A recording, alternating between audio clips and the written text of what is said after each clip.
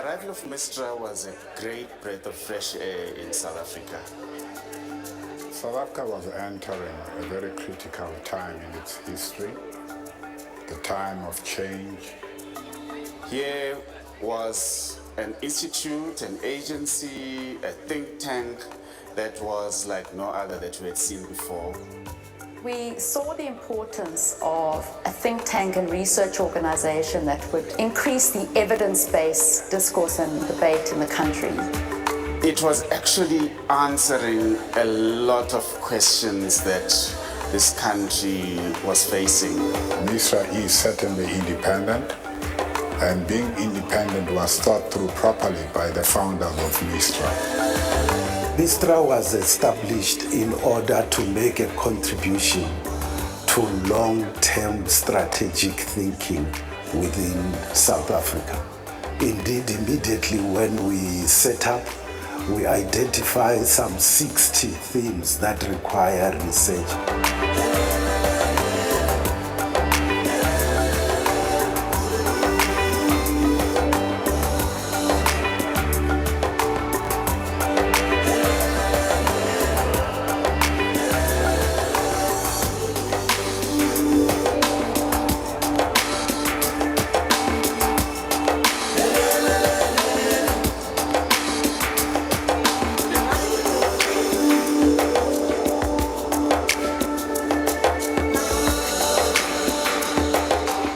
MISTRA is the master of bringing different contesting groups and making sure that they participate to bring their inputs so that whatever we put in the society is not only relevant, but it has benefited from the input of diverse groups.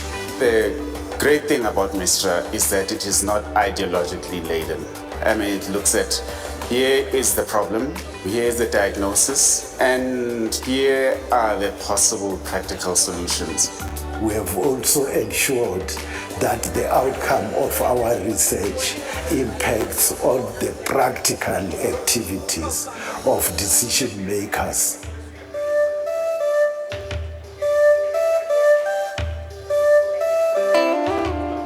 I have had responsibility for strategy and for the companies that I was involved in, and finding the right partner to help you with the thinking process and also the design process of your strategy development has always been for me a big issue.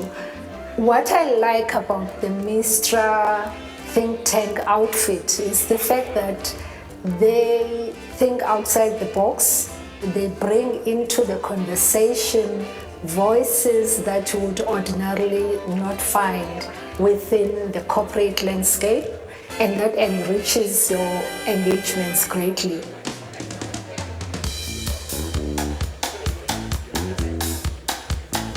We felt that fuel cell technology was an emergent technology around which strategies needed to be developed.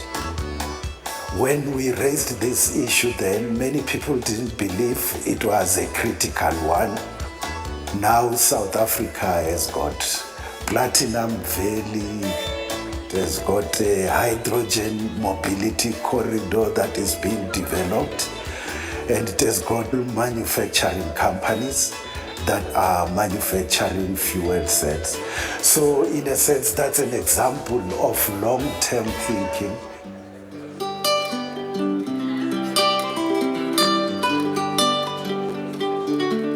Our partnership with MISTRA in examining the feasibility of establishing a platinum group metals and commodity exchange in South Africa has been one of the most exciting projects that I have personally worked on.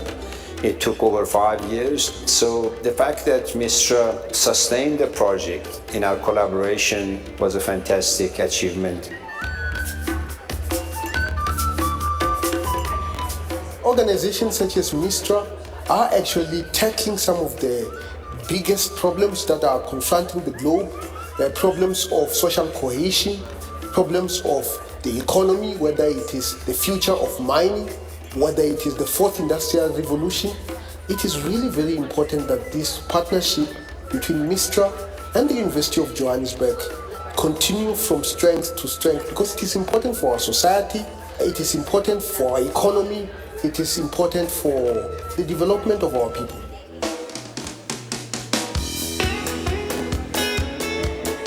In government, our primary responsibility is to implement. What MISTRA has provided us is a space where we can take an outside looking in perspective. And there you are able to see, where you're doing well and where are the gaps. And so personally, I've really enjoyed that relationship. It has empowered not only myself, but the work that I do.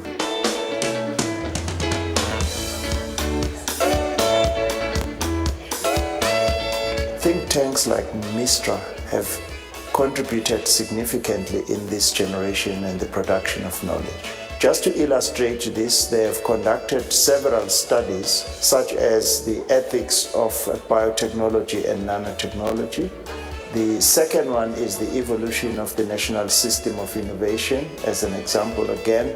And then the third one is the work that they've done around the politics of the mining sector.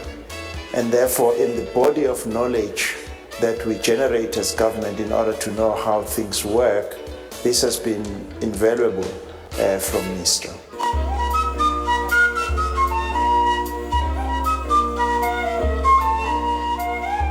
From 2020 and 2021, NEDLAC contracted MISTRA together with the ILO, or the International Labour Organization, to do some research on NEDLAC being fit for purpose.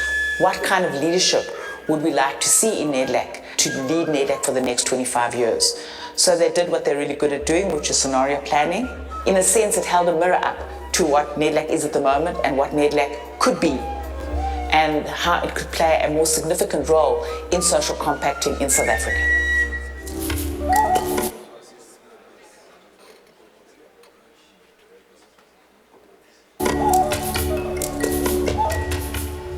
In 2019, long before the onset of COVID, we completed a research project on the impact of epidemics on the African continent and the capacity of the continent to deal with epidemics. And indeed, some of the content of that book has become massively relevant to the management of the COVID-19 pandemic.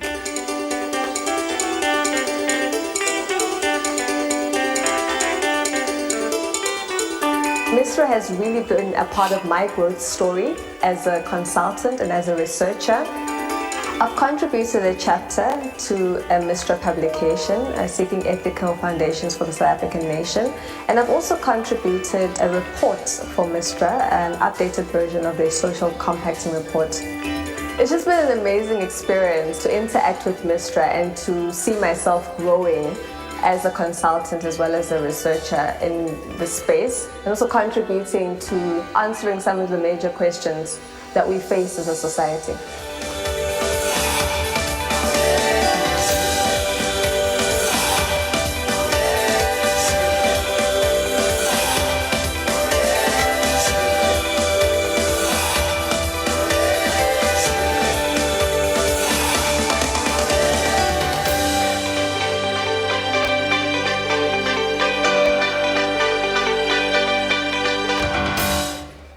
Good morning. Welcome to the CSIR International Convention Center. My name is Morgan Mahlangu.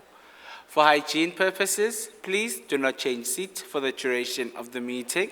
Sanitizing stations are located in the foyer and all around the building.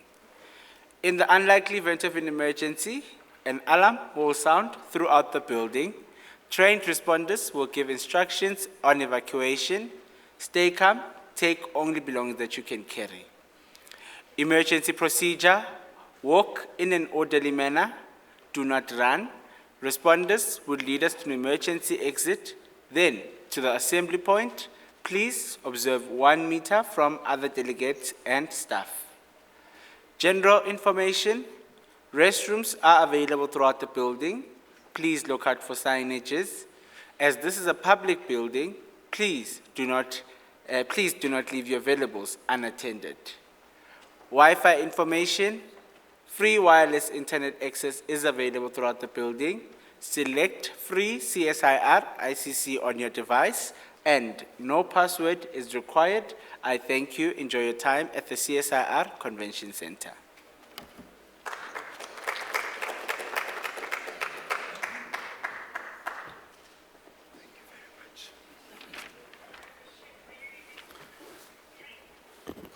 Good morning, colleagues. Good morning. My name is Philani Mthembu. I'm from the Institute for Global Dialogue. I wish to just greet you, both the audience that is here present with us physically, but also those who are joining us virtually. There's quite a number, obviously, who are also joining us virtually. But I just welcome you today. I look forward to the program that has been prepared for us today. And essentially today what we are going to be discussing is we are going to be discussing developing a Pan-African agenda dealing with global issues. Now, I think this is a timely event. I think the topic is relevant. I think given what is happening at the international landscape, but also domestically, regionally, and on the continent, I think it is important that we are creating these spaces to have this conversation. I know that we're joined by people both from here, we've got visitors also from Germany, we've got visitors from our immediate SADC region, and even beyond that, of course, especially those who have joined us online. So I wish to just welcome, everyone today. But before starting with the first session of the day, and the first session of the day is really going to give us a context. It is going to set the scene. It is going to challenge us in terms of developing a progressive agenda on global issues. And we are going to be asked whether we are seeing the rebirth of Pan-Africanism or the death of the dream of our liberation leaders. And so these are some of the questions that will confront us in this first session, colleagues. Without saying too much more, I would like to ask the Executive Director of MISTRA to give us a welcoming remarks. Now, Mr. Joel Netshitenze, and I won't read his full bio. I hope our speakers will be happy with that. But, he is the Executive Director at MISTRA. He's a member of boards, for instance, of the Council of Scientific and Industrial Research, NetBank Group, and Life Healthcare Group, and also a champion within Program Pioneer of the Nelson Mandela Foundation and Life College Association. He's a member of the African National Congress, National Executive Committee, and also served as a member of the National Planning Commission between 2010 and 2015. Now, I could go further, but I think we are more interested in his welcoming remarks than me reading his bio. Mr. Netshitenze, the floor is yours.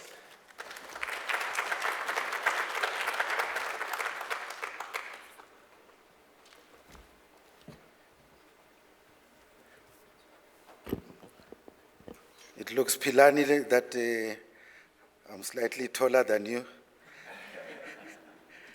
So thank you very much, Dr. Philani Mthembu, facilitator of this session, and other IGD colleagues who are here.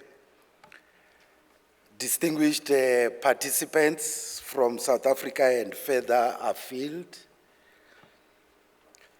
Let me start off by welcoming you all to this conference and also by specifically acknowledging Professor Sarah Muswetsa, CEO of the National Institute of Humanities and Social Sciences, and Sebastian Spelling, Resident Director of the Friedrich-Ebert-Stiftung, South Africa, who have worked with us in organizing this conference.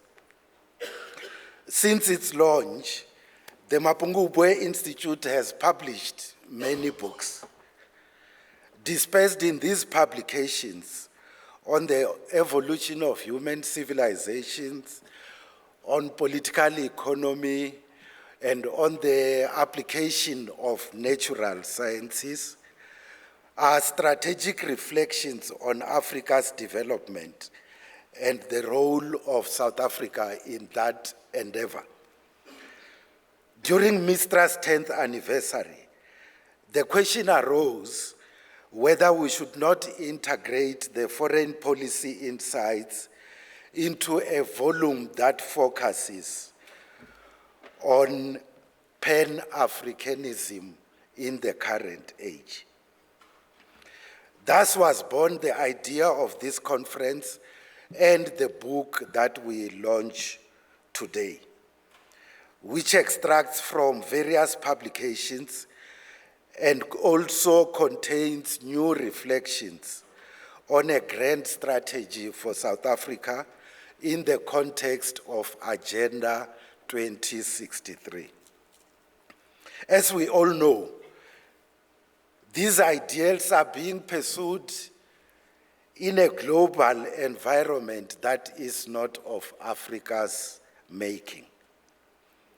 Post-1990, many of us had assumed the end of Cold War duality and the emergence of benign liberal democracy as the underpinning of domestic and global political relations, irrespective of any country's economic and military power. In this context, the notion of primary unipolarity in the context of the major and dominant economic system and a military hyperpower on the one hand,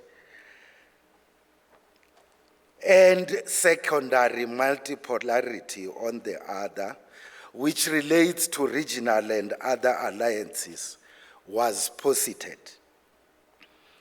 Economic globalization strengthened the belief that humanity could multilaterally march in step, with positive implications for Africa, as reflected, for instance, in how NEPAD and Agenda 2063 were received in other regions of the world. In the recent period, attempts at joint efforts to deal with climate change, pandemics, and the global economy seemed to encourage these centripetal tendencies. Yet below the surface, two counterintuitive dynamics were starting to assume prominence.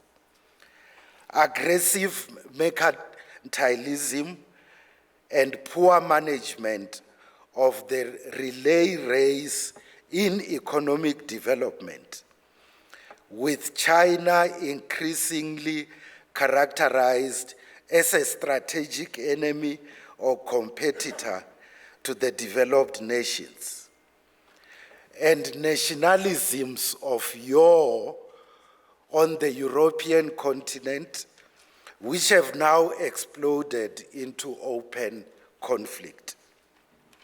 Against this background, Africa once again finds itself at a crossroads.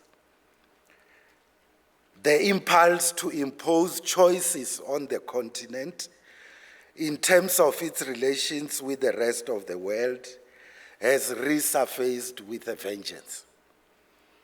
And so, Africa will need to develop strategies that respond to many scenarios in the context of Graham Allison's Thucydides trap.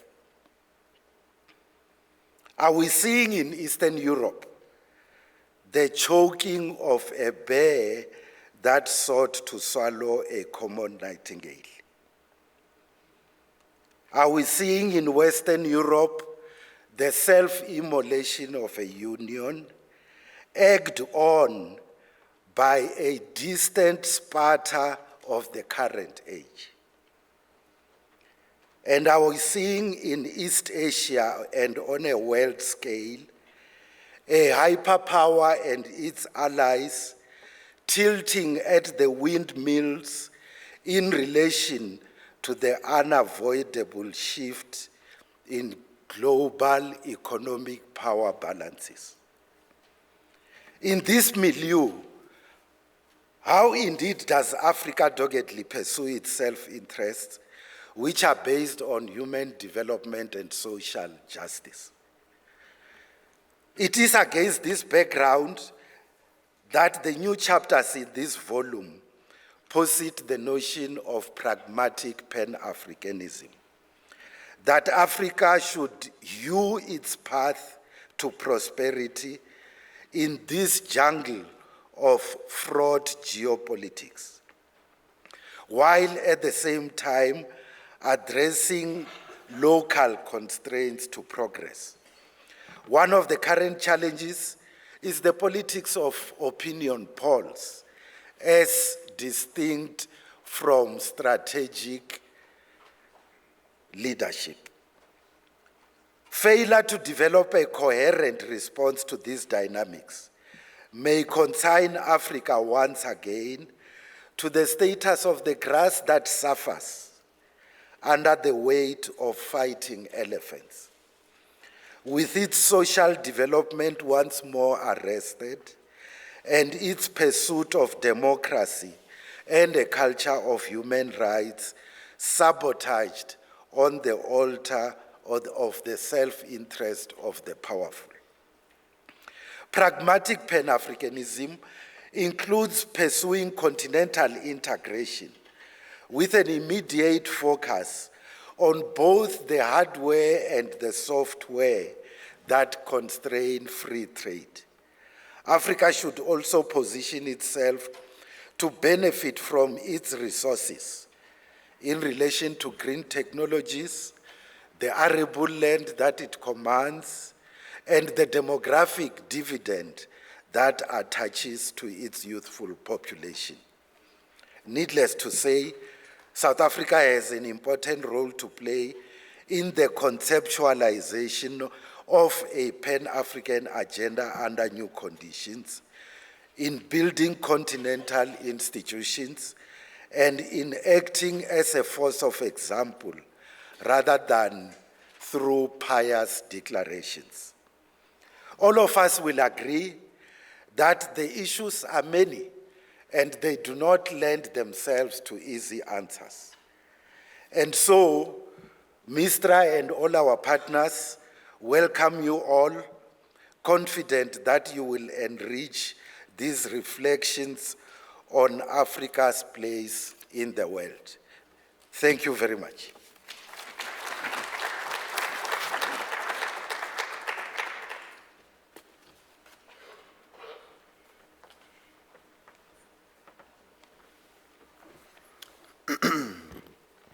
Thank you very much, Mr.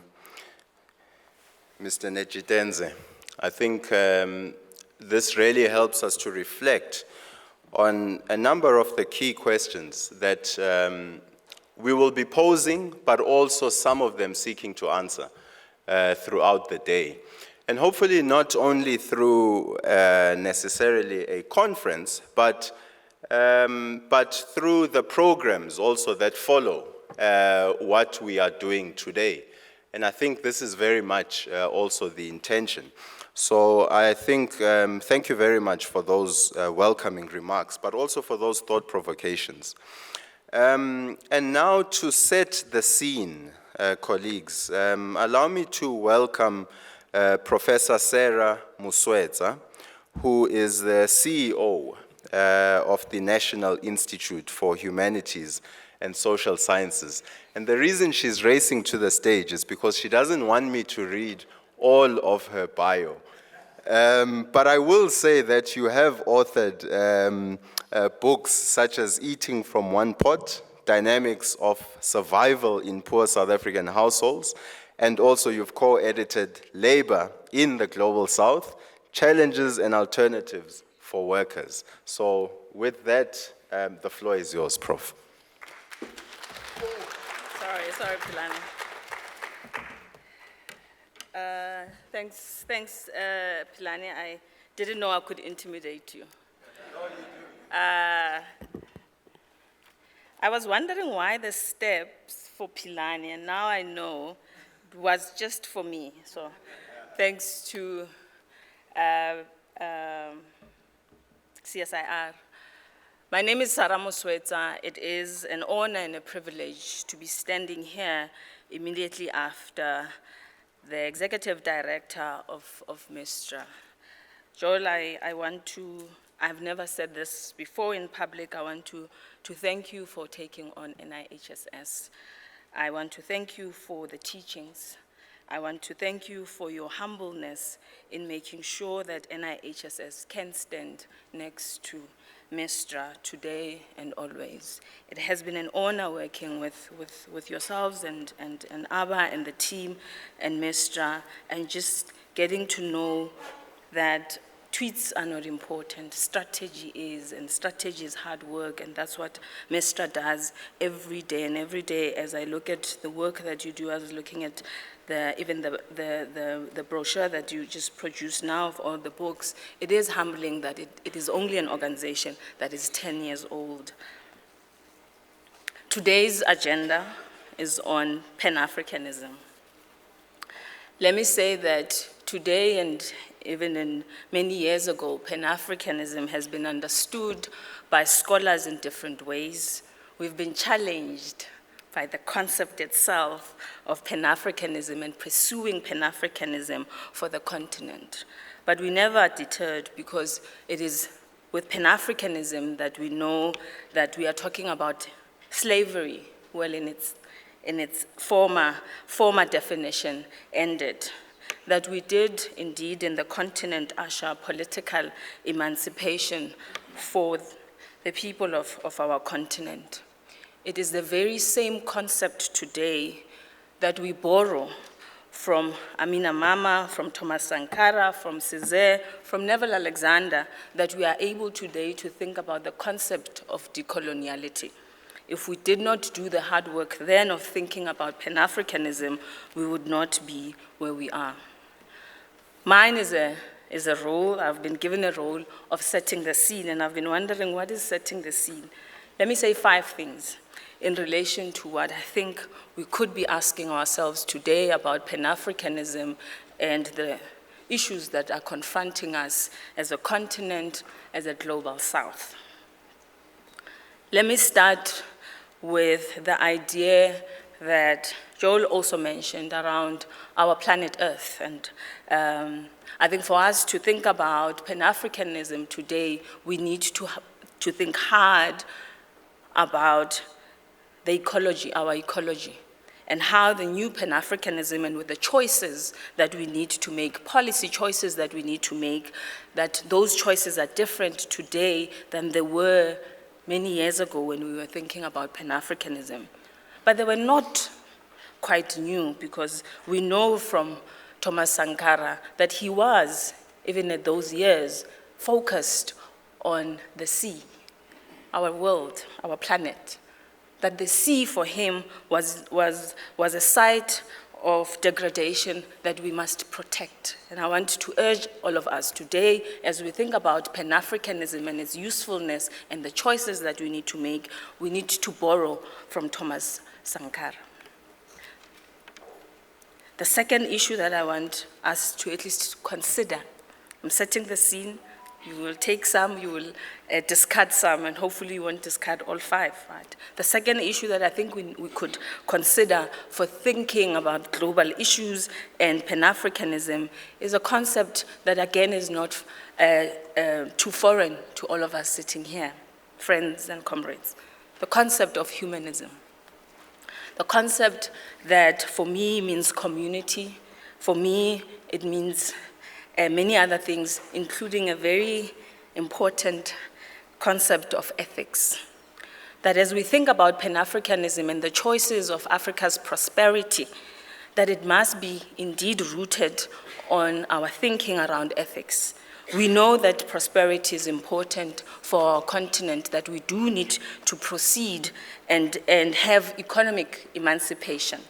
We've achieved, well, in most parts, political emancipation. That economic emancipation, rooted in Pan-Africanism, also has to be rooted on basic fundamentals of community, of ethics, that it can be a few of us who are benefiting at the expense of the majority. That even when we are amassing resources, we are amassing those resources unethically so. But ethical leadership remains and should be, and we should ask those questions about Pan-Africanism linked to ethical leadership. That's the second thing that I think I would want us to consider for today and moving on. The third issue is one of solidarity. I think it builds from that humanism that I'm talking about, solidarity. That indeed as a continent, and I was very happy to see Neo. I haven't seen Neo in ages. We survived Neo COVID. Remember, we thought we were going to die. We survived. But our fellow brothers and sisters did not, and not because they had weaker genes, but because the world decided for a very brief period of time to hog vaccines for our people. Therefore, solidarity should remain at the forefront of what we do moving forward in the continent. But as I engaged with MISTRA, and Abba always wants me to engage, and Sarah, you must say something. You must come. It's virtual, Sarah, so it won't be, it won't affect your diary at all. As I engaged with MISTRA colleagues, I said that solidarity is not just about the continent, it's also about the global south. It is also about our comrades in the north who are with us and have always been with us. I don't want to belabor the point that essence of solidarity is what started BRICS in the first place. I know it's a controversial matter sitting here today to talk about BRICS. I know there are contradictions the world over around BRICS, but those contradictions have not negated the essence of why BRICS was formed in the first place and why it should continue to challenge the dominant discourse of accumulation in this world. And that process of accumulation in this world has happened at the detriment, as Joel has alluded to, the detriment of Africa and the global south in general. That's I think I've lost count. I didn't do maths and went to education. 4, that was number 4. Yes, 4, 3, that was number 3. Let me move to the fourth point that I think we could also consider. It's around innovation and what innovation means for us in the continent, and whether it's the 4th industrial revolution, the 5th one, I don't know if we've ever touched the 2nd one as a continent. So therefore, I think it is important that we own our seats. We challenge this new innovation to benefit Africa for Africa's sake and not for others, as the 1st, 2nd, and 3rd revolution did. Right. Let me conclude on the last one. And here I want to borrow, and I'm consciously thinking about the work of Amina Mama and many others that came before her and after. This Pan-Africanism needs to be completely gendered.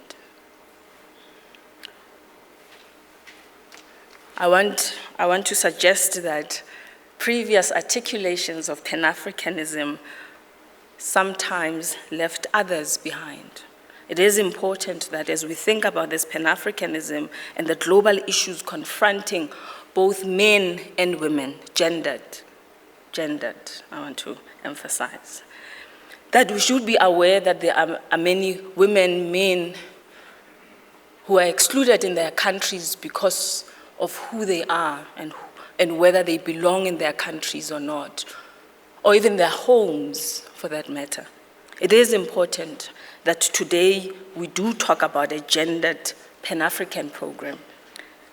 But thinking about all 5 areas that I've just alluded to as a challenge to you, to us, to all of us, to think about global issues confronting us and this and our African Pan-African agenda and agendas, that in some ways what MISTRA and our partners are forcing us to think about, critically so, is a new Pan-Africanism, Pan-African agenda, rooted here so that the majority of us, despite our gender, despite our class background, that we do find resonance in the prosperity of our continent. Thank you so much, Philani. Thank you so much, MISTRA, for organizing this fantastic conversation.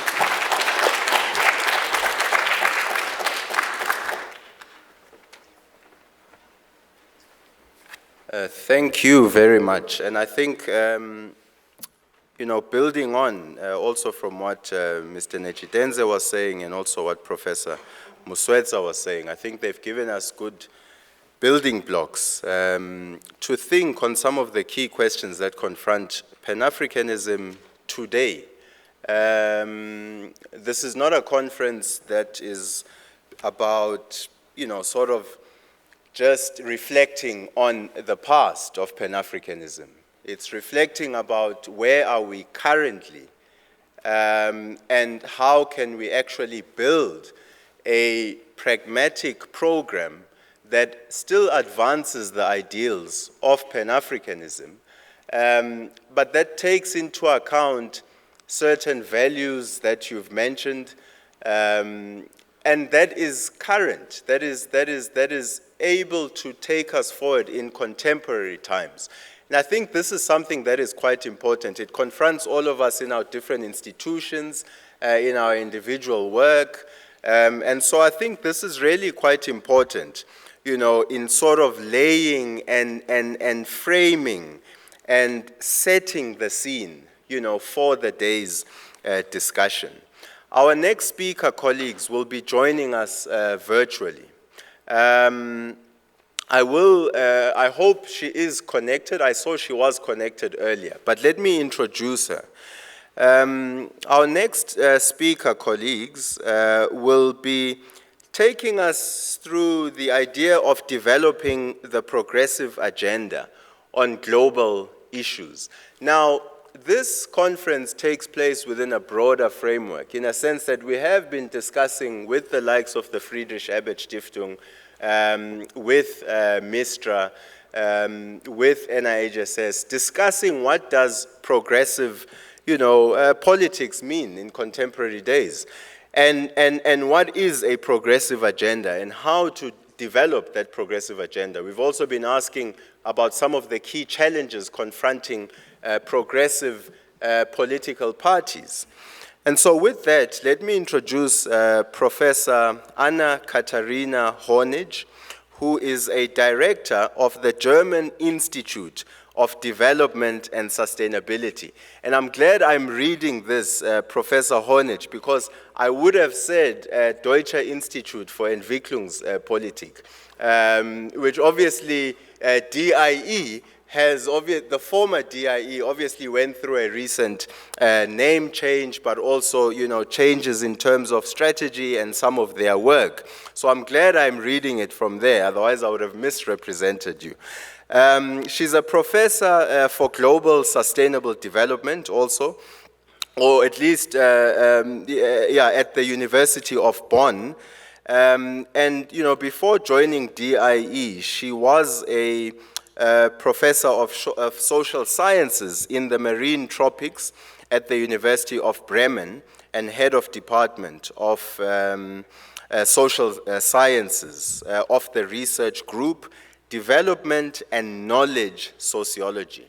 Now, knowledge sociology I find interesting in the sense that, in introducing her, one of the things that she's interested in and her focus areas is really the role of different types of knowledge in and for processes of change, as well as questions of natural resources governance in agricultural and marine contexts. So, very interesting areas, of course, but also the idea of knowledge and knowledge cooperation, I think, is also something that will certainly be part of our discussions. So with that, Professor Honich, the floor is yours as I try to exit safely. Thank you so much, Dr. Ntembu. And I just want to double check before I start that the technology is working. I hope you can all hear me and see the slides correctly. Perfect. I think the sound is fine. Yeah, okay. Yeah. Great. Thanks. It's a real honor to speak to you here today and to especially also speak just after Professor Mosuetsa and Joel NIHSS. I would like to thank MISTRA for the invitation and also the Friedrich-Ebert-Stiftung, Friedrich-Ebert Foundation for the kind invitation.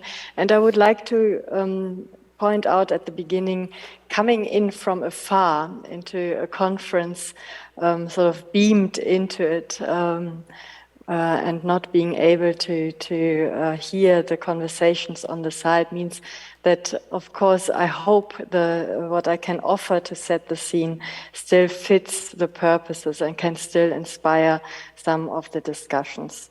Otherwise, please apologize. I apologize, and please bear with me. Now, I was asked to reflect a little on international cooperation for the global common good and to do this out of the perspective of what a progressive agenda should entail, could entail. And of course, we have to reflect on a progressive agenda based on some of the developments and discussions and what moves our world since quite a number of years. We have, on the one side, global challenges and an increasing awareness that indeed our planet is finite, that we have ecological climatic boundaries that very much limit our possibilities and call for joint multilateral, international, transregional cooperation. And on the other side, we observe an increasing reordering of the world, or continuous reordering of the world, I should say, from a more bipolar organized world during Cold War times to a largely unipolar moment for a number of years, and increasingly a multipolar reorganization of the world. Professor Sarah already mentioned the BRICS and the ongoing tensions that also contribute to the reshuffling.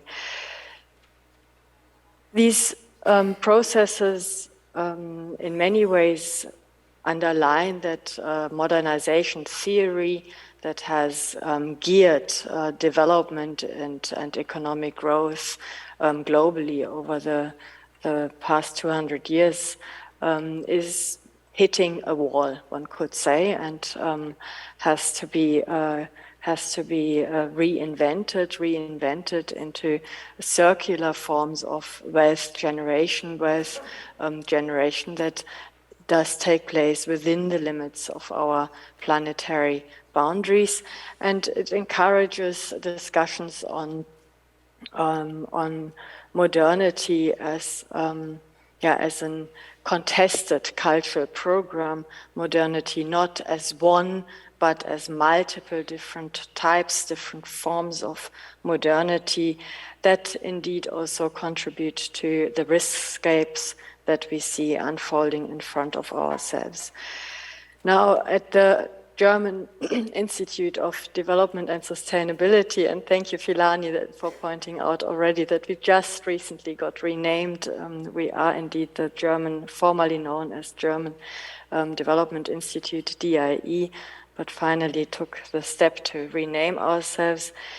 Now here at the IDOS, so-called IDOS, now we try to understand the longer-term processes of structural change that shape the decision-making and action space of today and of future by using the concept of global megatrends. And we distinguish global megatrends of the first and second order, those that even more structurally determine and shape future and also lay the groundwork in many ways for what type of dynamics then unfold between megatrends of the first and second order, but also between them. And what we observe since a number of years are, and I refer here also to the geopolitical power shifts or the reordering, are also global autocratization processes. We live by now in a world in which, according to the Varieties of Democracy Index by an institute closely connected to the University of Gothenburg, 70% of the world population live in autocracies, and we observe another trend, and that is a trend that contributes to the undermining of our multilateral systems in place. And this undermining takes place from a whole range of different political regimes, but also from countries across all income levels and across all continents. So we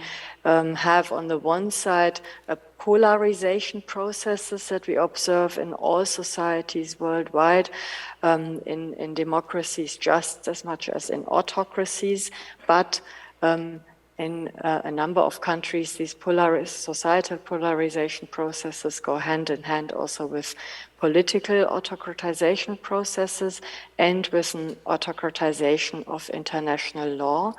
And we, on the other side, see a crisis of multilateralism. And within the German context, I apologize for this, but I do speak out of the German context now here to you. Our Chancellor Scholz at the beginning of, actually at the end of February, coined the term Zeitenwende, which stands for a turning point in history. And he was referring to Russia's war of aggression against Ukraine and the breach of international law.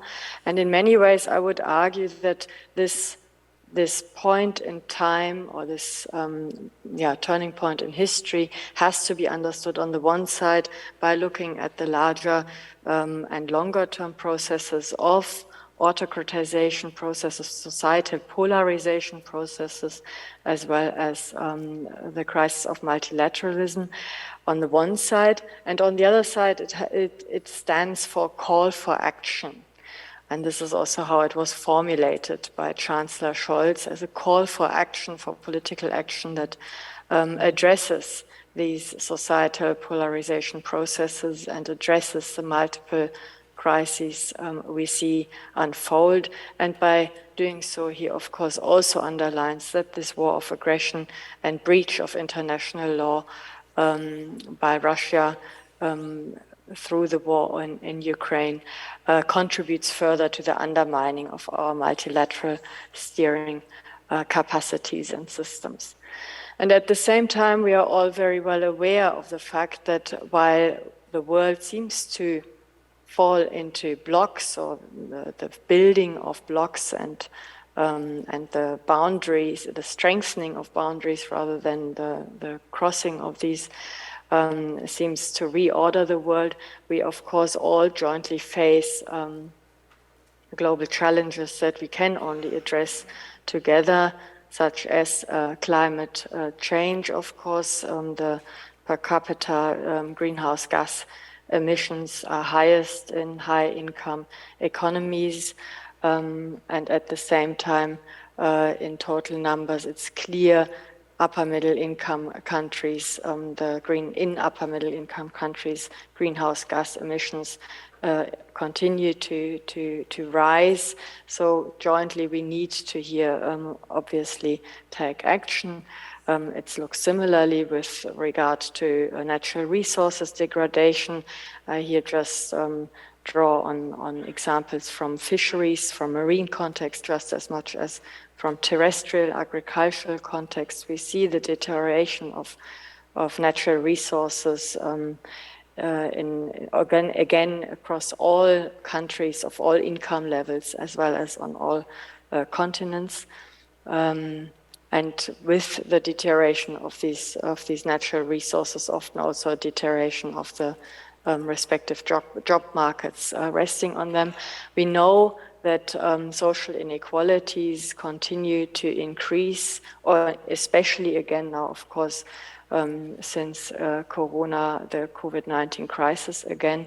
And we know that poverty is indeed multidimensional. That's why we speak of social inequalities, in order to underline this multidimensionality. But we also know that it's female in many, many countries. In 95% of all countries, female poverty is on average double as high as male poverty. And we also know that it is largely rural. At the same time, of course, we observe rising debt crises and debt vulnerabilities, which means that we, of course, all have now, since a number of years, contributed to discussions under the heading of recovering forward and just recoveries. But it's clear that the debt crises across the globe undermine state capacities and capacities to invest into those systems, especially of relevance for societal resilience, meaning education, healthcare, and social security systems. We also observe, of course, the sanctions by a number of countries, European, North American countries against Russia, and observe that they do have an impact on Russia's markets, but imports and exports. And with this, of course, ripple effects. These we can't fully grasp in numbers yet, but trans-regional consequences for for many other economies as well. Now, the one element, one instrument that is heavily being discussed, and I know from discussions with some South African colleagues also that in the South African context, of course, it is looked at critically, or with patience and impatience, is of course the Just Energy Transition Partnership instrument that was agreed upon at the Glasgow conference last year, and South Africa here taking a lead in order to develop this instrument together with the respective IFIs. And what we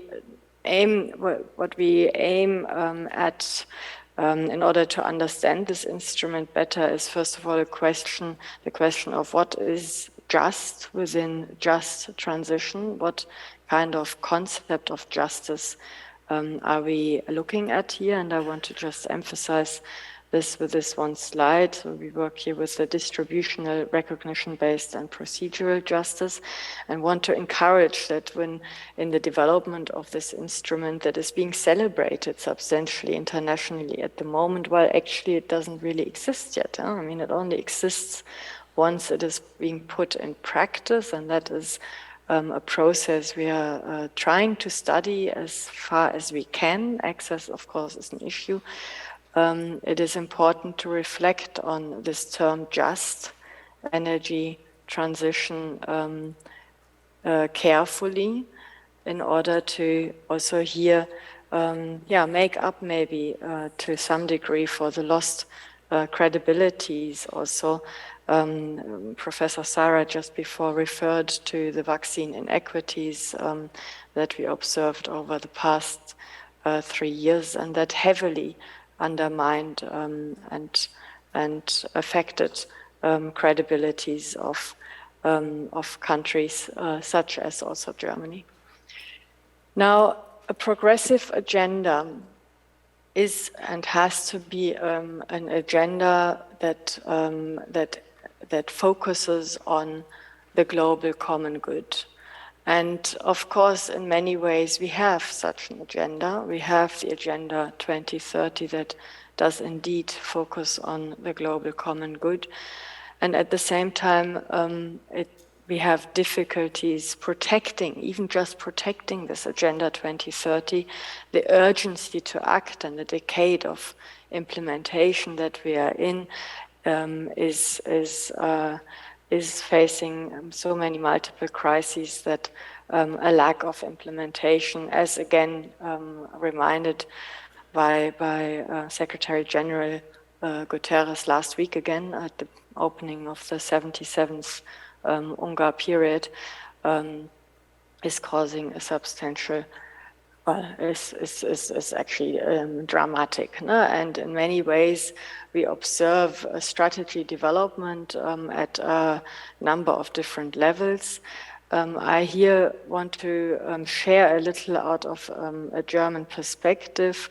The war in Ukraine, Russia's aggression in Ukraine has led to a renewed strategy formulation on national security within the German context. And of course, these discussions are very much shaped by, on the one side, this war in Ukraine, but on the other side also by our relationships with China, for instance. It is a strategy that is being developed based on the idea of defending ourselves, Germany, and then also the European Union against threats from outside. Now, while this is understandable at the current moment, it is of course of global relevance and of relevance also for Germany and Europe in the world and their positions in the world to place and develop a strategy that contributes to this national security strategy, a global cooperation strategy, and this has to be, and I said it already implicitly, a strategy that focuses on creating securities and reducing uncertainties through global cooperation. So this then is, of course, a global cooperation strategy for the global common good. It is inherently a different logic that has to be pursued by this strategy than the logic of defending or creating security through defense only. And I put here 5 elements that we are proposing that we would see as cornerstones, so to say, of a global cooperation strategy for the global common good. Again, here speaking out of a perspective of Germany and how can Germany contribute to such an endeavor. Here we argue, well, it has to be European and geostrategic. The European Green Deal has to become a lot more social, and the Global Gateway Initiative by the European Union has to become a lot more greener, one could say. No? And of course, both have to live up to their promises, their commitments made also in regard to the African continent. Now, I want to, besides this, also point to the element of cooperative and coherent. What is clear is that within the national security strategy discussions, the focus lies on a wide concept of security, but implemented by defending or through the element of defense. Of course, a global cooperation strategy has to take the opposite route and has to cultivate strategic partnerships with countries and societies across all income levels and across all continents, but here invest into its own credibility and doing this by reducing the contradictions constantly being created and recreated through the internal policy fields with regard to German policy making or European policy making and the external policy fields. We observe that these incoherences undermine credibility to a degree that we can then observe also the African Union, European Union summit not being able to yield as much on the front of actually jointly formulating areas of transformation that are of reciprocal interest. Now, with this, I want to come to an end. I hope I could encourage the discussions. We pursue the development of this global cooperation strategy out of the German context and out of the context of development policy, and encourage also our policy makers, Minister Schulze, to take the discussions forward also on the UN level. And here I just want to end with this slide. It's sort of the 7 principles that we formulate to also in a way support our own policymakers when reflecting on the possibilities but also limitations of development policy, and underline here the element of development policy has to be transformative structural policy for sustainable development. So thus a cooperation strategy for the global common good is of course and has to be of course a strategy that rests and is embedded into the Agenda 2030, but also contributes now already towards the upcoming summit, SDG summit in September next year, and moves then the discussions on the United Nations level forward towards also making the decade of implementation still happen on the one side, but also taking the preparatory steps for a post-2030 strategy and agenda development. Thank you.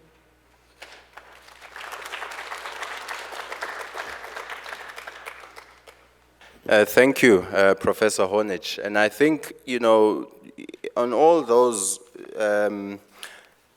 areas, whether it's climate change, whether it is just transition, whether it's what was mentioned earlier, things like the 4th IR, I think it always comes back in our context to say, how can the continent not be necessarily a follower in some of these key, discussions, but how can the continent also add value to the global discussions based on its own experience, its own skills, and its research also.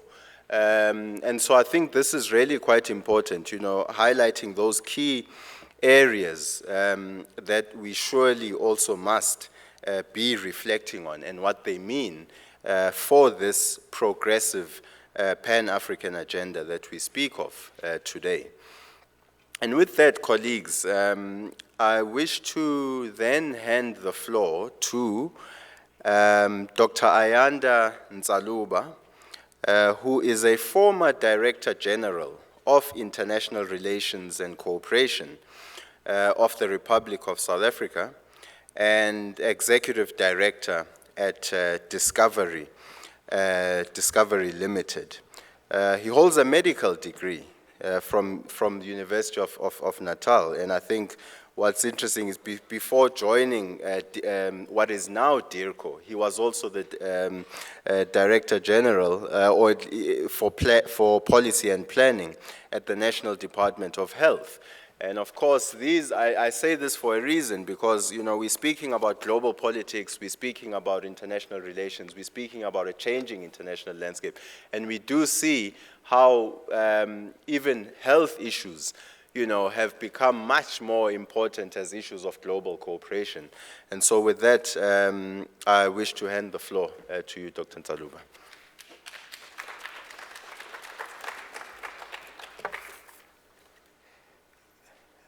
Thanks, Dr. Mthembu. I always have the old paper version, just in case the technology has been caught before.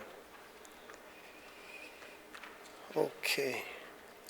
First of all, thanks very much, Dr. Mthembu, again, and let me thank the organizers of this particular discussion session for putting together such a comprehensive program. It should enable us, I believe, to contribute to the reimagining of a pathway towards a greater realization of the Pan-Africanist ideals, and in the prevailing and changed circumstances, both in our continent and globally. And I think the broad contours of that changed global environment particularly have been alluded to by Joel, by Anna, and also by Sarah.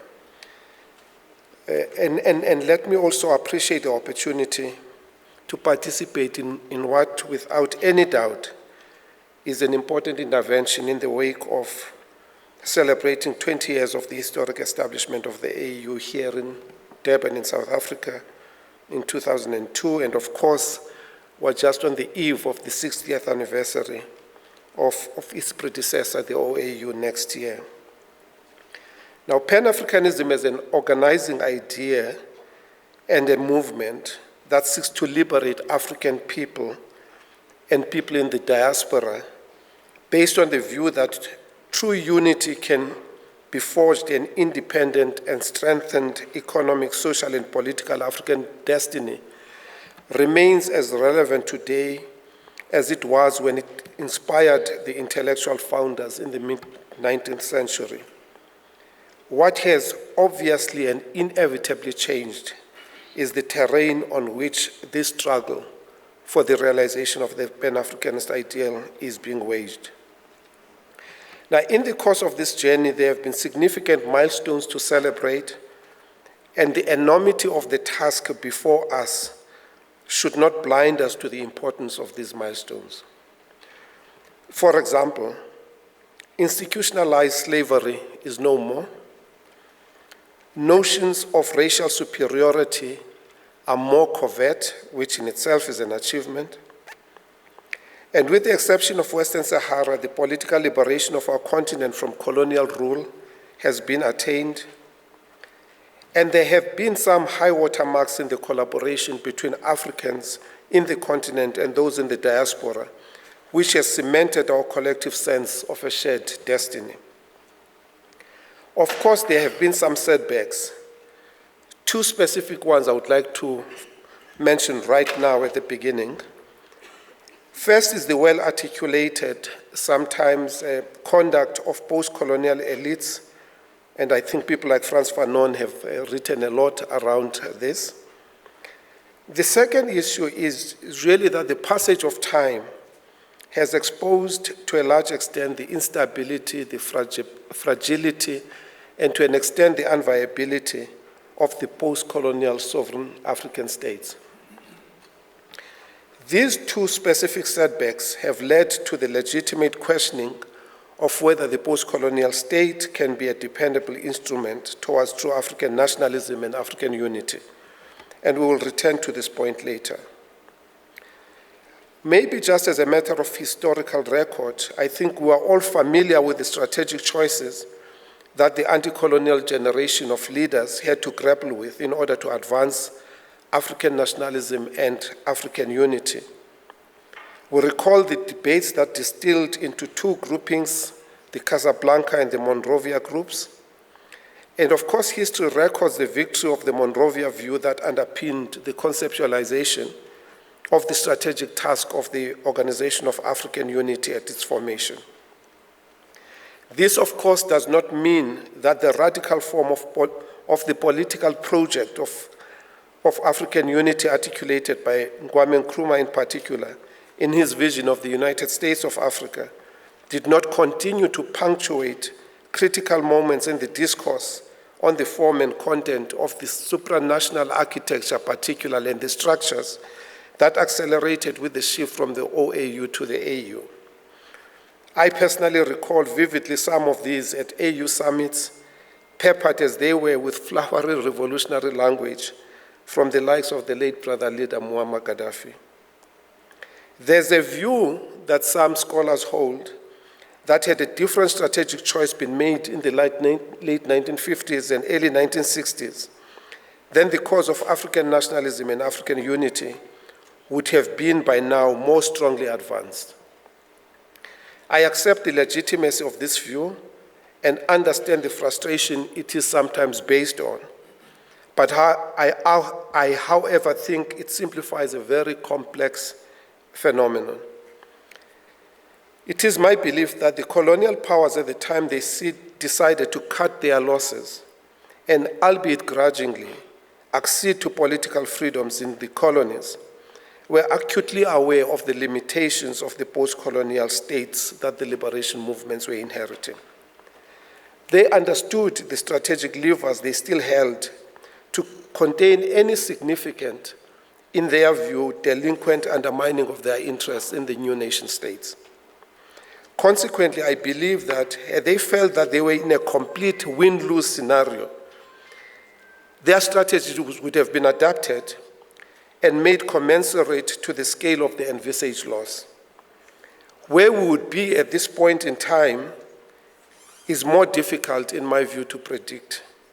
And so intellectually, I'm unable to rationally conclude that a different strategic choice at the time would have led to a better today.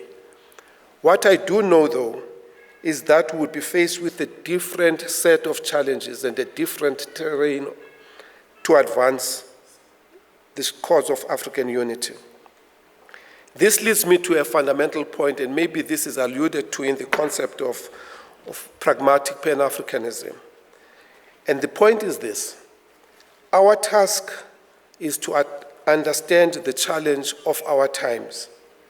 Yes, we should learn from the past, but we should fashion a strategy to advance based on our current reality and not on an imagined reality based perhaps on an idealized world. This raises then the question of what is then the current African reality?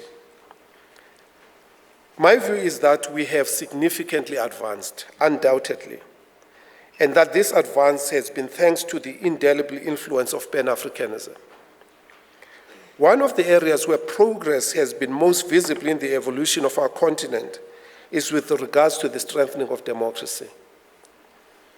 Despite the coups that have happened during the past few years, particularly in West Africa, democratic elections and peaceful transfers of power have become standard in the continent. There is greater tolerance of pluralistic political opinions, as well as the opening up of space for activism by citizens, including through civil society organizations. Pan-Africanism is about African agency, not just of states, but also of citizens across the borders. We see encouraging signs of this in the women movement, particularly in women, peace and security agenda, which in our continent has become a vibrant cross-border movement of collaboration, asserting the vital role of women in peace processes. The formation of the AU in 2002, as a second point, marked an evolution which gave us new norms such as different ways of looking at sovereignty, the inviolability and non-interference in internal affairs of member states. Article 4 of the AU's Constitutive Act establishes the right to intervene in member states to prevent grave violations of human rights. We have seen, subsequent to that, the AU taking decisive actions in response to unconstitutional changes of government.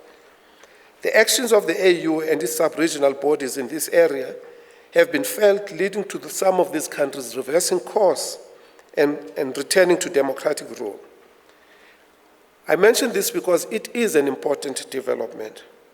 For there is broad agreement that whilst the OAU played a critical role in the anti-colonial struggle and successfully ushered in the era of politically liberated independent African states, it did not aggressively monitor these new independent states. Not that this would have been an easy task, but certainly its own understandable resolutions, OAU's understandable resolutions on sovereignty, on non-interference in internal affairs and the inviolability of colonial boundaries set the stage for some of the shortcomings characterized by gross violations of human rights, by authoritarian regimes which continue to parade on the African stage with no discernible consequence.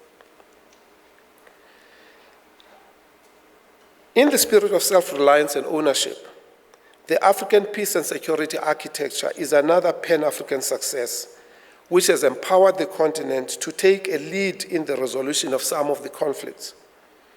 The African missions that were deployed in Burundi, in Central African Republic, Cote d'Ivoire, DRC, Liberia, Sierra Leone, Somalia, South Sudan, and Sudan, and SADC's current involvement in Mozambique are some of the important interventions that we're referring to.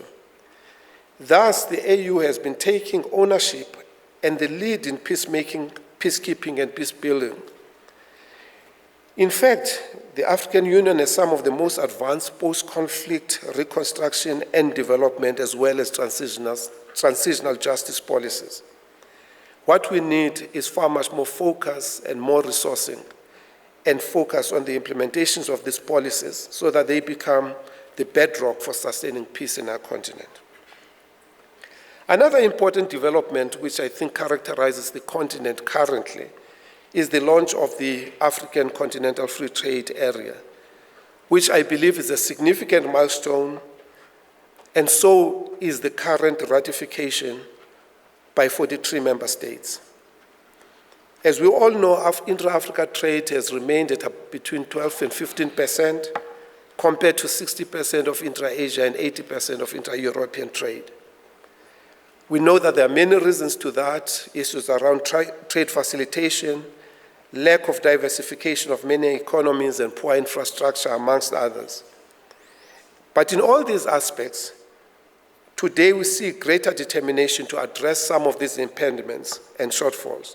Not that the process is smooth, not that the process has got no contradictions, but I think AFTA does create real possibilities for us to create greater economies of scale that will make Africa an attractive destination for foreign direct investment. It should also be recalled that before the onset of COVID, some of the fastest growing economies in the world were in the African continent. Yes, from a low base, but growing fast nonetheless. And I believe that the full implementation and us focusing on the direction that AFTA opens up for us would enable us to really improve the welfare of the citizens of the continent.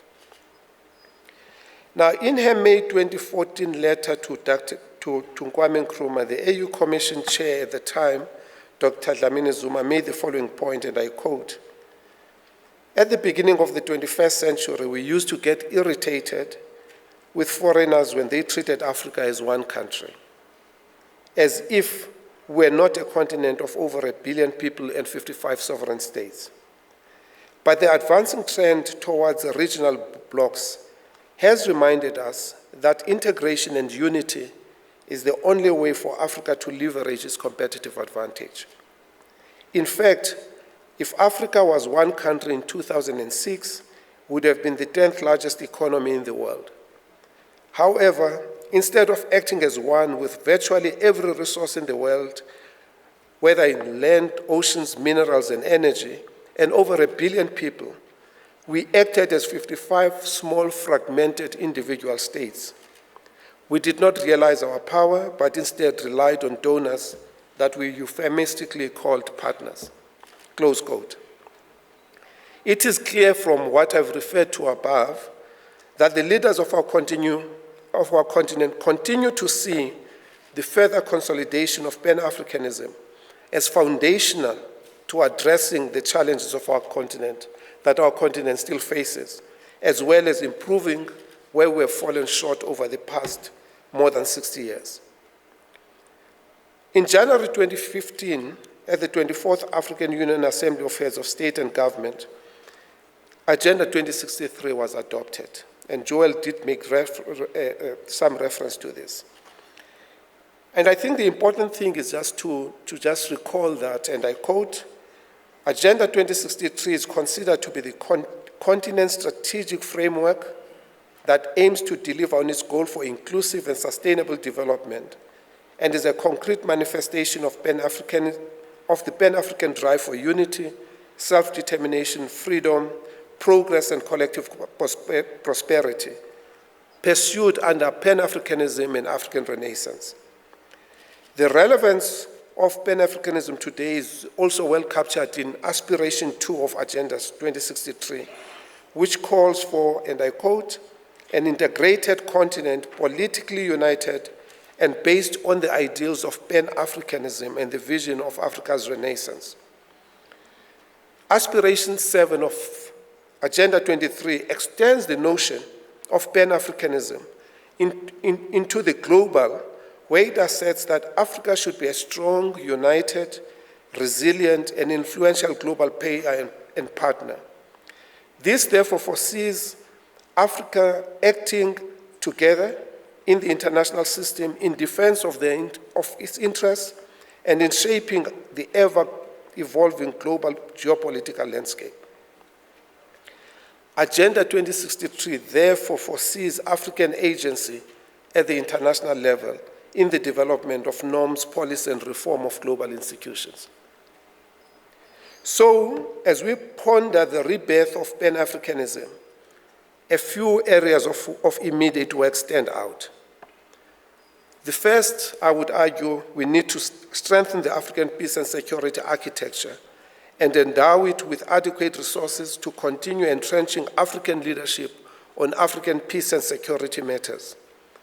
We need to build and sustain Africa-led peacemaking and peace-building processes. Second, we need to complete the decolonization process by making sure that the freedom of the people of Western Sahara is realized. Africa is a youth bulge, this has been referred to. African countries need to exploit this. We need to forge ahead to strengthen regional integration, grow our economies, create jobs, make sure that this youth is educated, and make sure that this youth actively participates in the processes of the integration of our continent. Then there's the issue of infrastructure connectivity, referred to the development of the blue economy, education, health, and I think there's some important lessons on health that we've learned through solidarity in the period of COVID. Both the positive achievements in terms of global solidarity, but also the negative things around vaccine nationalism. I think some important lessons for us there too. We should be alert to the second wave of colonialism, targeting African endowments particularly, currently including oil and gas, which could see a repeat of the centuries-old pattern of resources leaving the continent to help build other countries and regions without any positive impact in our own countries. So we do need an Africa First approach in the development and deployment of these newly found resources. The African intelligentsia, the civil society movements need to be mobilized along a common agenda. So too is the need for us to purposefully re-engage the diaspora. In pursuit of Aspiration 7 of the Agenda 2063, we need to strengthen unity in global affairs. The world faces uncertainty and possibly emergence of a new polar multi-system. There is an opportunity to work in unison in global affairs with countries of the Caribbean and the rest of the global South to advance our interests. But there are some critical challenges that face the African agenda as we advance. Three specific ones I want to refer to. The first is the undeniable decline of revolutionary political movements. The political parties which were in the past were the main advocates of the Pan-African ideology and progressive thought and discourse have not been able to handle the inherent contradictions of the nation states they helped to midwife. My view is that instead of clamoring for a past that will not return, we should encourage new social formations to pick up the cudgels and live with the reality of continuously re-energizing and adapting our formations to respond to complex and rapidly changing circumstances, but at all times remain firmly fixed on the big prize of asserting Africa's role and place in the world.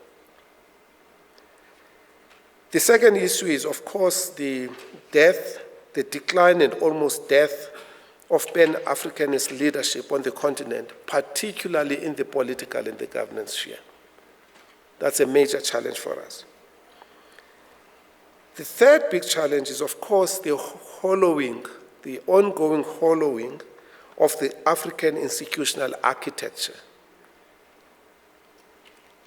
In the main, I think it is fair to say that we're seeing a lot of pressure on the African Union project, and in fact, it is fair to say the African Union project is being derailed.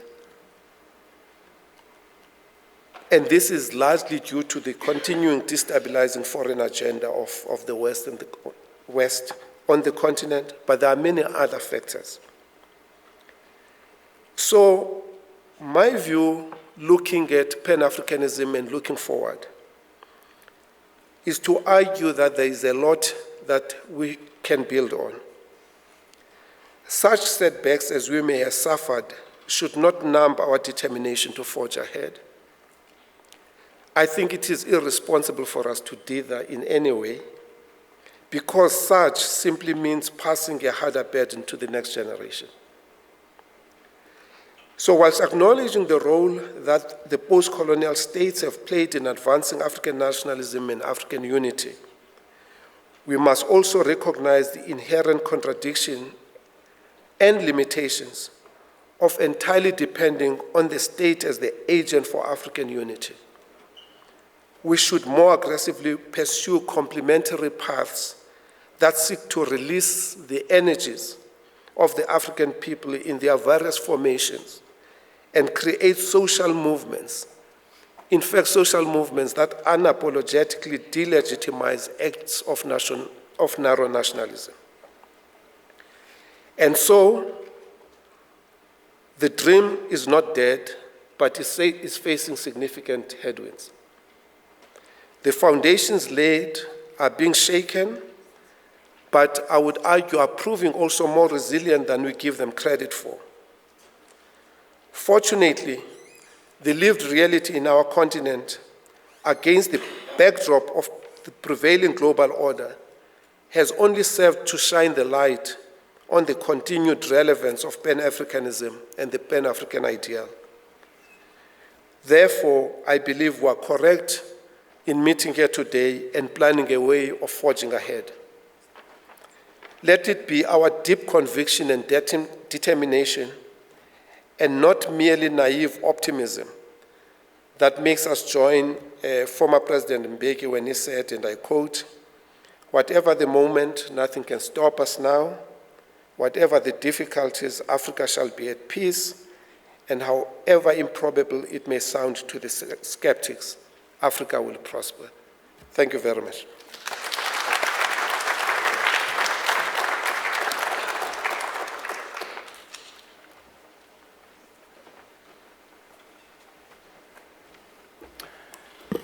Thank you very much, Dr. Nzaluba. I think this is really much appreciated, and I think you've taken us on a journey in actually answering the question that you posed, and answered it affirmatively that no, the dream is not dead, essentially. But I think also what's important is that we must also acknowledge, of course, despite the challenges, we must acknowledge the achievements, and that we are not building from scratch. We are building from something that may not be perfect, but it is still something that we must build on. I think what's also important is to emphasize on the role of African agency, and that Africans, yes, do have agency. And then also to reflect on, you mentioned, for instance, the engagements in terms of donors, partners, and the importance of external relations. And of course, this is important, but what tends to be in the broader discourse, we tend to forget is that Africa is a net exporter of finance. It may be that, yes, a lot of that is through illicit means, but it tells us that we do have the financial resources to reinvest actually within the continent, and thus alter that whole donor-recipient dynamic. And I think this first session, colleagues, has helped us to set the scene for the incoming discussions following the short tea break. But I'd like to end this session with a quote, a short quote, but it's a quote from 1963 at the founding of the Organization of African Unity. This was said by His Imperial Majesty Emperor Haile Selassie when he said, "We stand today on the stage of world affairs, before the audience of world opinion. We have come together to assert our role in the direction of world affairs and to discharge our duty to the great continent whose 250 million people we lead. Africa is today mid-course, in transition from the Africa of yesterday to the Africa of tomorrow. Even as we stand here, we move from the past into the future. The task of which we have embarked, the making of Africa, will not wait. We must act to shape and mold the future and leave our imprint on events as they slip past into history." And I think this remains relevant for today's discussion. In a sense that, yes, we are in a conference, but it will also be supplemented by programs that will actually take us, to that future. And with that, colleagues, I bring this first session to a close and welcome our next moderator, who will take us into our lunch break. I wish to welcome Lawrence Karomba, who is a researcher at MISTRA. And I think this is going to be more of an interactive conversation with him, taking us to the lunch break. So the session is yours now.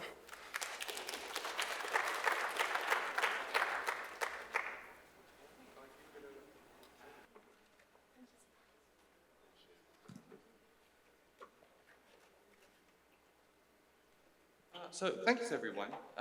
Thank you for joining us here at this Pan-African conference, which also doubles as a launch event for our new MISTRA publication, Reflections on Africa's Place in the World, which brings together essentially a 10-year review of all of the research findings published on the areas of foreign policy and international relations by the Mapungubwe Institute for Strategic Reflection during its history, and really attempts to, I think, combine and synthesize some of these ideas into a sort of a coherent understanding of foreign policy and of Africa's place in international relations. And I've been asked by Gloria to say that you, as guests of this launch event, are all welcome to take a complimentary copy of the book. So if you find this topic interesting, then you're most welcome to do so on your way out, or over the upcoming lunch break. We would be very excited for you to read and think about some of the ideas that we've tried to put into this publication. I'd now like to welcome today two of the contributors to whose work has been published in this review. This is Professor Babatunde Fagbaibo and Dr. Palani Mutembu. And I'm also welcoming Professor Geshi Kariri-Sabina, author and contributor to other MISTRA publications, who's also going to share some of her insights with us. So I'm fascinated to talk to the three of you about some of the ideas that you put out in this book and in other publications, and I think let's get underway. So Professor Fagbaibo, I'd like to start with you, and I'd maybe like to ask if you could perhaps help us with setting the scene for this discussion in terms of the big picture, historical and political context.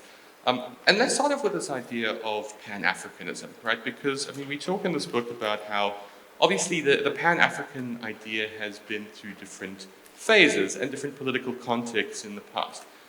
There was sort of early 20th, late 19th century Pan-Africanism, where the leaders were mostly members of the African diaspora, and the political context was formal European colonialism.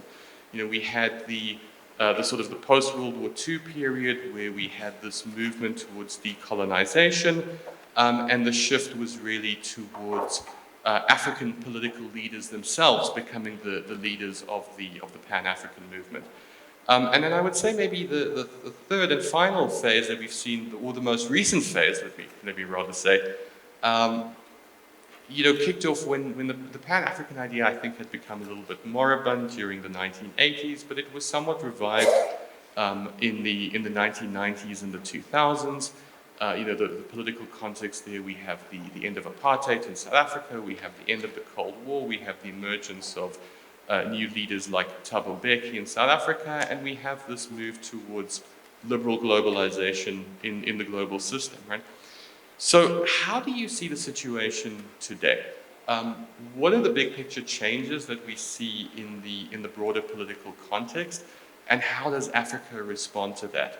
Do we need to develop a new model or understanding of Pan-Africanism? Are we doing such a thing? Is this a task that needs to be accomplished? How do you see the situation in the broadest terms right now? Oh, thank you. And thanks to MISTRA for inviting me. I think you've done a very good job in kind of periodizing Pan-Africanism. But the way I see Pan-Africanism right now is within the context of what I would call pragmatic incrementalism. And the reason I would explain it now, but to just give a background information about that. Of course, the change from OAU to the African Union in 2000 that started in 1999 and eventually led to the launch of the African Union. Yes. Oh, you can hear. Oh, sorry. Yes. Okay. So I'm saying what we are going through now is what I would call pragmatic incrementalism, in the sense that the change from the OAU to the African Union was actually just almost a replica of what happened in 1963, of those who wanted, a supranational African Union, an African Union that is able to assert itself, make laws, binding laws for its member states and all of those things, and those who want some sort of an incremental approach to it. So the Obasanjos, Thabo Mbeki, and the rest, as opposed to Gaddafi. And now, of course, the compromise had to be made. But when you look at the structure itself, the structure of the African Union speaks to a structure that intends, or, in the future, to create some sort of a supranational structure. So you have your Pan-African Parliament, which would eventually, African leaders are yet to do the needful regarding that, but which might eventually become that organization that's able to make binding laws, right? You have the African Court of Justice and Human Rights. So you have all those structures being prepared. But of course, from there was not enough movement, not enough political will to capacitate the organization. And from 2013, 2015 thereabout, of course, the whole idea of Agenda 2063 again kick-started, there was a push to kind of look at ways in which the African Union could be able to achieve some of those objectives.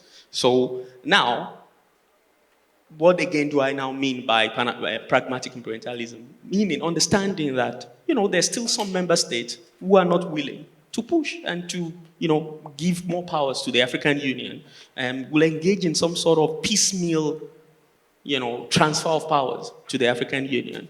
And this pragmatic incremental approach, has been led by Paul Kagame, pushing for reforms of the African Union. But again, those reforms, I could still say some things about it after maybe everybody has spoken, but those reforms again have not really translated into what would, what we would want in terms of sharpening and shaping and strengthening the African Union. So what we are dealing with now in terms of, Pan-Africanism is a situation where you have, there's an understanding that the African Union has to assert itself. There's an understanding that the African member states, 55, have to speak with a common voice, a common approach to trade with Europe, to trade with China, a common approach to issues of even free movement of persons across the continent, a common approach eventually to, maybe having a single African currency and all of those things. But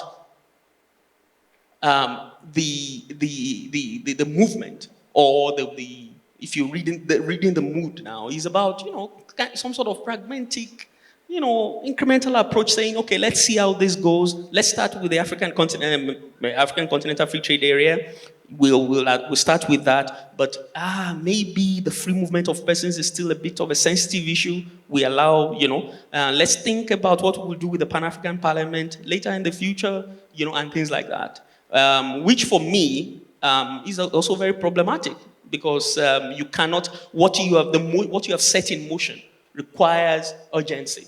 It requires beyond agency, right? So the agency, of course, is there, but it requires an immediate approach. As Julius Nyerere famously said, Africa cannot afford to walk while others are Africa cannot afford to, Africa should run while others are walking. So we can't afford to walk towards development.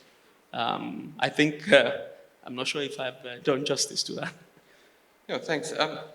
That's actually, your point about incrementalism and the speed of reform, I think brings me into something that I noticed from your chapter, Dr. Mthembu, because, and maybe I'll pivot off that a little bit, because, one of the age-old tensions in thinking about international politics, going right back to ancient China and classical Indian civilization, as well as classical Greece, is this idea of the tension between idealism and sort of realpolitik in international affairs, which I would sort of sum up as, is our primary ethical responsibility to promote progressive change within the international system as a whole, or is our primary ethical responsibility to members of our own political community, knowing that other actors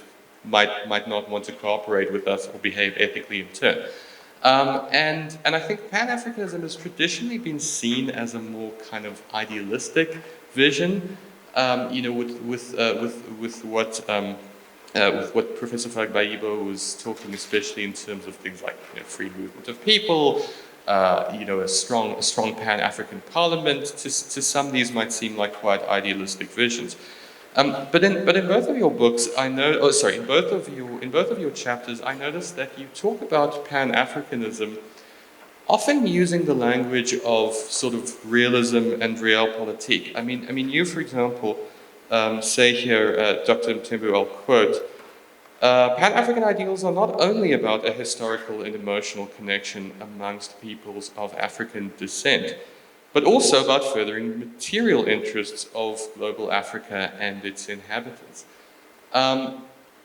Would you like to elaborate on this theme, maybe? Do you see Pan-Africanism as a pragmatic or an idealistic vision, or something that maybe transcends these two categories? No, excellent. And you touched on a key sort of tension that you can definitely see, let's say, in that chapter. Because I think whilst on the one hand, it speaks to the virtues of Pan-Africanism, right? I think what we are trying to say also is that as a continent, if we are indeed to achieve some of the development plans that we have, whether in the three of us here, maybe one of us truly believes in Pan-Africanism, its ideals, and is versed in the history and the development of it conceptually and so forth. Maybe one of us might be sort of like, yeah, we'll see where this goes. But my key concerns are still around whether my national government can actually provide services, at home. Another one might just be completely dismissive, of the idea and say, this is pie in the sky. So what we are saying is that also at a pragmatic level, for the continent to actually thrive, for the continent to be able to be respected amongst others in the global community, it is absolutely important for its development journey to embrace Pan-Africanism. So even as a matter of strategy, a matter of cold, calculated, dispassionate, sort of interests. For us to achieve Agenda 2063, for that generation, somebody spoke earlier this morning about how the continent will double its population by 2050. For such a continent to actually be able to thrive, you do need a more integrated Africa. And so I think this is sort of the tension that our chapter tries to grapple with. And so you've touched it very well there, and I think it also builds on the point that you are saying, because we are seeing sort of this pragmatism that is there, but I do think we do need to push further than just a pragmatic sort of approach. Because, some of our European partners here will be aware of programs like your Erasmus program. You hardly meet a young European from any of the countries, especially Western Europe, who has not been into another European country. You just do not meet them. You're surprised when you meet somebody who hasn't traveled across the border into neighboring countries, who hasn't taken a holiday in other places. And I think these are some of the programs that we need to be pushing here. So we don't have to see it as this idealistic thing, but I think if we put practical programs in place for Pan-Africanism that are going beyond the nation state, if we can take high school kids from South Africa and take them on a 1-week visit to Namibia, to Botswana, to Mozambique, if we can replicate that also at a higher education level, with certain disciplines, we ensure that you have these things, and vice versa. You have programs that will build and that will shape our identity beyond that which we have at a national level. And I think this is what we're trying to sort of get to, is that we need to embrace these principles, but we also need to understand that if we want to survive in a global landscape that is, so unpredictable at times, where we are really at the receiving end of things we were never involved in, from the beginning. And if those things are going to determine our future, then if we are to survive in that landscape, we do need to put in place programs that will integrate the continent further, and it will be to our material benefit. I think we need to, and I think we need more of that messaging even to our citizens, and not only try to convince them at an ideational level, but they need to see how they will actually benefit, their children will benefit, their future generations will benefit from a more integrated continent. So that's the tension that you pick out, and I think it's a central sort of tension in that chapter. Thanks. Well, I mean, let's talk about that ideational aspect, and I think, let me throw this one over to Professor Kariri Sabina, because because I understand that you work with youth in this space, in technological spaces, looking at like youth attitudes on how people, how young people in Africa interact in social media, how do they conceptualize their identities. And I suppose I'm shifting gears here now away from the topic of, strategy and national interest. But at the same time, I do think that, when we look at issues like xenophobia, or we look at issues like international integration, these things do need to be backed up by an appeal to identity and ideology as well as interests. As we saw from things like the Brexit debate in the UK, trying to appeal to people on in favor of international integration on the grounds that this will help us to achieve a Pareto optimal trade policy to increase our level of production, whatever. It doesn't work. Those rational economic arguments can be drowned out. So how do you view youth attitudes towards Pan-Africanism and African integration? Thanks. Actually, Lawrence, if you don't mind, maybe I won't comment so much on their attitudes, but maybe what I've seen them actually doing. And I suppose since we're having a conversation about pragmatism, perhaps it's pragmatic to also consider what people are actually demonstrating through action and not just what we think they're thinking. So I'm involved with this community of civic tech activists around the continent, and many of us will remember 2010, when we were all thinking the Arab Spring was showing us that the combination of young disgruntled people and technology, social media, was possibly explosive and very dangerous, right? So it was seen as a risk issue. Around the same time, just about 2 years prior, we'd seen with platforms like Ushahidi in East Africa, the demonstration that actually people, young people, could also use technological platforms actually to show amazing solidarity for other people and expose where people were being victimized and were really suffering, I suppose, the consequences in that case of political appraisal and that sort of thing. If you fast forward to now, and we've been tracking this, there are there are hundreds of civic tech initiatives around the continent, almost in every country, bigger in a few countries, so Nigeria, South Africa, Kenya possibly have more than others, and there are reasons for that, where there's a whole range of activisms, if I could call them that people are able to, are demonstrating, yes, through the use of technology, but not uniquely about the technology itself. It's just what the technology enables in terms of almost anybody being able to be an activist in whatever way they can. And the reason I'm using this as an example is not just because it's what I'm doing, but I think it's really important as we speak about Pan-Africanism is to consider it in the best forms in which it's showing up and not only in the worst forms, because we tend often to speak about the xenophobia we see and the lack of perhaps political ideology or revolutionary spirit in young people. And in fact, there's so many examples of exactly the opposite of that all around us that we're for some reason unable to sense and we're unable to make sense of, in terms of, and I was keen to hear the question about the evolution of Pan-Africanism, about whether perhaps there are new emerging examples of exactly that may simply not be coming out of intelligentsia or the top, but are just coming out from what people are doing. Because what we're seeing in that community is actually people working across countries, across space, even into the diaspora.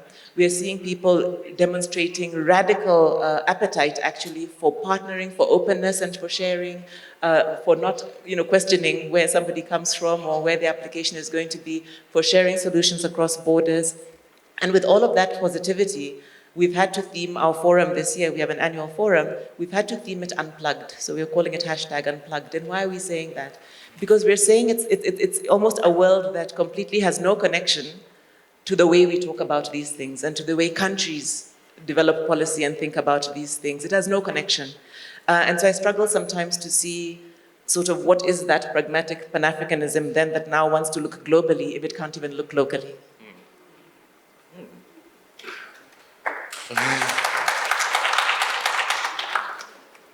So let me pick up on that theme, and I'll direct this to, I suppose, anyone on the panel who feels like addressing this issue, which is, we have seen in many regions of the world over the past decade or so this real backlash against international cooperation.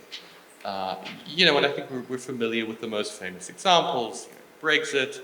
Think of Donald Trump on his very first day of office withdrew the United States from the Trans-Pacific Partnership.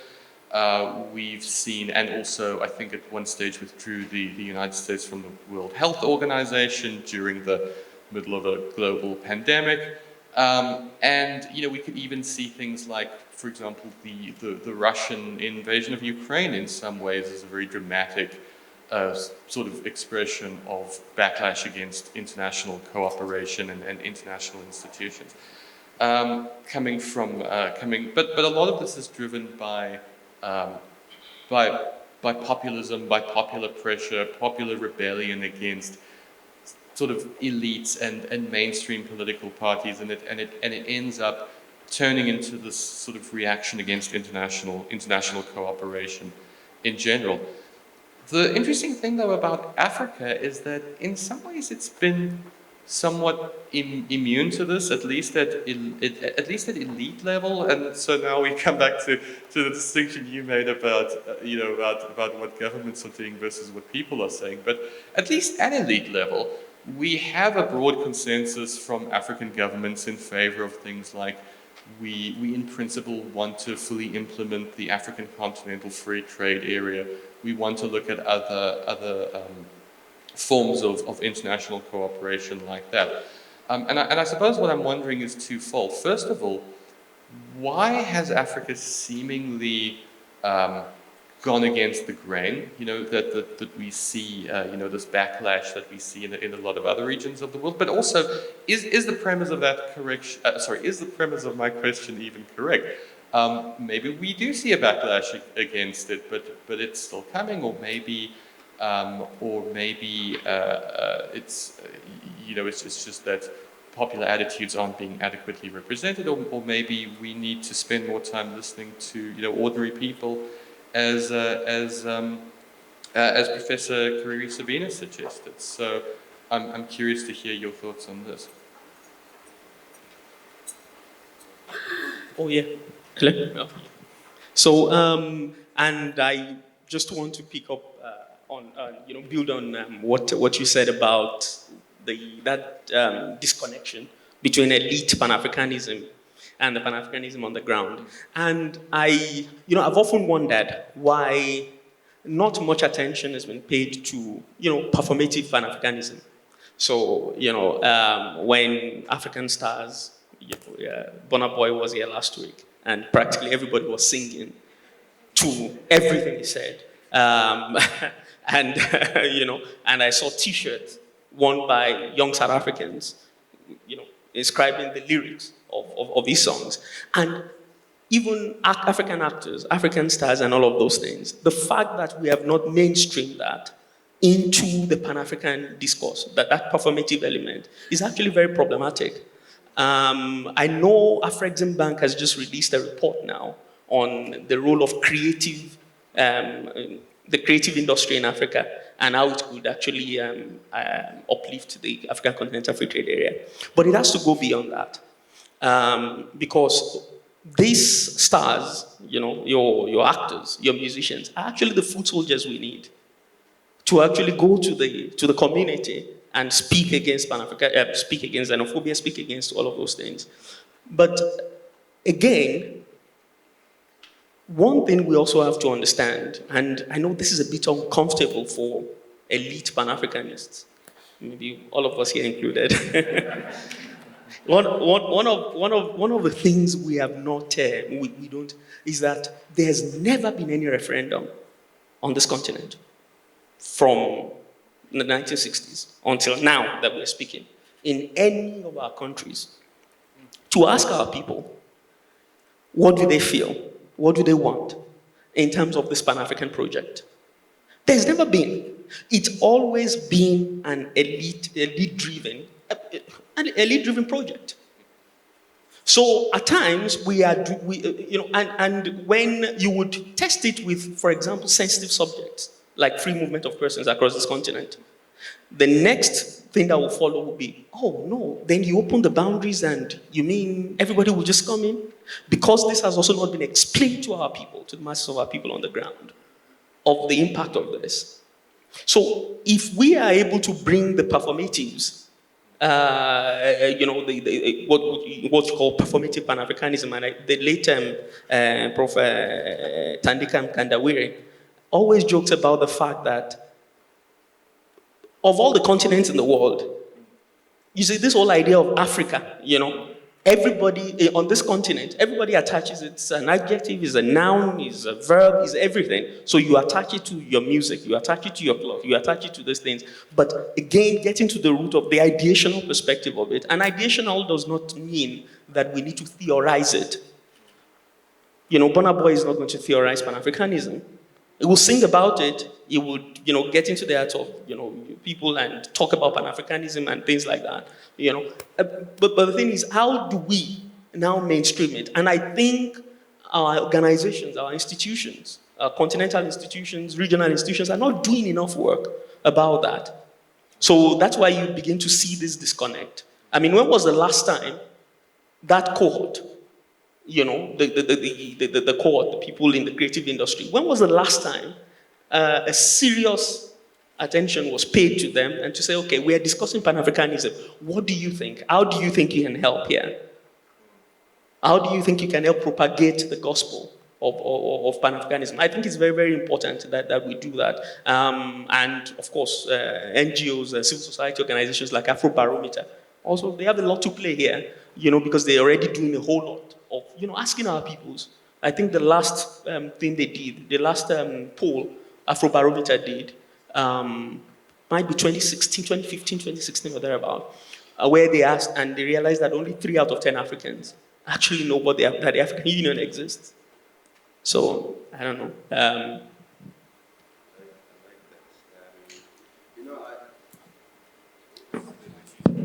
No, it's good.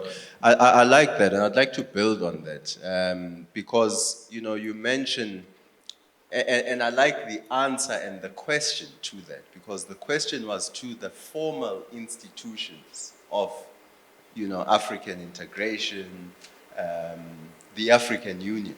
Now, it's true that many people, and you know, it's revealing. In fact, it should shock us, actually, you know, that so few people understand it.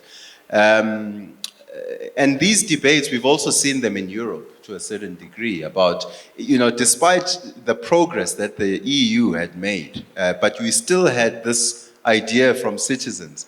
And you had initiatives like, you know, to involve citizens in the European Union, decision-making structures, in voting and all of that. But even there, you know, they've had challenges. But I think they've done, you know, quite a bit in that regard. But I think what this tells us is that we need to look at, yes, the formal instruments of integration, which have largely been state-driven, and how those relate with the examples that you mentioned of Burna Boy, I mean, the crowds, you just saw, you know, amazing, the crowds, but also the generations of people, you know, going there. And also relate that with, you know, the classical trader in Africa, the African woman who doesn't allow the border to, you know, to be a barrier to her trade, and, you know, crosses borders, fetches goods in one part, sends them to another. How do we relate that, you know, to what Africans are? You know, I think we would find that there are examples where citizens are actually more advanced than the formal processes of integration, and they actually know very little about those formal processes, because those formal processes have not done a sufficient job at actually relating and connecting with the informal, or, you know, that which is outside of the formal institutions of integration. And I think that's where we need to do a much better job. I mean, you know, when, you know, we mentioned BRICS earlier, Prof. Muswetsa knows this very well, that when BRICS countries are meeting, you have civil society organizations meeting, you have academics that are meeting prior to the leaders meeting. You have, you know, think tanks meeting from BRICS countries and so forth. And you have increasing initiatives to even try and bring, you know, even grassroots movements into some of these discussions. Now, this is not to say these discussions will shape what the leaders are saying necessarily, but they will have an impact. And also what they will do is that irrespective of the relations at a formal level, you're creating platforms for citizens of those countries to engage. Now, I know we have, yes, formal processes within the AU, which, yes, civil society can participate and all of that. But, you know, a lot of people we engage with would say that those are not actually sufficient enough. There is not enough engagement from, you know, formal institutions, informal institutions, in the formal processes, even in the lead-up to a summit. You know, you just read the statement, and you say, oh yeah, the AU summit was taking place, unless you're obviously following. So I think that's where we need to actually do a lot of work. And I suspect that a lot of the work is not going to be done by the state. I suspect that that task actually falls on some of, you know, the institutions that are even in this particular venue.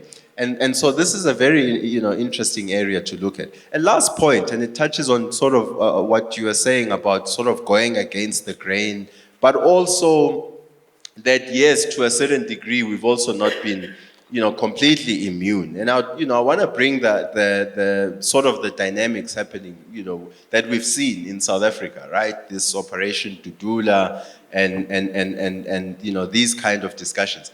And I raise that because on the one side, I want to highlight, let's say, the ideational importance of Pan-Africanism and the importance of defending it in terms of principle, but also to highlight, you know, the counterproductiveness of not doing that. Now, let's just give a hypothetical scenario. Let's just assume, you know, not real figures at all. Let's just assume there are 5 million undocumented, you know, migrants in South Africa, right? The mere fact that they are undocumented is a lost opportunity, a huge lost opportunity for the South African state to actually bring in revenue into the state, because most people do not want to be undocumented. And it will always be just a minority who maybe would want to be undocumented for whatever reasons. But the majority would want to be documented. If you have an efficient machinery as a state, that's easy, that's transparent, that's quick, free of corruption. You allow your planners also to know what is happening in the country, how to allocate resources, but at the same time, you collect revenue. If it costs me about 300 Rand to get a new passport, then maybe you charging 300 Rand for some document that acknowledges that so-and-so is in the country and is going to be in the country for a period, depending on your regime, maybe 3 months or 6 months, right? Maybe you give a permit of 3 months for somebody to be in the country. They're not a tourist, they're not a refugee, maybe they're an economic migrant and they're moving back and forth. You charge 5 million people, you're raising about 1.5 billion, every 3 months. Every 3 months, you're raising 1.5 billion through allowing people to be in the country legally, to register, to access the services that they need to access, and also you eventually bring them into your tax. Now we know South Africa has a very small tax, exactly, a small tax base. Now you're bringing in new taxpayers, and then on top of that, you are enforcing your immigration laws and ensuring that people who open businesses in the country are paying their tax and all of that. You're actually growing the economy. And those people are employing other South Africans and so on and so forth. So that's on the one side, yes, it's important, Pan-Africanism. But even, back to the chapter, from a very pragmatic point of view, in South Africa, and South Africa's economy within the region, and South Africa is really a regional economy.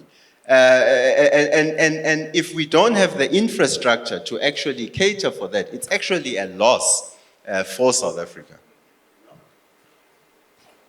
Yeah, it's interesting. I mean, I think that this idea of migrants as a drain on the fiscus is one of the most popular ideas or it's one of the most popular reasons, I think, why a lot of people kind of justify xenophobia.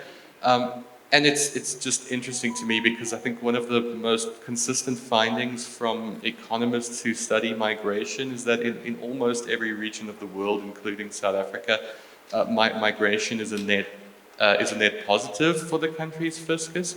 Modern welfare states in many ways are a system of generational transfer, where people work. Recording in progress. People work during their working age and then they pay taxes into the fiscus, and people draw from the system as when they're young children or when they're retired. So when you have a large number of working age people coming into the country from overseas, it really is it's a net positive. It's an interesting dichotomy that so much of the opposition to migration is based on an argument that is empirically untrue according to scientific evidence. But in any case, let me now hand over to my co-editor, Dr. Yaqub Abba Omar, who is going to take us through some of the questions for the panel that we have received from our online audience. Okay, thank you very much. And I think maybe we could allow one or two from the physical audience as well, if we've got a few minutes, so not to leave them out. So I was given this task, not just because I'm co-editor, but I think the younger staff at MISTRA always want to challenge me technologically. So there's really good messages coming through. Ashraf sends his regards. So that's the nice thing about an online platform. You get all kinds of personal messages coming through as well. The first one, I think, would have been relevant also to raise in the opening session, but I think if you have comments on that, please. It comes from Reniva Furi, who's saying phrasing is important, should we rather not be referring to Russia's defense of the people in the Donbass region and protection of its sovereignty against NATO's aggressive expansion. Furthermore, has NATO not lost its relevance in the context of a shift to development rather than defense? So again, over to anyone. I think the other one is, they say, Joe, you may note, that MISTRA is important to engage with because it is the only research institute in South Africa that integrates the ANC's thinking. I'm not sure if that's true. But that's what they say. So, and that's intended because it says that it's important to note that it uses the concept of pragmatic Pan-Africanism as opposed to revolutionary Pan-Africanism. And I think that may be a panel discussion that the ANC has in the idea of the National Democratic Revolution. Former President Mbeki exceptionally leads the ANC's renewal and has not ditched the concept of African Renaissance. So again, I think it would be something that's kind of open to the opening speakers and the panel. Dr. Tsuluba delivered what I see as the first of the conference. It warns, first of the conference speakers, it warns about the use of Pan-Africanism, referring to area debates. Muammar Gaddafi led in the 1960s. In the 60s, Britain divided Mapungubwe and Tom Mboya. So is there a reason for the use of Pan-Africanism? So there's a lot of thoughts raised there, but I think it's over to the panel and anyone else that wishes to respond to them. And maybe if you want one or two questions from the audience, we could allow that. Would anyone on the panel like to respond to any of those comments that we just made, or should we open up the floor to audience questions as well? Okay, let's see what we have from the audience. Yes, Graham.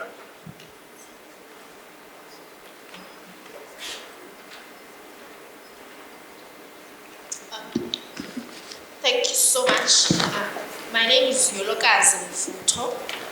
I am part of the FES Boti Autumn School alumni. But also this topic is very interesting for me because my master's is on Pan-Africanism and my phrasing is like African Union and its elusive quest for Pan-Africanism. I'm saying it's elusive because I feel like there's no intention, right, of actually realizing a continent that is Pan-Africanist in nature. But now when we speak on pragmatic Pan-Africanism, and my view is we should be able to position our thinking and also position our trajectory moving forward, right?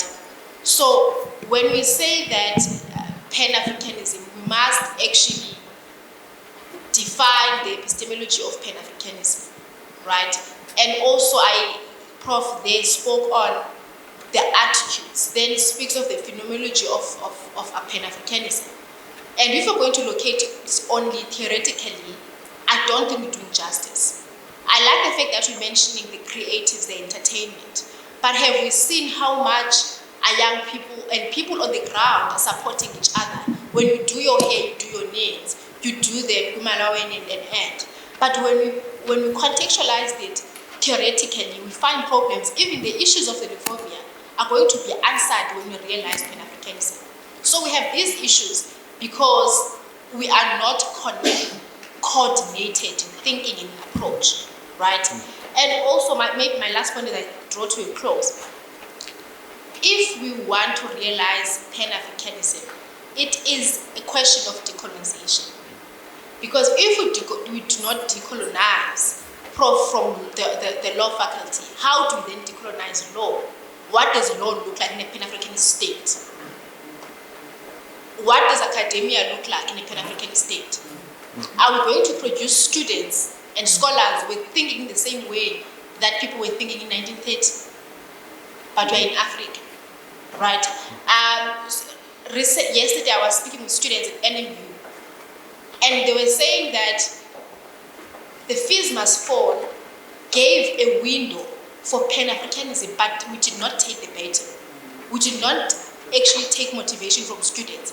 Because currently we have HODs and and scholars who contribute into discourse using their position as Black African women.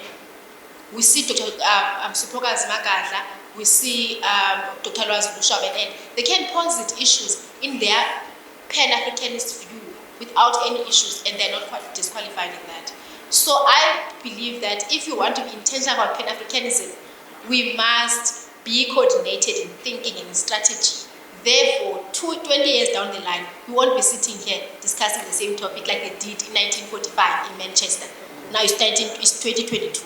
Thank you so much.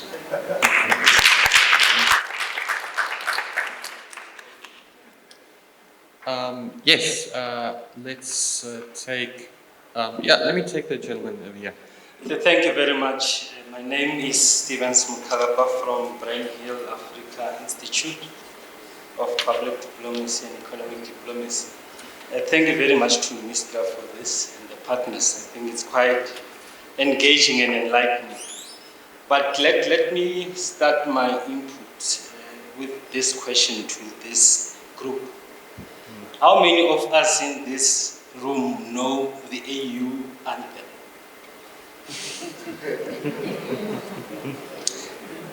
Thank you very much, sister.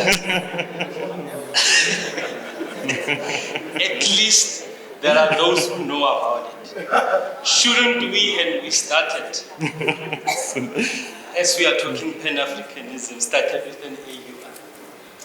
And how many of the 55 African states have integrated the AU anthem into their national anthem? We're talking pragmatism, right? That's where we need to start. I like the concept of pragmatism, but I think also we need to look at the issues around the paradigm shift. Because the issue here is to say, how do we achieve integration if we still have silo planning? If we still don't have coherency and coordination in policy and harmonization of the plans. For example, you've got the SADC Regional Indicative Strategic Infrastructure Development Plan. But you still have silo mentality. You still don't have one project. The Inga Dam, for example, as a hydro energy, is not yet realized. So we haven't even yet domesticated some of the regional and continental instruments. We've got all these resolutions, all these protocols, but domestication is still an issue. So it goes to the issue of pragmatism that we are talking, because of ACFTA would not happen by itself. 44 states has ratified, but it's going to be civil society and business which are going to make the movements of goods, services, and people, because of it's about opening intra-Africa trade.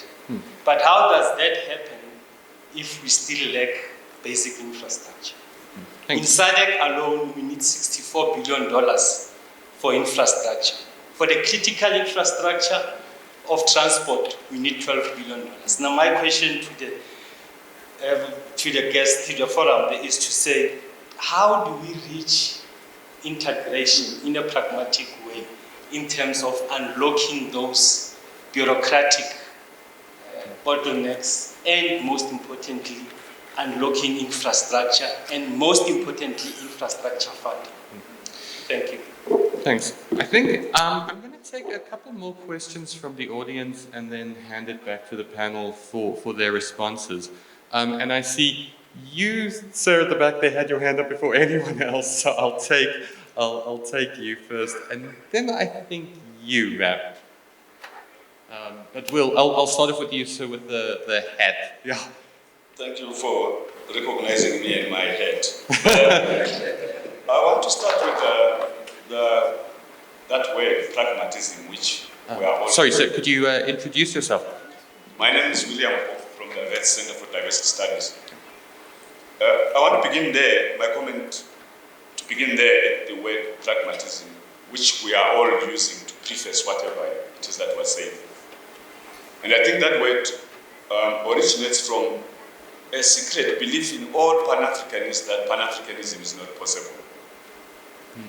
And it takes us back to the debate when Nkrumah, Nyerere and others were advancing Pan-Africanism. There was a lot of caution and a lot of opposition to Nkrumah, which was based on nationalism. There were gradualists, pragmatists that were saying to Nkrumah, let's not hurry to dismantle the borders, let's keep our nations, let's keep our individual sovereignties, let's not rush to make this continent one.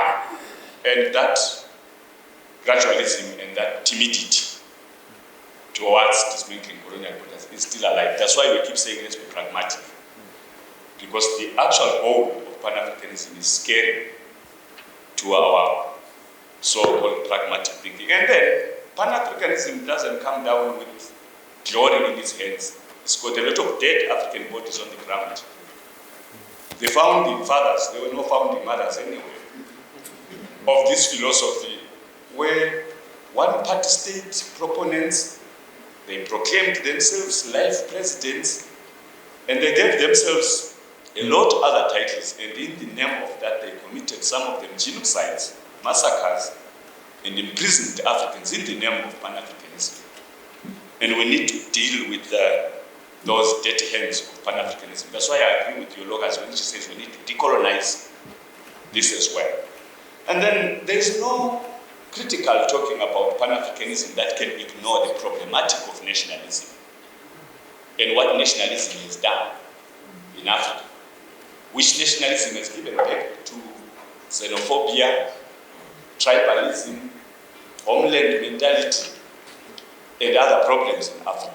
So I think there's a lot of thought that should be directed to the crimes, the sins or evils of these philosophies and ideologies in Africa.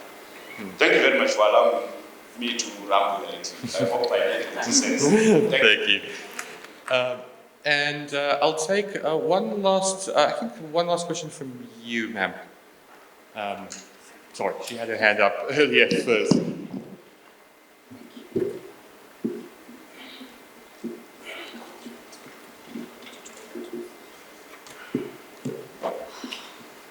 Thanks a lot. Good morning, everyone. My name is Sarah Hamouda. I'm from the African Peer Review Mechanism. It's part of the African Union organizations. I'm not sure if everyone in the room is aware of it. Quick comments, maybe reflections on the speaker's interventions on Pan-Africanism and the role of the African Union. First of all, I want to thank Dr. Fulani for the invitation, and I hope that next time maybe we can have more voices from the Union around us so they can also learn and benefit from these interventions.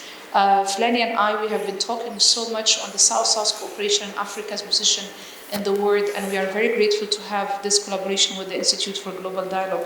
Having that said, I noticed that some of the challenges against Pan-Africanism is definitely, first of all, is the model law we have in the Union and the political will of member states to adhere to the EU codes and standards, like the African Union Charter for Democracy and other so many statements and decisions the Union has produced since 2002, and member states not necessarily respecting this all the time. My second concern also for this pragmatic and Pan-Africanism approach is to what extent African politicians and governments are ready to implement Agenda 2063.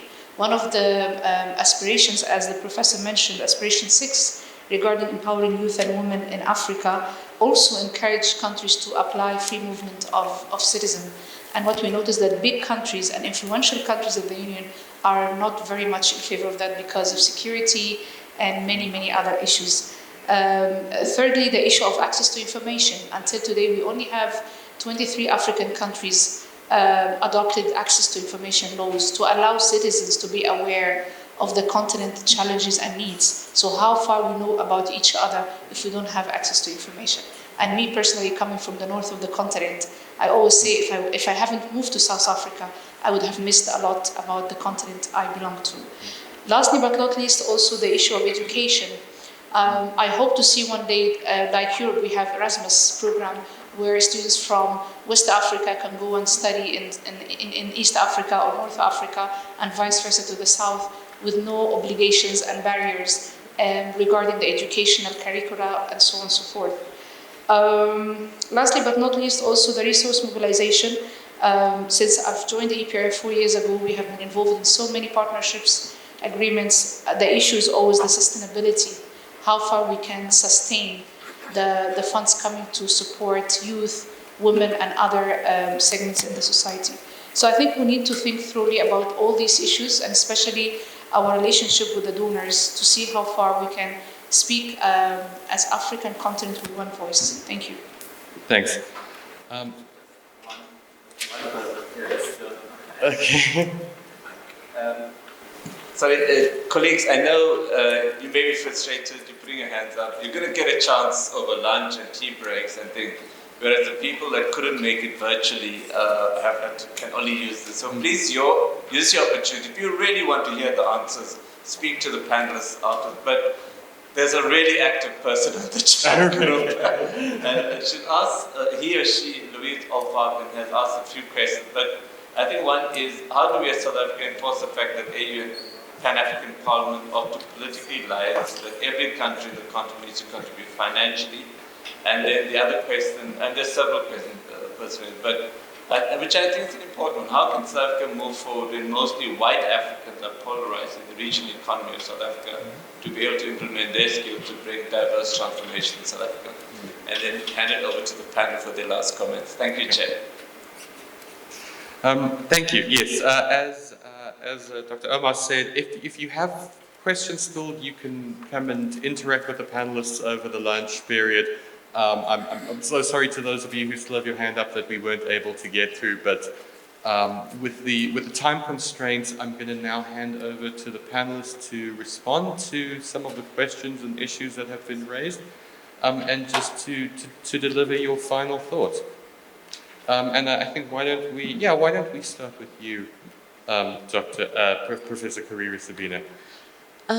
So I don't know that I'll respond directly to any of them, but I think I would like to agree to the decolonial point. I think we really do have to decolonize the discourse around this. And for me, what that is specifically about is what imaginaries we're taking forward, right? And as we talk about Pan-Africanism, I think there's one thing which is the form of it, and I think there are a few comments about that I'm hoping the colleagues here are better qualified to respond on. One thing that concerns me is the function of it as well, and I think that's the side I've been speaking from mainly.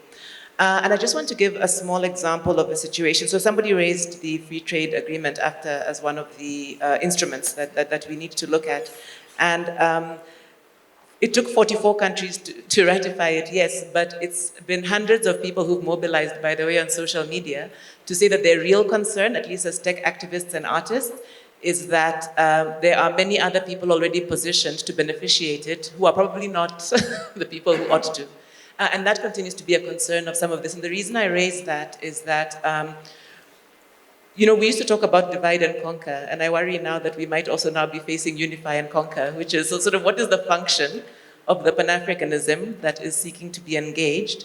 We have been invited into fora where there have been conversations, apparently by formations called the Atlantic Partners, that are engaging with Africa, and the conversation begins like this.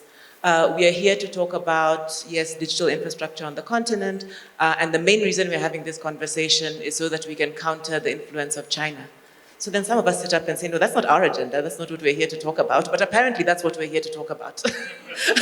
So I'm really concerned about those sorts of things as well. So for me, I'm less concerned. I'm very concerned with Pan-Africanism because I feel in my heart I'm a Pan-Africanist, and I think many of us, for some of the reasons indicated, probably feel that. I spend a lot of my time in the township next to me, Alex, where even there, I can, as a foreigner, go have conversations in a place that's always an epicenter of any xenophobic uprising in this country. And people are dancing and singing in Kiswahili to Diamond Platts in the very same place. But then you'll also have some very difficult conversations. And I think those things can coexist and those things can happen. But I think we have to, as we talk about the ideal of the Pan-Africanism, I think be very clear maybe as to, yes, how do we theorize it better, but how do we also understand what it is we're actually asking for? Mobility happens every time. I spend a lot of time at ground borders to Lesotho, to Botswana, to Zimbabwe. People are moving all the time. in fact, there are whole economies outside of the formal process that have unfortunately been created by what policy has created. So by creating hurdles, what you do is you create alternative ways in which these things are dealt with, and it's really highly problematic. So I would agree, I think, as somebody said, perhaps others are behind what's actually happening. And I'd be glad for us to catch up, but let's also be, I think, eyes open in terms of what is it we're really asking for, and that's what concerns me. Thank you. Quite a number of questions here, but I think one of the questions I would like to answer is about implementation, right? Implementation of some of this, at least from a regional integration perspective or continental integration perspective. You see, so when we speak about pragmatism, right, pragmatic Pan-Africanism in the context of regional integration, is not so much about whether people don't really want to move with the agenda, just looking for a way to euphemize it or things like that.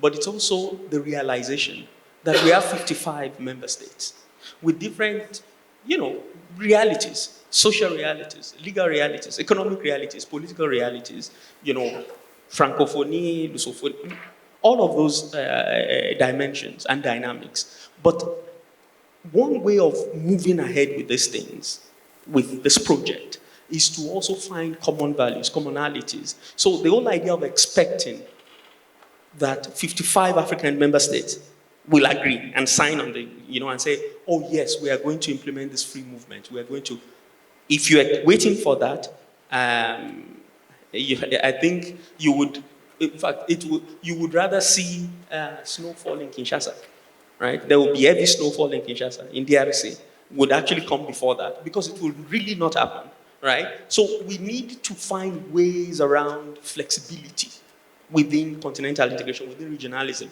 for raising funds, for example, for implementing Agenda 2063. That is the pragmatic way. The 55 member states will not. Even the whole discourse about decolonization, right? The whole discourse about, changing our curriculum and, me working in the higher education sector, and we do lots of work around that, is that not all African countries will also go about it the same way, because of different realities, different perspectives, different shapes of their, So we'll have to find commonalities and be able to proceed, in a flexible, cohort, small member states, a group of willing and able member states coming together to find strategies of moving ahead. And so then there's also, one of the things we also need to talk, and one of the things that's very dear to my heart is the whole idea of free movement of persons. And we also need to understand the psychology of it. So the psychology of it, which I always, and of course this might get me into trouble, but I think it's, this whole idea of always approaching free movement of persons from a poverty mentality context. Anytime we talk about free movement of persons, it's about, oh yeah, let's bring our poverty to the table. Oh, we are so poor, we don't have enough. So we can't open our boundaries to people and things like that. And many of our politicians also feel this, right?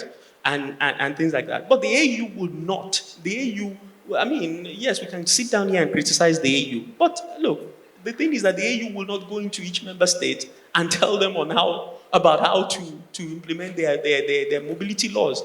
Now it's dependent on member states. What the AU can do, and what I've written about, is that the AU could facilitate this process in the sense that, look, where are the member states that are ready for this project?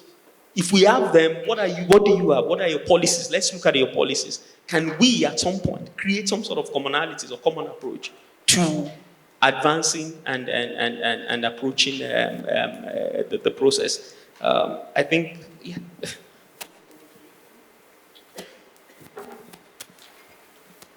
No, excellent. And I think I'll pick up exactly there. I think it builds quite well with the question of, the difficulty of member states in implementing the various charters, for instance.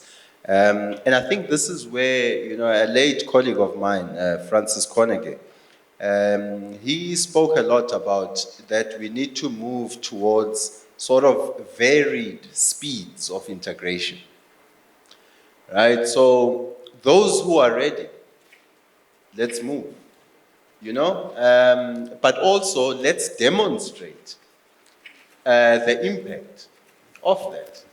And you know, sort of the difference in Europe, you know, you have this whole process to become a member of the European Union, right? You have to, you know, you check your constitutional frameworks, you check your governance systems, you check your economy, and all of these steps. Once you get past those steps, you then become a member, a full member of the European Union. Our process is very different in a sense that we are all members of the African Union. And now, how do we convince all those members to now move forward, you know, towards greater integration? Whereas perhaps, let's say we had 5 who were really moving quickly and demonstrating fast-growing economies and so forth, and then others are interested in like, hey, I want to be a member of that. But maybe we can still do it, but differently, in a sense of looking at the varied speeds of integration. So yes, we are all members, but not all of us will move at the same pace at integrating. And also, you know, with regards, for instance, maybe those are some of the sort of conditionalities we could then place to greater integration, you know, like adherence to certain charters of the AU that are in existence already, and actually incentivize integration. Now that goes back to addressing the issue of, yes, Pan-Africanism as an ideal, but also as a pragmatic program which incentivizes others to further integrate. I sort of liked the issue of, or rather, I was reminded when one of our guests mentioned, you know, our founding fathers. You know, just to, and I remember what Prof. Muswetsa was saying about the gendered sort of perspective. Now, it's important to, in tracing the history of Pan-Africanism, to remember that the Pan-African Women's Organization was actually founded before the Organization of African Unity. And I think that was about a year before, probably around 62 or somewhere around there. So it's important that we, you know, even as we sort of adopt that lens, it's important to note that we're not also building it from scratch or from nowhere. You know, there are very good examples of Pan-African women who actually saw the need to establish this organization, and perhaps even then inspired you know, the formation of the OAU eventually. But I think because of the narratives that we have, we don't always, of course, go back to those examples to tell our story and tell how the story came about. So it's important to note. And then just lastly, you know, UNESCO came up with this initiative in like the 60s or the 70s. It was this, A History of Africa. And you had this whole international panel, right, of eminent African scholars, but also other scholars, you know, from other parts of the world, whose job was to basically document the known history of Africa from the very beginning, using very rigorous scientific methods at the best that, you know, and basically a huge panel. And they produced volumes, I mean, amazing volumes, about 8 volumes or so. Each of those volumes has about 1,000 pages in it. Now, the idea was that that would also make its way into the curricula of the newly formed nation states within the continent. You know, and I think these are some of the initiatives that, you know, are sort of just sitting there, like low-hanging fruits, you know, of just a common history of Africa, you know, at a basic elementary level, you know, for many of our kids. And it takes me to the point that I think I've been trying to emphasize, that Pan-Africanism is great and all as an idea, but it needs programs. You know, it needs actual programs that can be implemented, that identify themselves as Pan-African programs.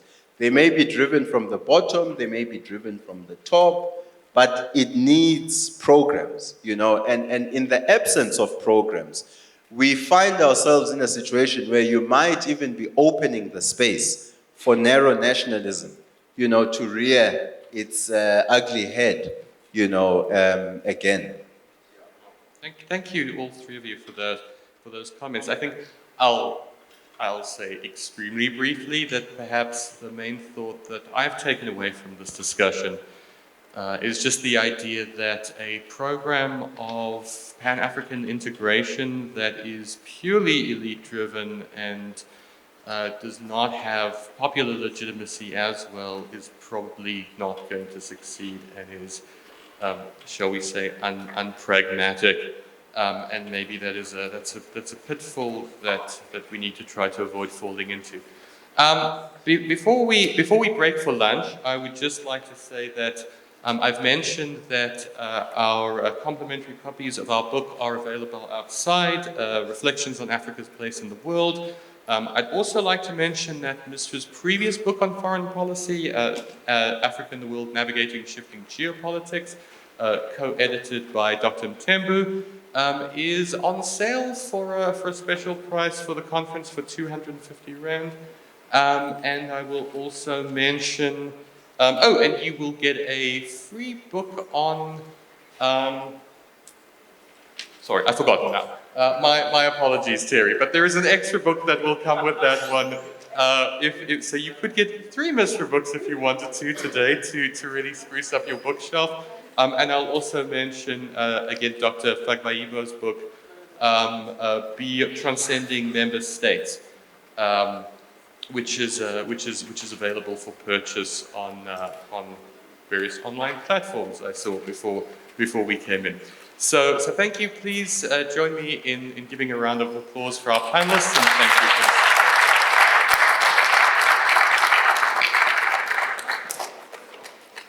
Okay, we'll be resuming at 1:15. Sorry, 1:30 after lunch. Thank you, everyone.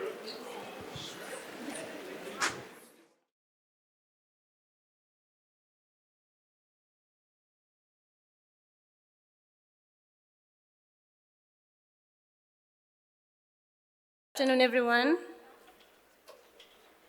and welcome back from lunch.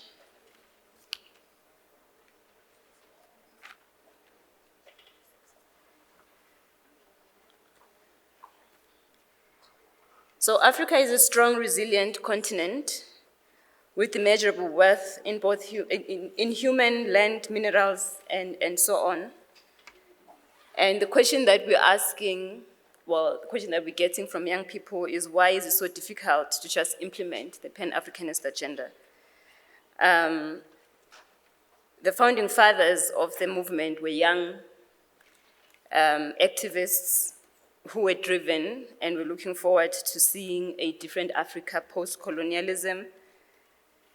But 65 years later, post-liberation, we find ourselves that we are still talking about it. There's progress here and there, but we're still talking. So today we're going to explore who are the future bearers of Pan-Africanism, where they are, and what the expectations are. And this panel that we're going to have now will be held in a form of a discussion, talk show type of setup. And I will introduce our panelists as I call their name and read their bio. I will request, as I call your name, you come up the stage. First, I will call Her Excellency Sarah Lee Elago. Sarah Lee is a thought leader, a staunch Pan-Africanist, a young diplomat, a young female African leader, and a governance and youth policy specialist. She is a recipient of various accolades. She holds various qualifications inter alia, pursuing an NLB at the University of Namibia. She is a Sankarist of note. She is the president of the African Youth Union, the AYU, and the chairperson of the Pan-Africanist Renaissance, the PRR. Madam Lee is an avid reader and a keen chess player. Welcome, Madam Sarah Lee. And we have Comrade Kingsley of Kansa, who is from Ghana. Kingsley has been a trade unionist since 1986, working mainly in the General Agricultural Union of the Ghana TUC. He has been the General Secretary of the Union with direct responsibility for external relations and policy advocacy, as well as campaigns, amongst others. He is known for his long-standing activist work on food security, sustainable development, human rights, and gender equality issues. He has been a lead campaigner against obnoxious international trade agreements, gender violence, land grabbing, genetically modified organisms, and corruption in Ghana. He serves on various international, regional, and national boards and committees, including the National Media Commission in Ghana, National Climate Change Committee, Country Team for the Comprehensive African Agricultural Development, the Board of Abantu for Development, a leading gender-focused organization, West African Working Group on Trade and Development, a board of the Agricultural Workers' Trade Union, group of the International Union of Food. He got a first degree in political science with philosophy and has taken a number of postgraduate and certificate courses, including labor policy studies, international trade and labor market, rural development, project planning, organization development, and alternative disputes. Welcome, Comrade Kingsley.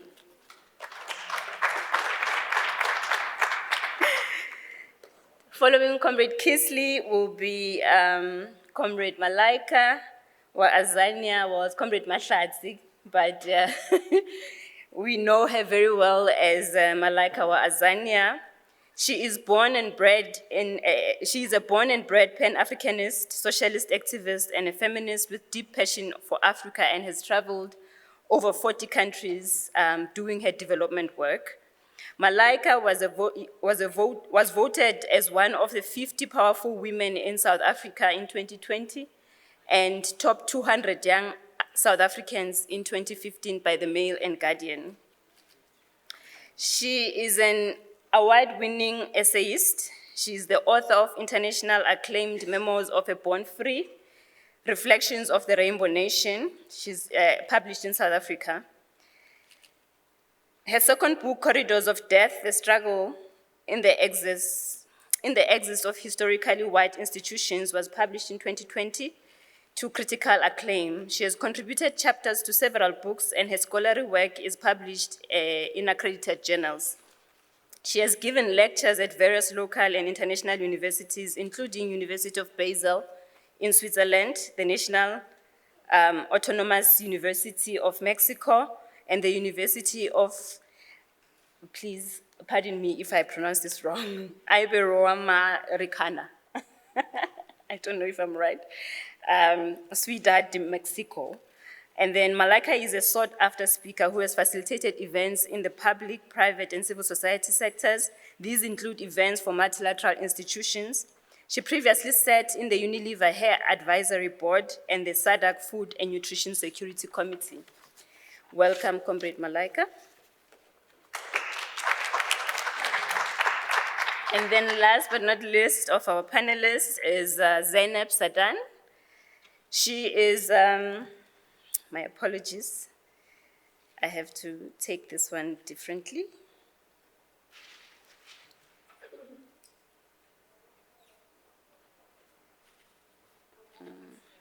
Yeah, walk slow motion. My apologies.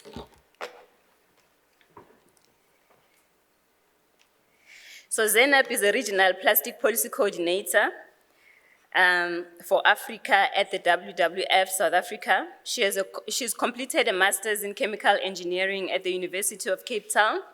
Her research focused on the socio-economic barriers to metal recycling from e-waste in South Africa. She's currently engaging with and supporting government and civil society organizations in Africa in preparing for negotiations of a global treaty to end plastic pollution through policy development, research, and advocacy. Alongside this, she enjoys facilitation and skills building in innovation and human-centered design methodologies. So with that, I'd like to welcome our panel.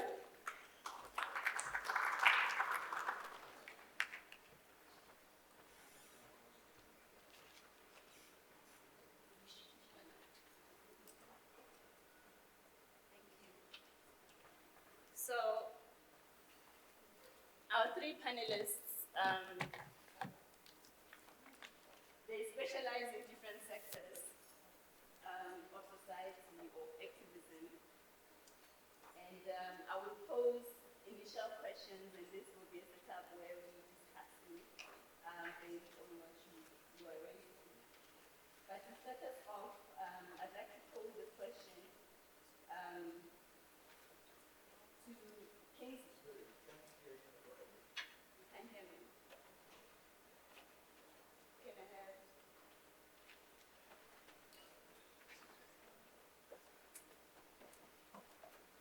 Can you hear me now? No.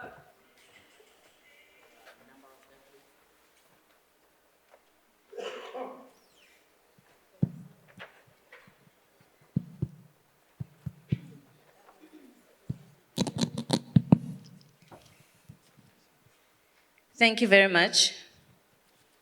So to start us off, I will raise a question. Kingsley is a very renowned trade unionist who's been around for quite a while. And my question to you is, what is the labor perspective on Pan-Africanism? Can you just break it down for us, what the perspective of labor is when dealing with Pan-Africanism? Thank you very much, Madam Moderator, and thank you very much, all the organizers. The question is very simple, but it's also very complex. What is the labor perspective on Pan-Africanism? If we talk about the labor perspective, it may presume that organized labor have taken the trouble to think through and come to a certain conclusion of what it is. On the other hand, we could talk about a labor perspective on Pan-Africanism, and in that context, have an idea of what the labor perspective probably should be in order to serve a purpose. It presumes that from a labor point of view, Pan-Africanism is relevant and useful philosophy, political thought, that feeds into a movement among people of African descent and among African people for various purposes: political, economic, social. That is the assumption. It also means that anything that we think of as a labor perspective should be contributing to that, to realizing that. So indeed, we are by and large looking at the unity and solidarity of working people, whether we are talking about Pan-Africanism or not. That is an approach that we have as working people. And of course, there are many theoretical concepts that underpin this approach, including the whole notion of working class solidarity and working class internationalism, which is located within capital-labor relations as analyzed by various schools of thought, including Karl Marx. So today, if we are thinking of the unity of the labor movement on the African continent, and the people in labor find Pan-Africanism useful, it behoves to reason that the activism of labor will inure to the interest of the Pan-Africanist cause in different dimensions. So what is labor doing in general in Africa that advances the political, economic, social, and cultural dimensions of Pan-Africanism? That is a generality. And what are the specifics of these activism in different sites on various issues, so that we then go into the specifics to look at what organized labor in a more conscious, intentional manner may do in relation to, let's say, climate change and just transition, or international trade and development, or any of the issues that are very current in the world today. What is organized labor doing in relation to migration and the rise of migrants, the rise of people, young people, women, and what it means for the patriarchal relations that dominate the African scene. So indeed, a labor perspective on Pan-Africanism is one that, first of all, deals with the unity, or cooperation and unity, of working people in their different organizations, and even disorganization, where they are not organized, as well as all the efforts, initiatives, activism that advance different elements of the Pan-African agenda. Thank you. Thank you, Comrade Kingsley. Moving to Zainab, Kingsley mentions the issue of climate change that the trade union movement is engaged with. And I just want to pose this question to you. What is the climate change in African terms? How do we, deal with climate change or see climate change in an African perspective? Thank you for that question. And I think when I was listening this morning to the conversation, something that stood out for me was really, what language are we using to talk about various issues? My background is in engineering and science, and so I don't use the same language as what most of the people in the room may be using in terms of multilateralism, internationalism. And so that's something that I was really thinking about. And when we're talking about climate change, how do Africans understand climate change? What stories are we telling each other? And where are we telling those stories? Is it in a boardroom of our major energy companies that aren't even owned by Africans? Or is it in your grandmother's kitchen?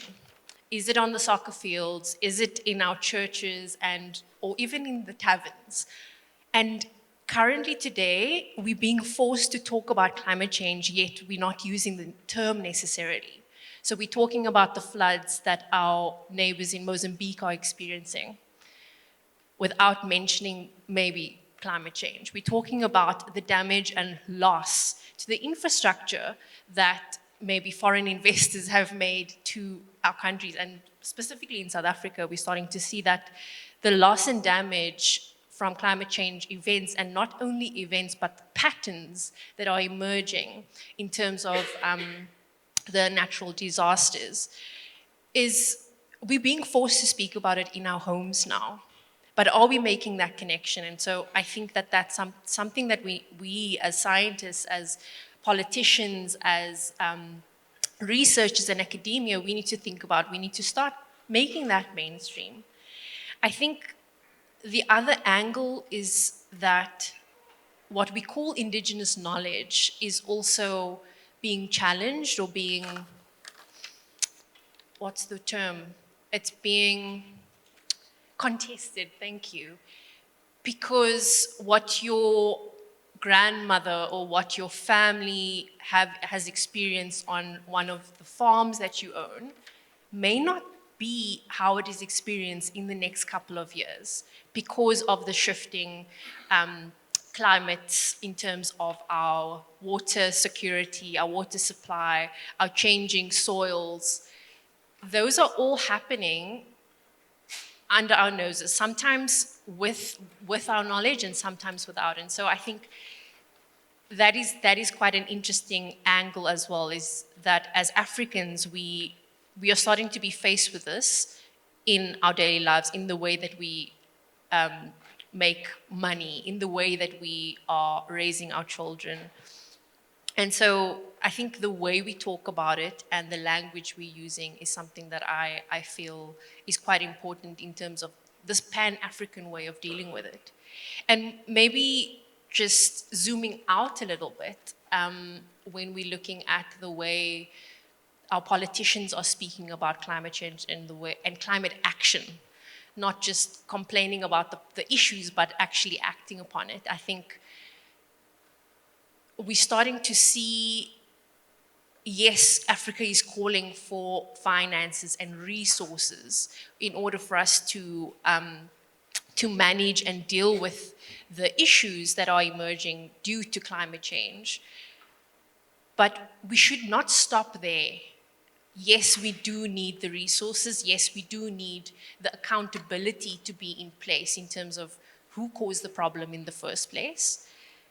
But we also need to show some leadership and some demonstrable examples of how Africans are adapting, what projects we're putting in place in order to invest in renewable energy. And I just want to share one story that I would never forget. My older brother, he used to work for an energy technology company based in Ghana, and he mentioned one of the heartwarming stories of when he helped lead a project on installing a solar panel in one of the taverns in a Ghanaian community.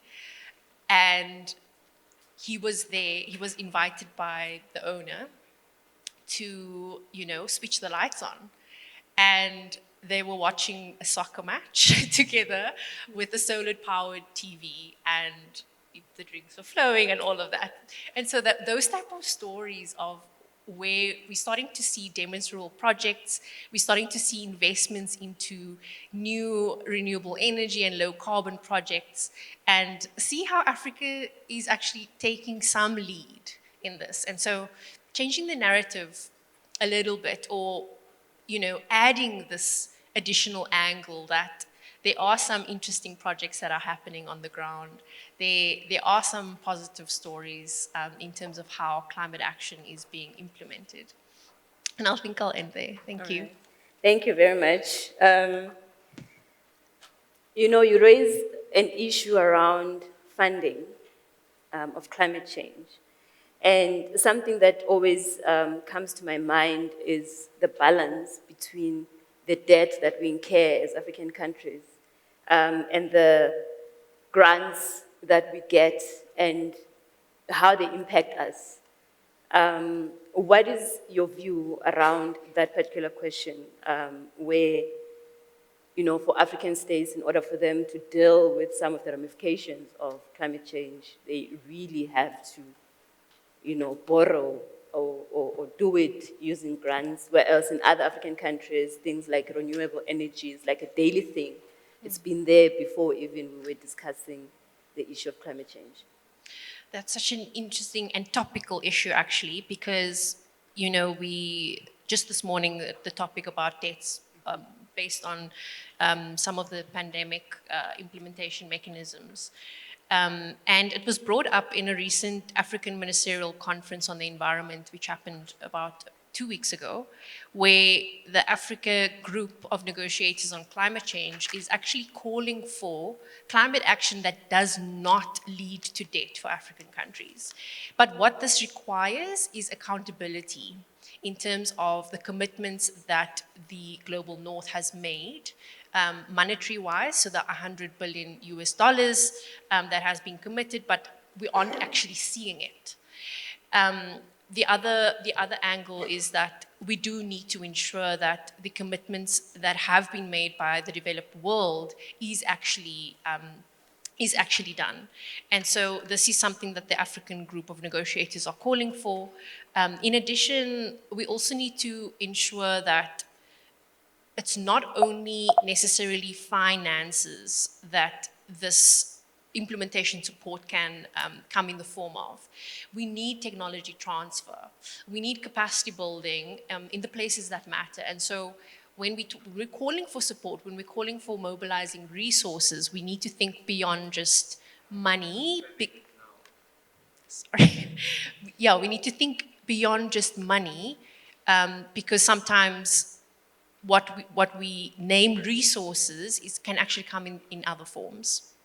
And just lastly, I think that just in terms of incurring debts for African countries, we also need to ensure that we aren't accepting grants that comes with strings attached that leads to the destruction of the African unity.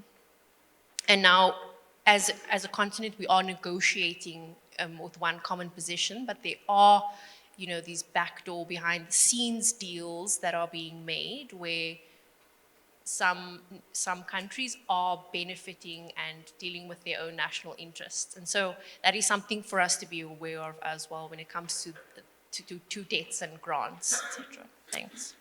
Thank you, Zainab. Malaika, your specialty is around youth and Pan-Africanism.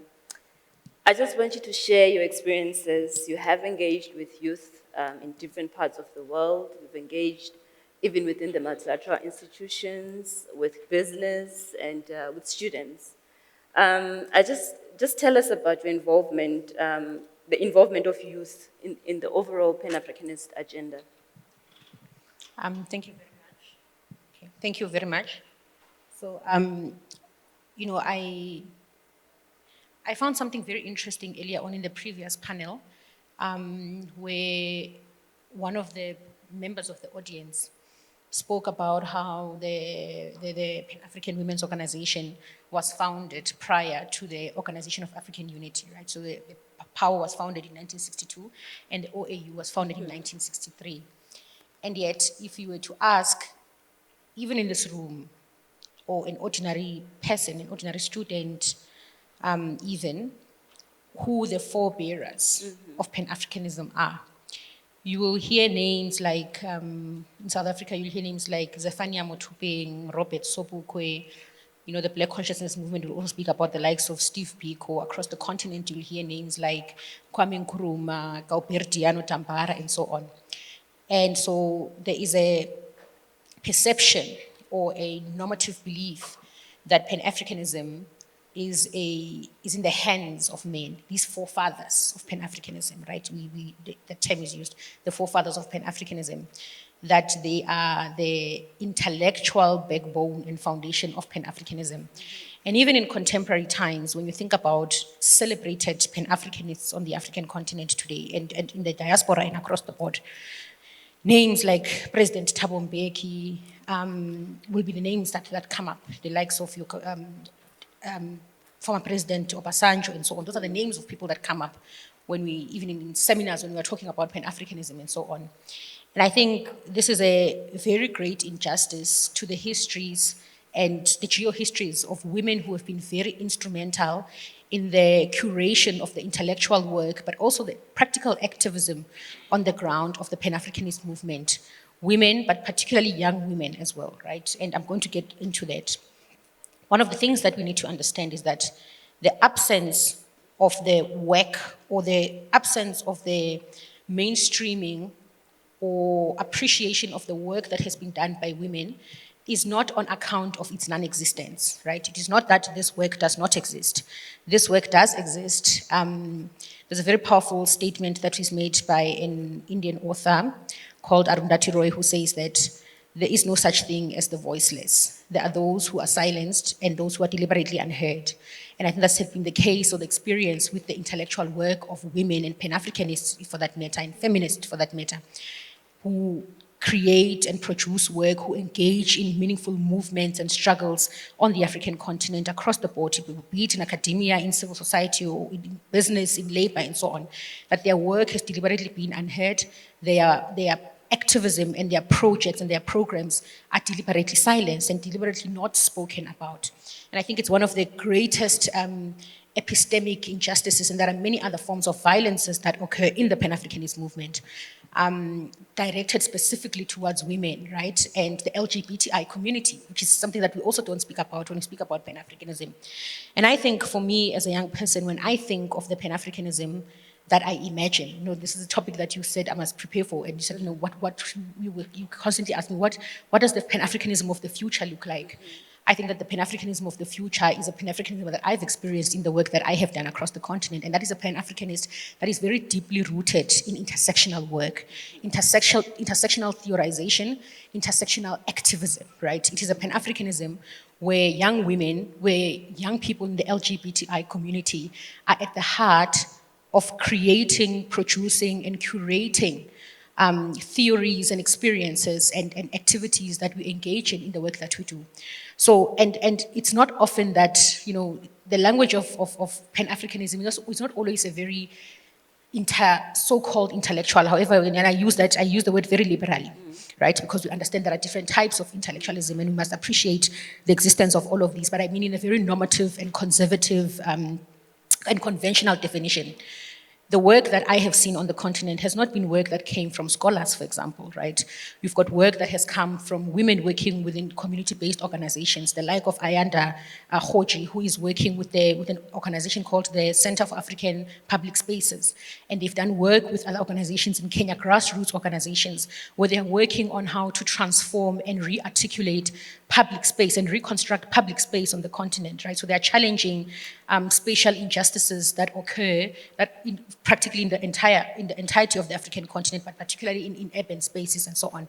And so you've got work of women who are women and young people working across the continent, and these are movements of people who are working together. So there's linkages between the work that is being done by Ayanda Hoji here in South Africa and the work that's done by someone like Celestine Oluoch, who is in Kenya and so on. But the work so for me, really, the Pan-Africanism that I imagine in the future is a Pan-Africanism that is articulated by, that is not articulated only by men, that is not heteronormative and patriarchal in its assertions and in its demonstrations, right? And it is also fundamentally a Pan-Africanism that is accountable. I think one of the things that one of the members of the audience spoke very articulately about how Pan-Africanism has been used in many ways as an instrument to justify and legitimize oppression, right? That very often we've not been able to hold accountable those particularly that we refer to as the forebearers of Pan-Africanism. We've not been able to hold them accountable for their omissions and commissions, abuses of human rights, abuses of people within their own countries, right? Because we have been unable to separate or been unable to regard or to think, to hold such persons accountable, right? We've also been unable to hold Pan-Africanism itself accountable for its failure to evolve, for its failure to become meaningful, right? But for its allowance for narrow nationalist, narrow patriarchal and exceptional nationalistic, exceptional politics to find expression within Pan-Africanism. It has not been held accountable to calling those things out and to challenging them, because the challenging of those has been seen almost as an allowance of particular narratives that are contrary to what we want to achieve in the ideals of Pan-Africanism. And so I think when I think of a Pan-Africanism that I want, or the Pan-Africanism that I imagine as a young person, it's a Pan-Africanism that is very wholly accountable, a Pan-Africanism that is intersectional, a Pan-Africanism that recognizes the contributions of everyone across the board. So Pan-Africanism ought not to only be articulated by intellectuals in boardrooms and scholars like ourselves who are researchers and so on. And they're brilliant people, you know, there are brilliant researchers, many of them women, who are doing great work in this space, right? You've got people like Dr. Tunuade Ojo, Dr. Sipoka Zimakala, Dr. Babala Makotwane at Nelson Mandela University and so on. But you've also got people in the trade union space, young women in the trade union space, the likes of Sonia Mabunda Kaziboni and so on, who's the international secretary at COSATU, or was, I think, until for a few weeks ago.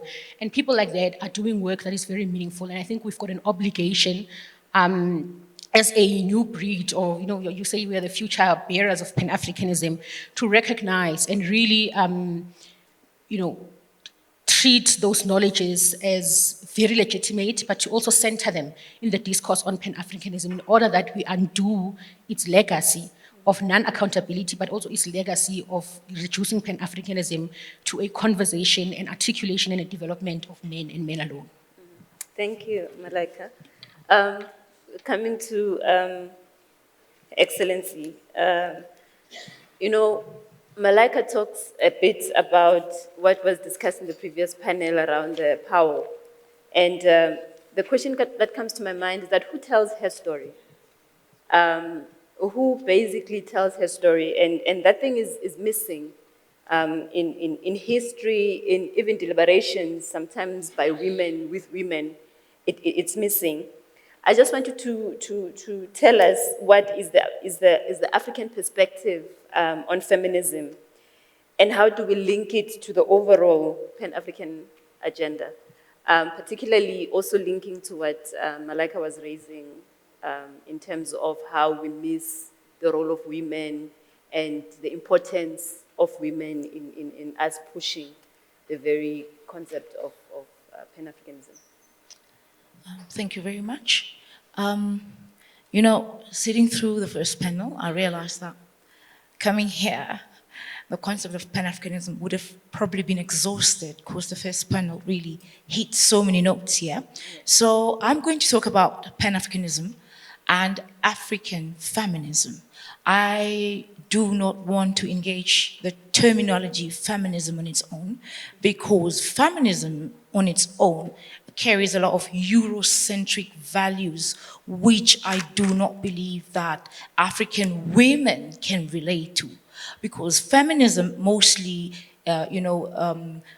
talks about the advocacy of gender equality and sexes. However, I want to focus on African feminism. So when you look at African feminism and Pan-Africanism, you ask yourself, how do they relate? Are they relatable? Are people able to run with these visions or with this wording or with these buzzwords, if I can say so, that has been used for quite a long time? And to be honest, I found myself challenged to the core, because we live in a hardcore capitalistic world, and strengthening ideologies like African feminism or Pan-Africanism will come off irrational, delusional, and, unrealistic, more so African feminism. So, if you look at the history of women in Africa, and that's Black history, we can learn about resilient women like Queen Nasentua. And if you call yourself, and I'm going to be very radical here, I'm not here to present feel-good theories. That's not what I came here to do. If you call yourself a Pan-African and you are clueless on who Queen Asentua is in this room, shame on you.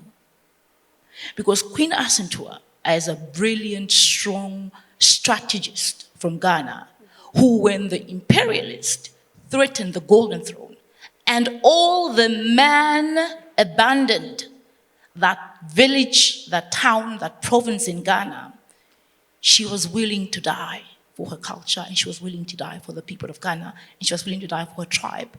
And she mobilized an army of women, and they successfully defended imperialists, and they retained that village, and they protected the Golden Throne. We have the likes of the late Winnie Madikizela Mandela, an icon, a protector, mother of not only the South African nation, but mother of Africa. We have the likes of Pendukeni Ivula Itana, from Namibia, freedom fighter, at the forefront of the struggle.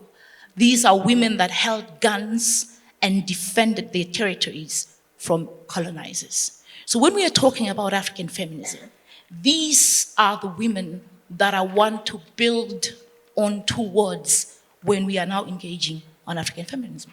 So I want to define African feminism, in my opinion. There are so many various definitions of what African feminism is. But African feminism, from my perspective, is an influential and fierce women movement that studies and promotes women's rights, or preferably African women's rights on the mother continent and in the diaspora, with the aim to liberate women from the bondages and limitations of cultural norms, because the place of the woman is no longer in the kitchen.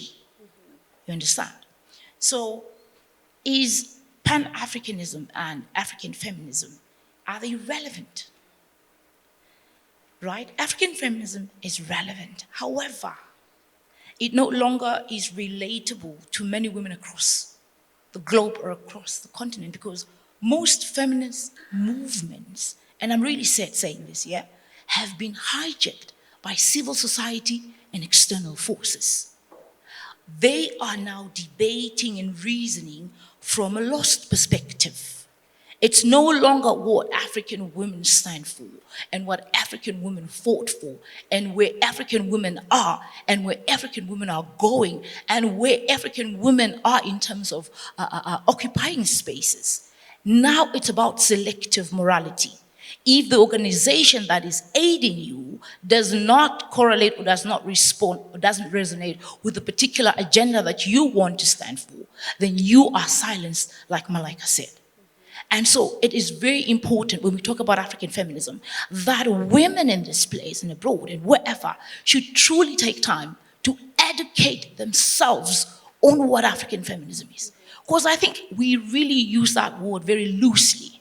And I'm not a fan of that, because strong women went through a lot of challenges. For women in Africa to be able to have equal rights as men. And of course, patriarchy will always be there. I mean, men thrive when women are divided. Men thrive when there's chaos amongst women. Men love it when women are not united, because then they can push the agenda at the expense of women. Now, we need to understand that Pan-Africanism is an ideology that has been existent for over 200 years, yeah? But the core value of Pan-Africanism is to have a self-sustaining and self-reliant Africa. However, we should understand that Pan-Africanism cannot exist without African feminism. There's a quote I want to quote by, being a Sankarist, of course, by Thomas Sankara, and I find this very, very, very, I find it really important or pivotal. It says, and I quote, "The revolution and women's liberation go together. We do not talk of women's emancipation as an act of charity or because of a surge of human compassion. It is a basic necessity for the triumph of the revolution. Women hold the other half of the sky," quote unquote. When women ascend into strategic and decision-making body in terms of levels, it's not because we are being done favors by men to ascend into this position. It's because women actually are better leaders. We are nurturers. If you look at the history of wars on this earth, they were done so by men who can't even control their egos. Women do not take nations to war. Women do not take their countries and tribes to war, because we understand the challenges that comes with being collateral damages in these wars. Do you understand me? You can clap for me, actually.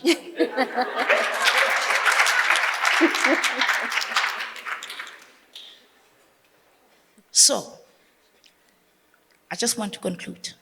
When we look at Pan-Africanism here, I'm going to get radical here. Pan-Africanism is an ideology that threatens the West. And you know why Pan-Africanism is not relevant, why Pan-Africanism is not an ideology that African states are even running with, is because the West is very aware that the unity of Africa will be the end of resource exploitation. You should understand that Africa is the resource of the world.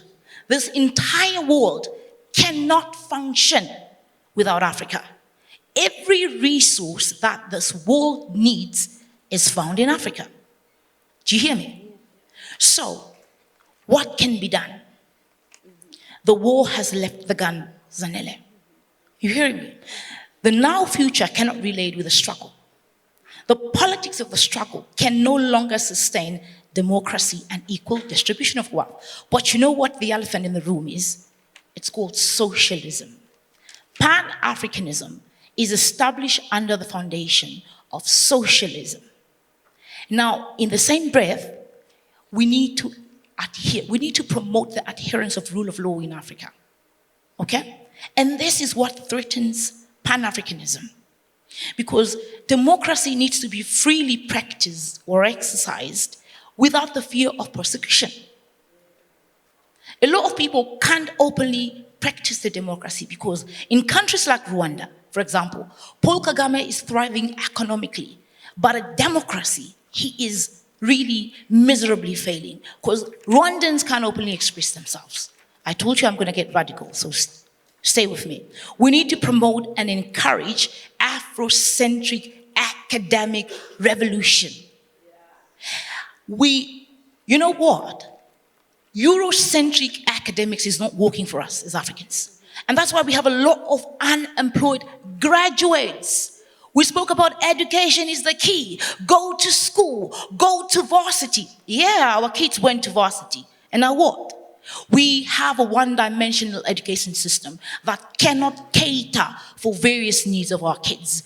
Africans are very cultural, very artistic people. You can't send an artistic child to go and do academics. We need to have multi-dimensions in our academic system. The previous revolutions, which are quite nuanced, required guns, violence, bloodshed. Our existing revolution is a battle in intellectual capacity. Zanele.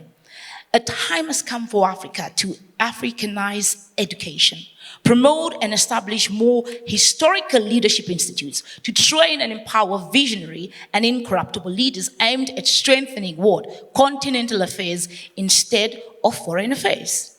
And it comes back to my point, we need to regulate foreign and Eurocentric influence. On this, you can clap for me, yeah. The world is so twisted because the definition of what is and what is not to be is defined by the West. And yet this same West does not possess the resources which they claim to be rich from. Do you understand? So, intra-trading, regional integration, the minute we regulate foreign extension and foreign influence and Eurocentric influence, I'm telling you, regional integration is going to thrive in Africa. We can't talk about the African free trade arena, whatever. I was telling people at the AU level, we abandoned the Abuja Treaty, which was also a very pan-African treaty that also spoke about regional integration, right?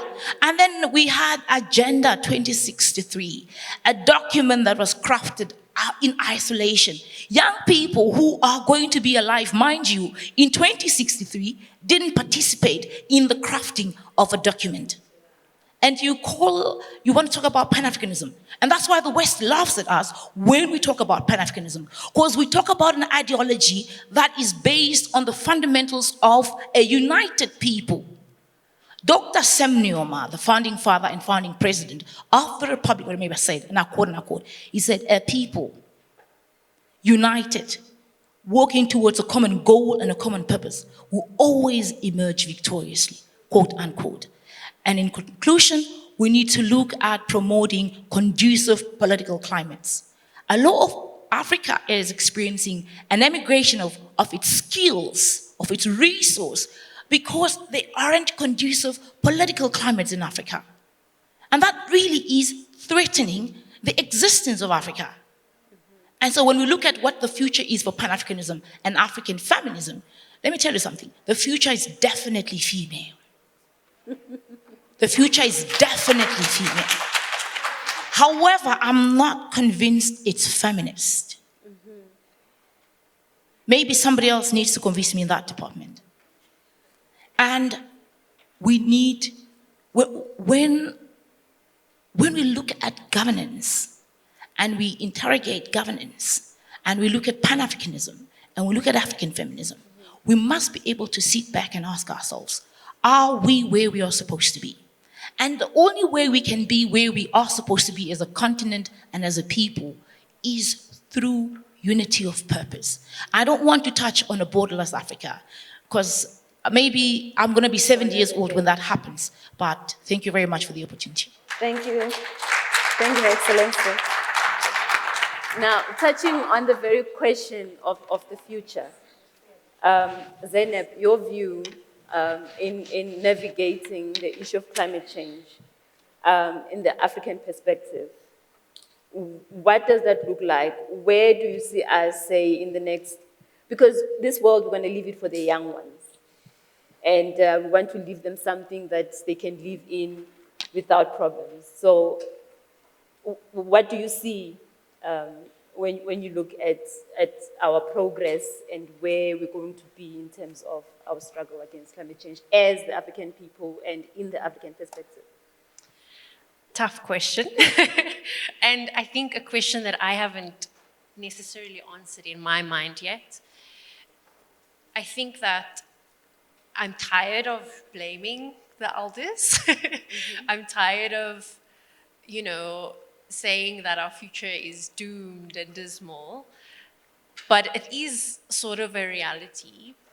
But I'm not completely pessimistic at the same time. And I think that something that you mentioned, Sarah Lee, in your what points you were making earlier, is that we need to start thinking multidimensionally. And I think that when it comes to climate change and all the other planetary crises, climate change is one of them, but it's linked to biodiversity loss as well as pollution and waste.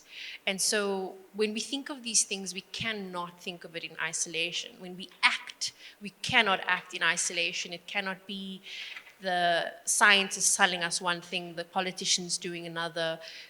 We have to act multidimensionally.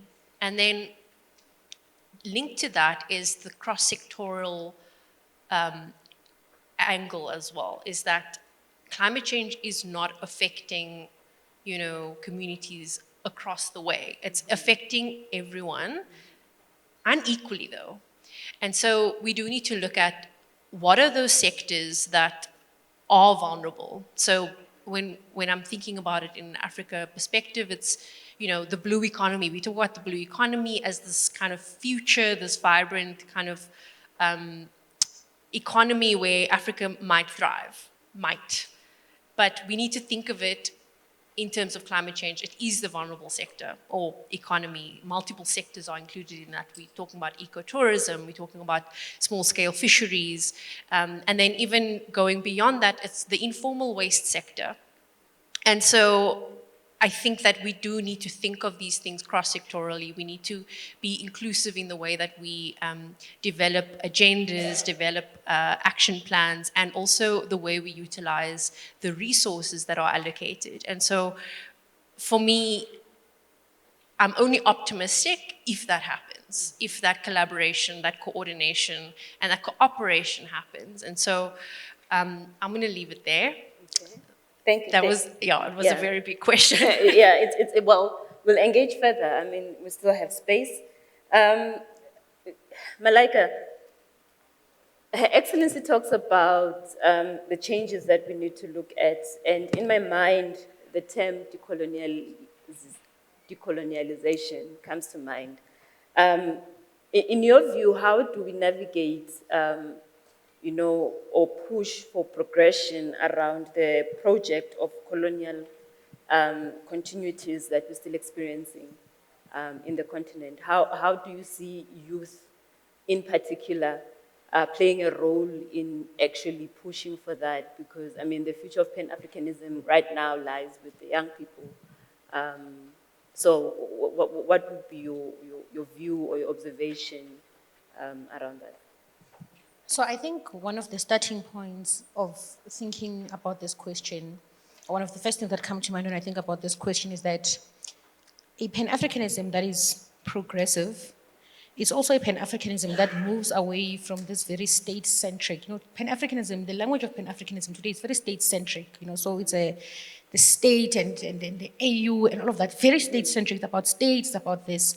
And there are inherent dangers in any language that is state-centric or any articulation of or theorization of Pan-Africanism or anything really that is state-centric, because firstly, it excludes a lot of people from the conversation, right? So Sarah was speaking about, how policies and all of that are created for young people or, are drafted for young people in the absence of young people being on the table and so on. And I think that's one of the many inherent dangers that come when Pan-Africanism is viewed as a thing that belongs to states, as a thing that belongs to these institutions and so on. I think we need to start reimagining a Pan-Africanism that belongs to people, right? A Pan-Africanism that locates itself in our communities, that locates itself in the work that we do on a day-to-day. So there's something very brilliant that is happening on the continent. And it's also happening in the Eastern Cape province here in South Africa. It's a movement. A profoundly important movement is happening in South Africa.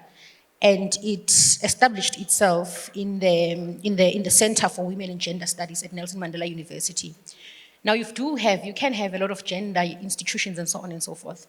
But what is particularly beautiful about the establishment, and I think of it as a movement and not as an institution, but as a movement, because it encompasses the lived experiences, the realities, the knowledges of women across the board, right? Rural women, women in urban spaces, township women, women in universities and so on and so forth. And it curates and articulates the intellectual, so it creates an intellectual future that represents and reflects all of these kinds of different women. And it's happening across the board as well. You've got this similar type of movements and so on across the continent. You've got something very similar happening in Kenya with group of lawyers and so it's lawyers and women who are also street vendors and so on, women in the informal space and work and so on. And they've got this organization where they work together, and you don't think that something like that can happen. What do lawyers have in common with women in informal trade? Which what movement like that are emerging across the continent. And one of the things that I see that is very encouraging for me in the work that I do is that, sometimes just because we don't hear about something does not mean it's not happening. And I think that's the reality about a lot of work on the African continent, that a lot of people tend to become very pessimistic because they imagine that there isn't anything happening. But there are, pockets, and extensive pockets really, of work that are being done by communities, work that are being done in challenge, at times even of governments, because governments, part of the reason why it's such a problem to make Pan-Africanism about governments is because governments very often tend to be the ones who derail Pan-Africanism, right? And you see it, for example, here in South Africa, you see it as well in Uganda and so on, where communities, rural communities in particular, will take governments to court, right? To hold them accountable for the neoliberalization of nature, bringing in mining companies into rural areas and so on. I'm a geographer, and I imagine you're speaking climate change, so you would understand geography as well. You would know about a lot of, for example, the Kolobeni crisis or the Kolobeni mining struggle that's taking place in the Wild Coast region in the Eastern Cape and so on. That's the work of communities, right? Ordinary people, ordinary communities, rural people. And similar work happens in places like Chitungwiza in Zimbabwe, townships and so on, people challenging issues of water insecurity and so on. So you see a lot of these movements that have got very similar and common struggles taking place across the African continent. And I think what's missing there is the creation of linkages where these movements can then articulate themselves, or rather to link them up together so that there's a clear understanding that there is a particular system that is being fought there, right? Because when people fight against the neoliberalization of nature, when people fight about inaccess of water, when people fight anti-privatization of electricity or so on and so forth, those are struggles that may be specific to certain issues, but there is a commonality there. There is a common denominator there about what precisely is being fought, this nature of the thing that is being fought, which is neoliberal capitalism in all its manifestations, right? And I think that is, for me, where the missing link is, even with Pan-Africanism, that these movements doing great work, doing similar things, fighting common struggles and so on, have not yet really fully, there's of course work that's been done to weave them in, but they've not yet fully weaved and coordinated their work together as a collective and united bloc. And I think that's the challenge for us as young people, as young Pan-Africanists, right? Is how do we find ways to merge and to merge and to unite and create a big movement of all of this work that we are doing in our own spaces and in our own places that in so many ways articulates the same language of the same struggle. Right, thank you very much. Comrade Kingsley. Yes, madam. Is Pan-Africanism possible under the capitalist system? Capitalist system. You reserve that question for me? Okay, never mind. First and foremost, I'd like to begin by recalling Kwame Nkrumah's statement in 1957, which says that the independence of Ghana is meaningless without a total liberation of Africa. I also want to draw attention to the all reminders, because we know it already, to the fact that Nkrumah's knowledge, philosophy, and politics was not static. And that the statement that he made in 1957 was correct and is correct today, provided we put the right content to the concept of liberation. At the time in 1957, when Kwame Nkrumah spoke of liberation, he was speaking about the political independence of the African countries. And somebody wisely made reference to the fact that the colonialists wanted to cut down on their losses and therefore made concessions of a political kind with regards to political independence. That I agree with. Our forefathers knew very well that the independence that they had fought for was not all that they wanted. But at that point in time, they had to contend with it, because you cannot be a one and only independent country in West Africa or Africa and expect that you thrive. We needed other African countries to gain political independence. So the movement continued. There had been talk about the corruption and bankruptcy, dictatorship of former political leaders who advocated Pan-Africanism. I agree. We still have a lot of corruption today. And we have to try and put things in perspective. We have to try and acknowledge that the historical process is not always defined by those who are staging it. We have to recognize that we who are seated in this room are confronted with a certain political, economic, social, and cultural reality with that pinch us in different places, depending upon where we are located. And because of that complexity, our responses will differ. It is when we are able to harness all the different elements and put together the different threads and push it in a particular direction that we gain the kind of traction that Malaika, I think, is talking about. Because we can say all the things that we want. If you go to the villages, they are living a life of their own without the governments. It speaks of the resilience of the people. Now let's link it up to labor. Labor is everywhere. And without labor, there is nothing. And if we recognize that, we will appreciate better the value of labor in relation to everything there is. So then, it's not only labor in the formal sense, which finds itself in organized labor, South Uganda, TUC, Nigeria Labour Congress, Kenya, KOTU, and so on and so forth. I'm very much a part of that product.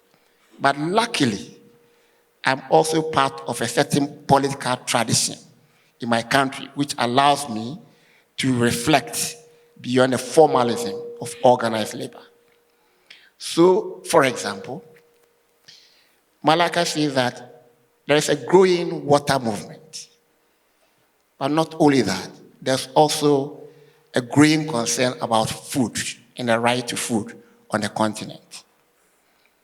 And there's a CADEP, a Comprehensive African Development Program, that is seeking to deal with the food question in Africa in a comprehensive manner. And the Maputo Declaration of 2003 and the Malabo Declaration of 2013 are all speaking to this. But in reality, the formal agricultural plans and programs that we have, are they really taking us out of hunger and malnutrition? I want to believe that it is certainly no. I am very certain that it's no. A big part of the problematic is that we are defining the hunger problem very narrowly. And we often define it in the context of agriculture. When in fact, we may discover, I hope not too late, that it's located in a certain relationship between us and them. And that relationship expresses itself in trade, in investments, in banking, in debt management and debt services. The UN rapporteur on the right to food at one point listed these things. And since then, a number of people have stopped telling the story that we are hungry because of water scarcity. We are hungry because of population. Those are diversionary explanations of hunger. The fundamental root of hunger in Africa has to do with the extraction of wealth that is created on the continent in 1,001 different ways. And how come that this is a continent that is importing about $45 billion worth of food every year? Meanwhile, we are also importing increasingly more agricultural inputs every year. Increasingly more. What kind of contradiction is that? I mean, the reflections could go on along those lines. But really, it's not just about getting the state and the African Union and the formal institutions to do their things right. I share the concern about the state running the show. That should not be the case, but that is our reality. And we have to come to terms with that. However, what we need to do, I think, is for organized labor to put into practice some of the things that we thought of in the fight within the World Trade Organization and other such fora. What is this fight? We did a number of analyses. We had help from progressive intellectuals, academicians, feminists, and African, female activists from all walks of life. And they did all the analysis. And one of the pertinent questions that they asked is, if you take the agreement on agriculture, how does it implicate women? Not just women in totality, but women at this level, at that level, at that level. So you are breaking it down into segments because we don't have women, as one category. Women also have their own sociology. Women have their classes. And we have to remind ourselves about that all the time. We got people to look at the implications of that same agreement for importers, for exporters, for workers in plantations, and then small farmers. So what is it that is common to the interest of all these people that we can use as a basis for uniting them to fight for 1, 2, 3, what we now call low-hanging fruits? That is working out a strategic perspective, right? Which organized labor, by virtue of its historical role in anti-colonial struggles, in pro-democracy struggles and a number of other struggles could play a certain role if we are not compromised. And it's not easy to compromise organized labor. Right? It happens from time to time. So I want to link that up to climate change, if you don't mind. If you take, 1 second, 1 minute. If you take climate change and where we are today, we are talking about just transition from organized labor perspective. And oftentimes, the focus is on the formal sector and more so those who are going to lose in the energy transition because they are going to lose their jobs. Those are the more obvious things. Right? We think that a just transition should recognize the fact that a certain capitalist mode of production, I'm answering your question, about Pan-Africanism and socialism, which is what you reformulated in a certain way. Right? A certain capitalist mode of production has brought us to where we are with regards to the climatic and ecological crisis. Whereas other crises inflicted largely on certain countries and certain classes, the ecological and the climate crisis has a way of uniting the world, even though the consequences of the climate crisis, right, are more terrible for Africa, the least contributor to climate change. They are more terrible for Africa than any other group of people. So, in our view, a just transition is not just about making sure that those who are losing out as a result of the response measures, climate response measures, are compensated. No. It means those who have lost out over the decades, over the centuries, as a result of the mode of production that brought us to where we are, should be compensated. It means turning around the whole narrative to include all the oppressed people of this continent, all the working people who have lost out. Whether you are in a coal mining sector or you are in a village farming, rice and peanuts. It is Pan-Africanism, for that matter, eventually should see itself defining a new relationship, right? That takes us away from capitalism. I'm choosing my words carefully, not because I'm not a socialist, no, but it's because we want to use language, Zinab, that sits well with people so that people will listen and then upon reflection get to the conclusion that some of us may be advocating for without saying that we want socialism. Of course, I want socialism. And Pan-Africanism should see itself in line with socialism. The content of that socialism is for all of us to properly reflect on and define. Thank you. Thank you, Comrade Kingsley. Moving towards the end, before I take hands, just thinking about what Dr. Nsalva said this morning, the dream is not dead. The foundation has been laid for us to build from. Handing it back to you, particularly on the topic that we're talking about, who are the future bearers of Pan-Africanism and what do they think the future looks like? I'm going to pose this question to all of you before I take hands from the floor and if there's any from those that are joining us online. So I'll start with you, Madam. Thank you for the opportunity. Who are the future bearers? Honestly speaking, I think for so many years, Pan-Africanism was at the helm of men. And mind you, I really got nothing against men. Shouldn't come off as like I have issues with men in leadership or whatever. I'm just a realist, yeah? For so many years, Pan-Africanism was being led by males. And all that leading has really led to nothing tangible.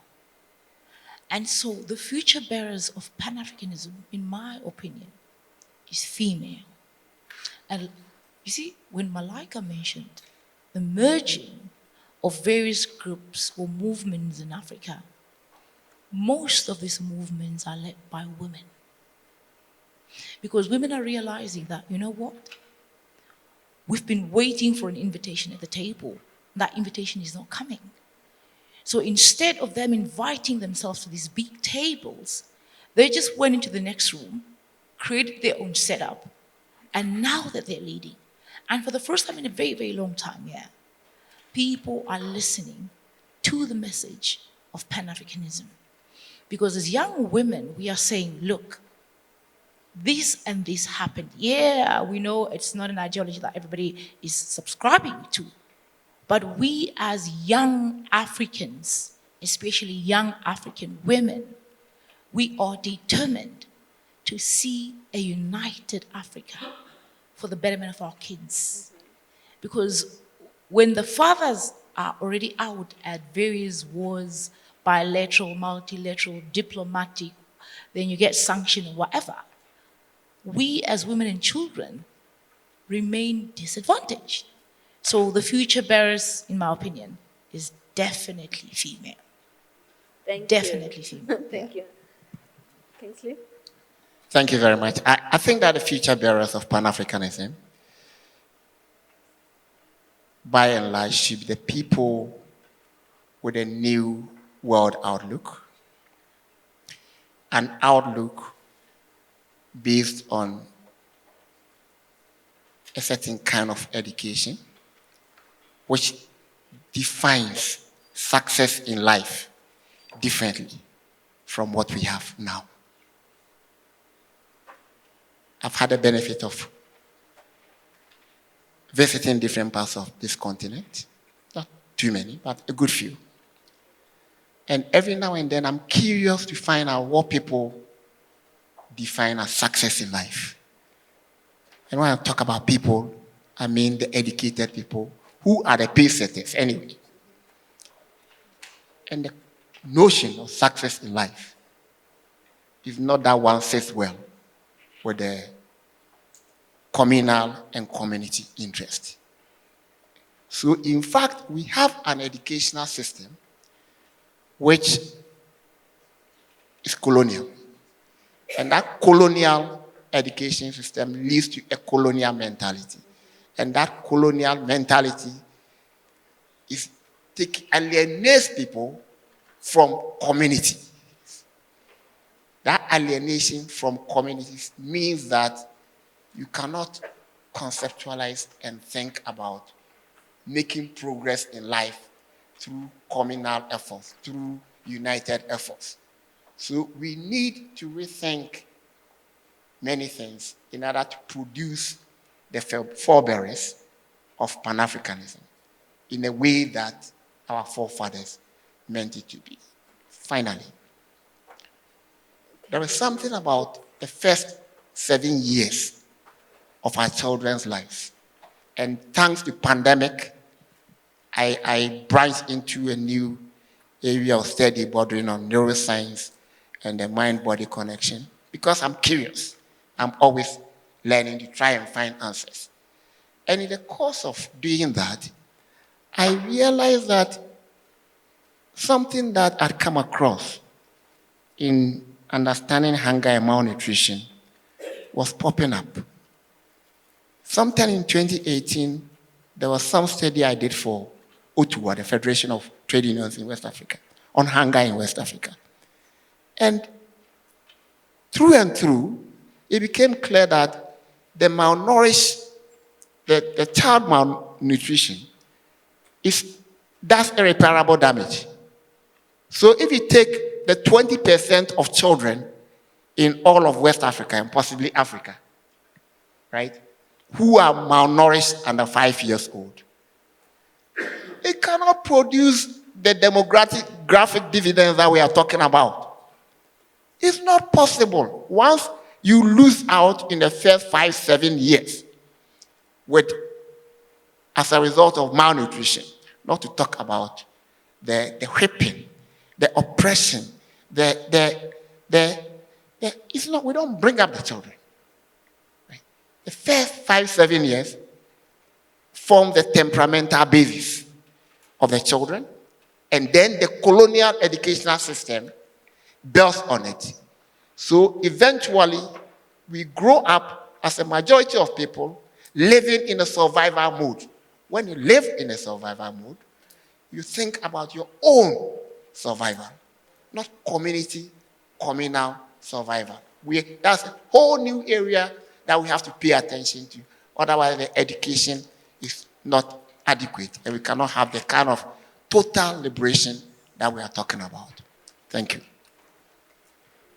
Go ahead.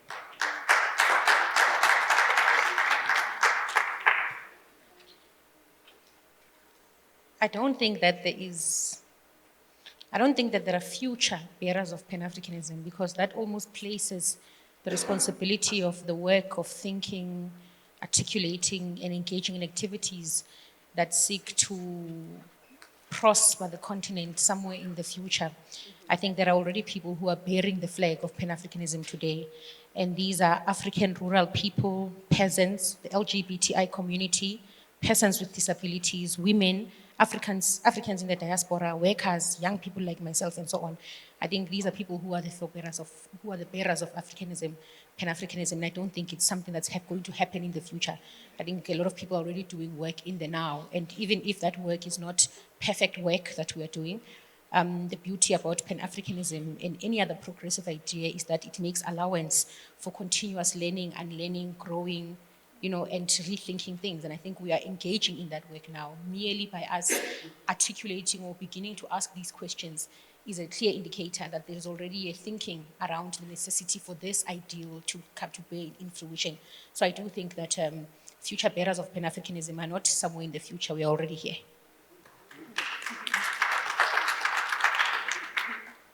I do just want to follow on that thread. I completely agree with that. And just also to mention, I would like to see porous borders in these conversations. So allowing space for people to enter the conversation, welcoming in new voices, new perspectives, but also allowing those to leave who do not want to continue the discussion in the way that it's happening.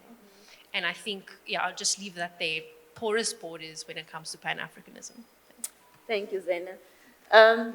I will then open for the hands from the floor. All right. I see from the back, the lady in yellow, and then you follow Comrade Neo, Henry, and then, okay, I'll do one. I'll give you numbers. 1, 2, 3, 4, 5, 6, 7. Those 8 hands.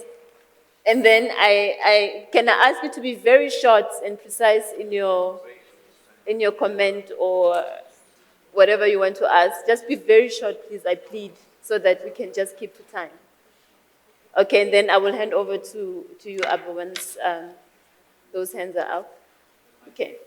There's a mic there in front of you. Yes. You must press the button there for you to speak.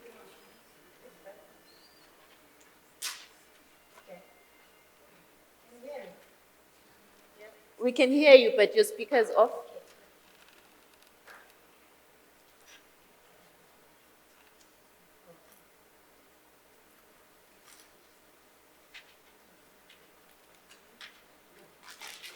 Okay, so while she's fixing that, can I ask you now to speak?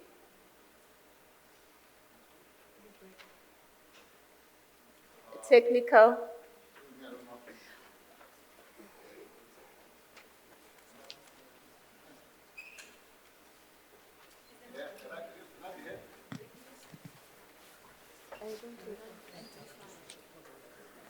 Can those that have their mics on switch them off so that the ones that want to speak, yeah, now it's on. The one at the end is on now.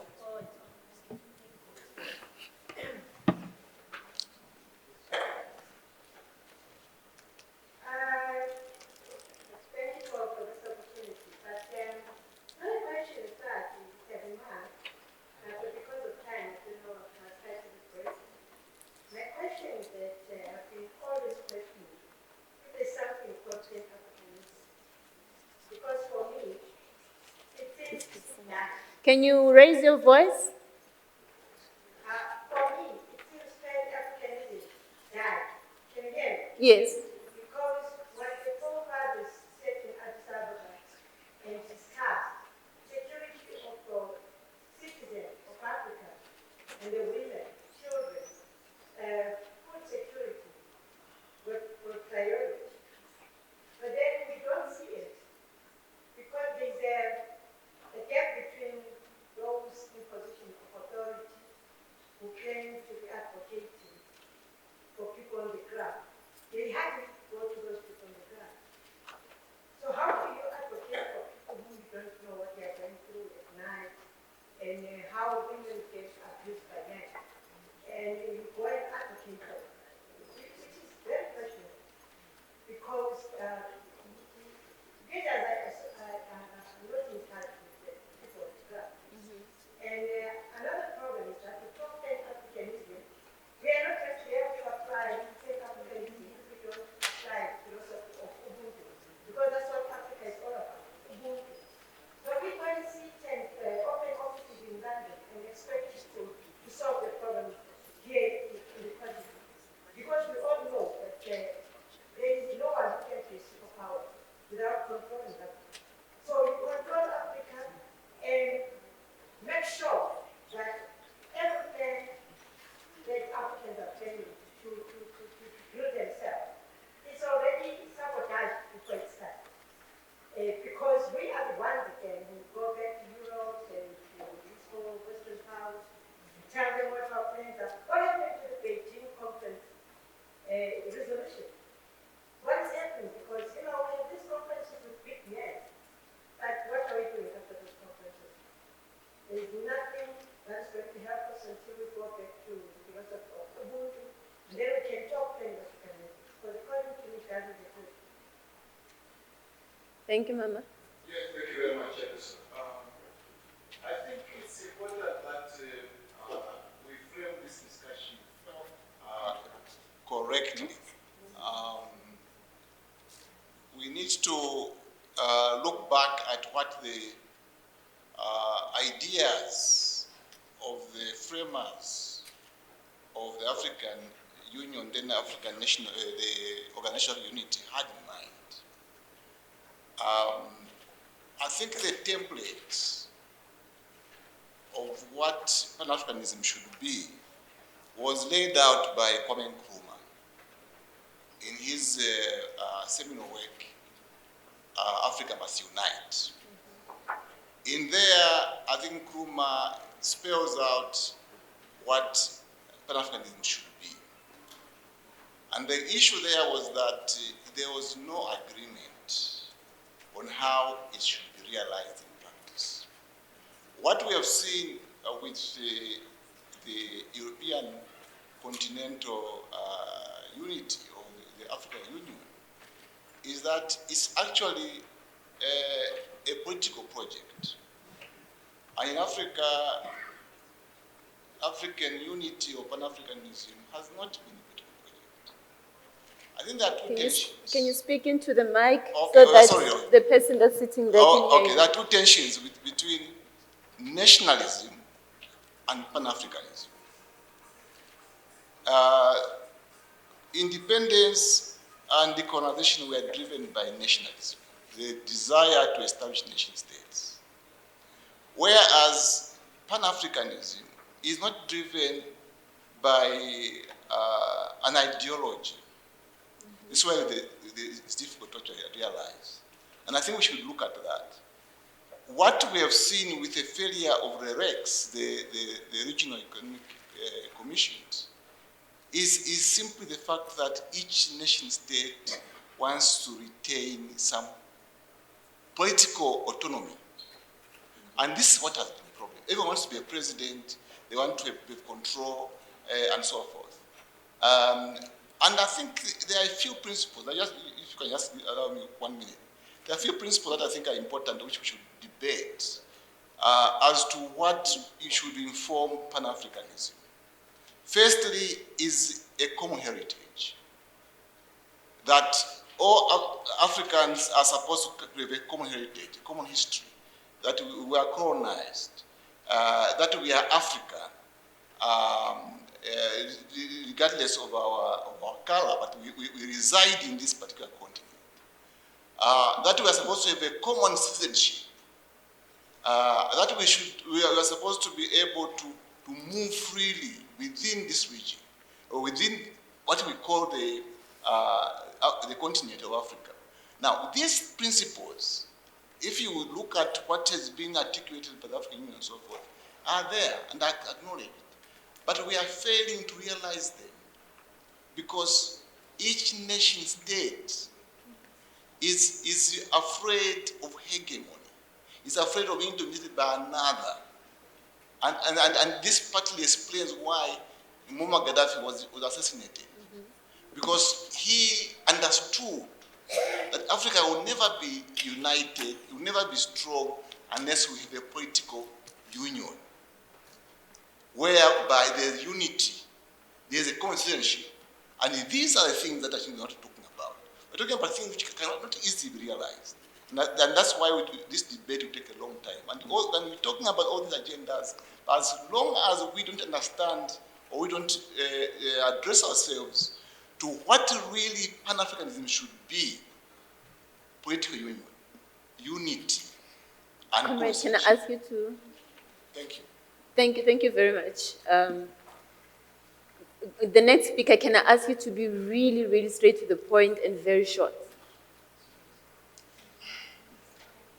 Great, thank you, moderator. I want to thank the panel for the provocation they have put on the table. I only want to raise two issues. Can I also ask if it's a question, can you just direct it to the person you want to answer that question?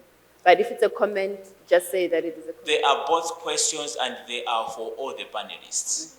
So the first question is motivated by, I think, submissions by a few of them on the panel, that the state-centered way of championing Pan-Africanism is problematic and we should look elsewhere. But I don't seem to hear what is wrong with the state, the African state, that it is important to champion and deliver the Pan-Africanism we want, when the state now is really the only instrument that we have to run this agenda, at least in terms of providing leadership.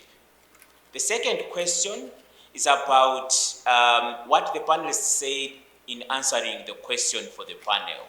So who are the future bearers? And what I hear are youth, people with disabilities must come on board, women, and I think the point on women is very strong, thanks to Your Excellency, our ambassador, on that point. But when you look at that, we are really talking about the agency for Pan-Africanism coming from social and demographic groups. And I am thinking about colonialism. When the Europeans came to colonize Africa, they had vehicles for colonization.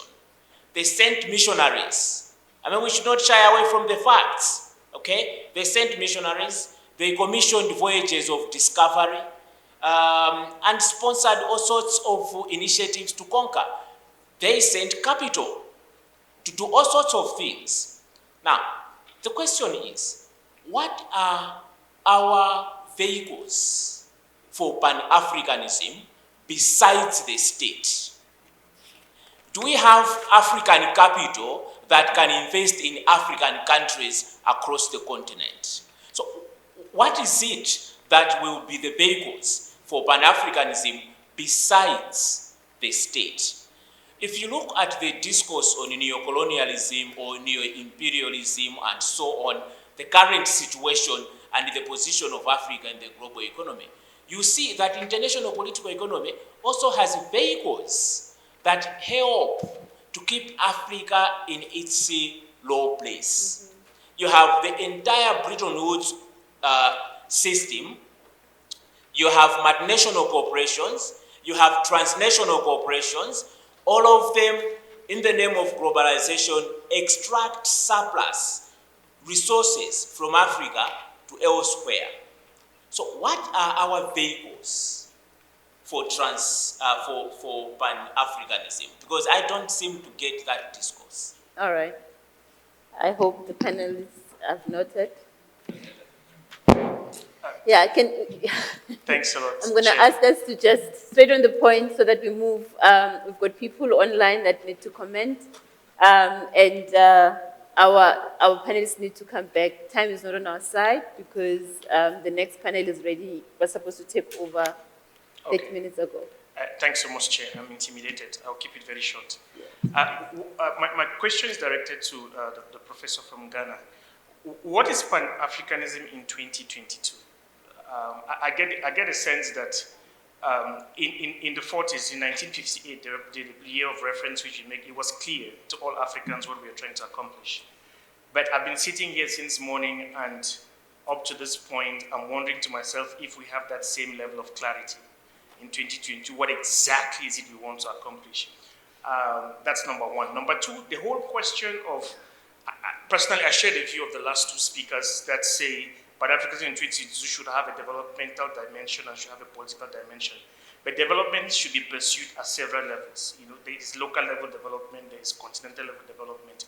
And wanting to shift away from the victim mentality, there are dimensions of development that pertain to African priorities that can be pursued at the sub-local level.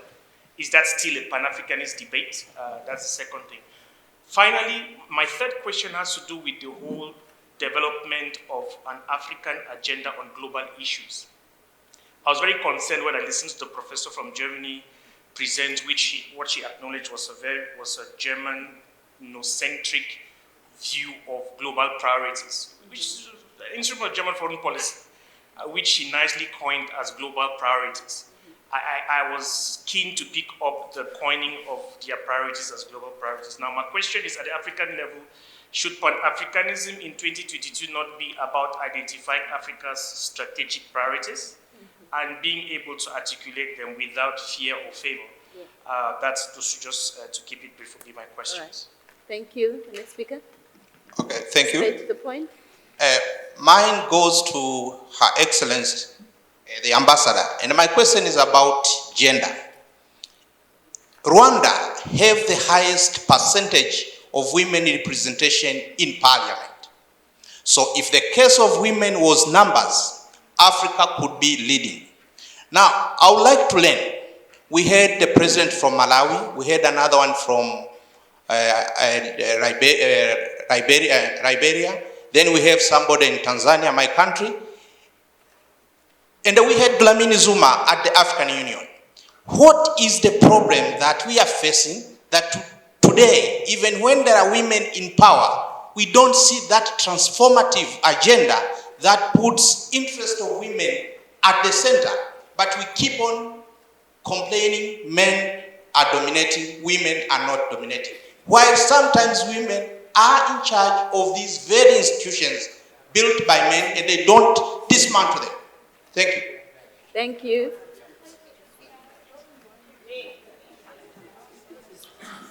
Okay.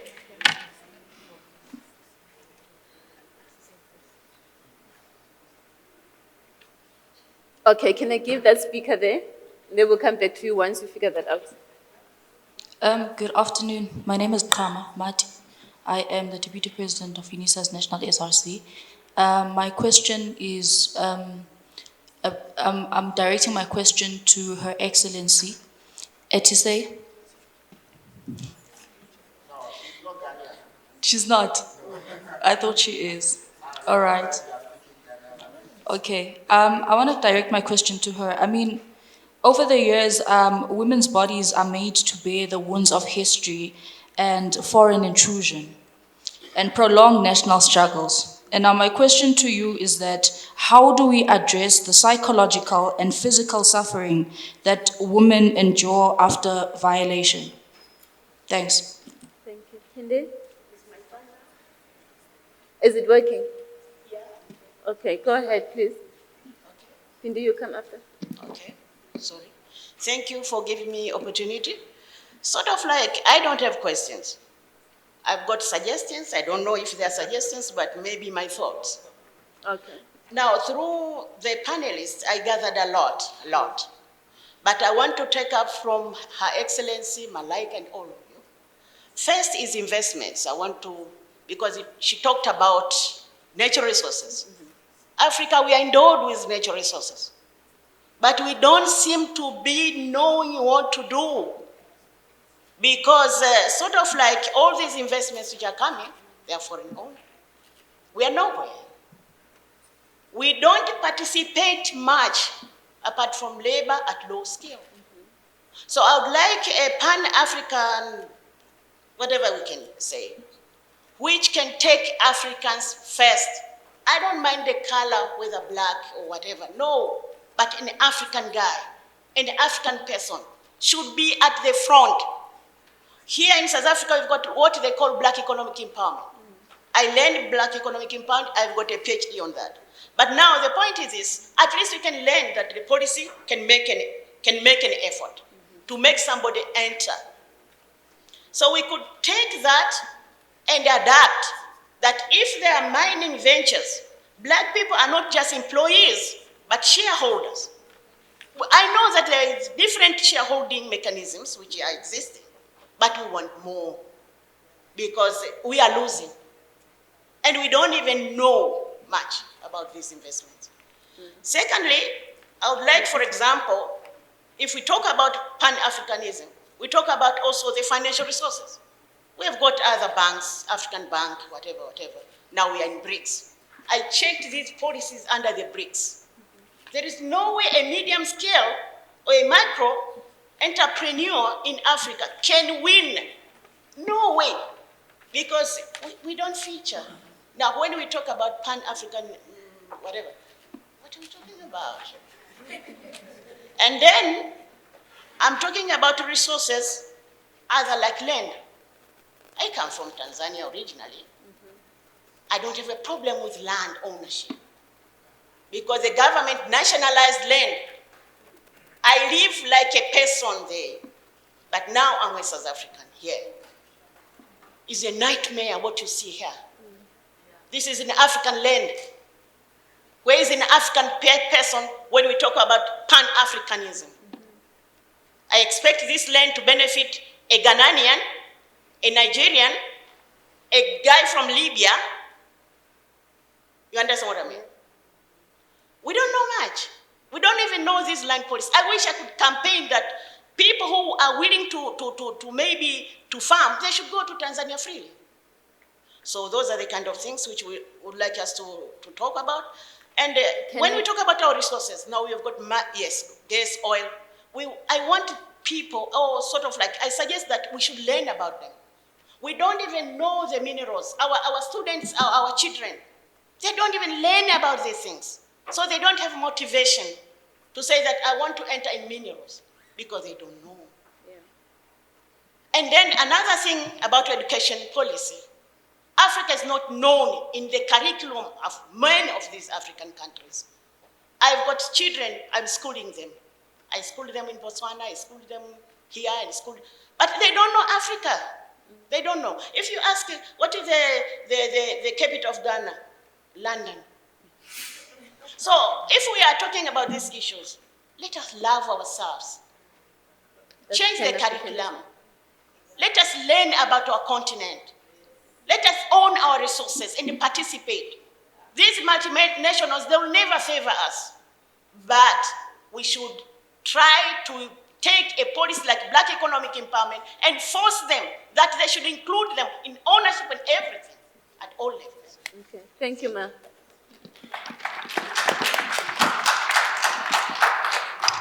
Thank you so much. My name is Pindile Gunene. I want to suggest that instead of speaking about Pan-Africanism, maybe we should talk about Pan-Africanisms. And I want to suggest that in thinking about the dream and the imagination, there are dreams that are dominant, but there are also dreams on the margins that have been forgotten.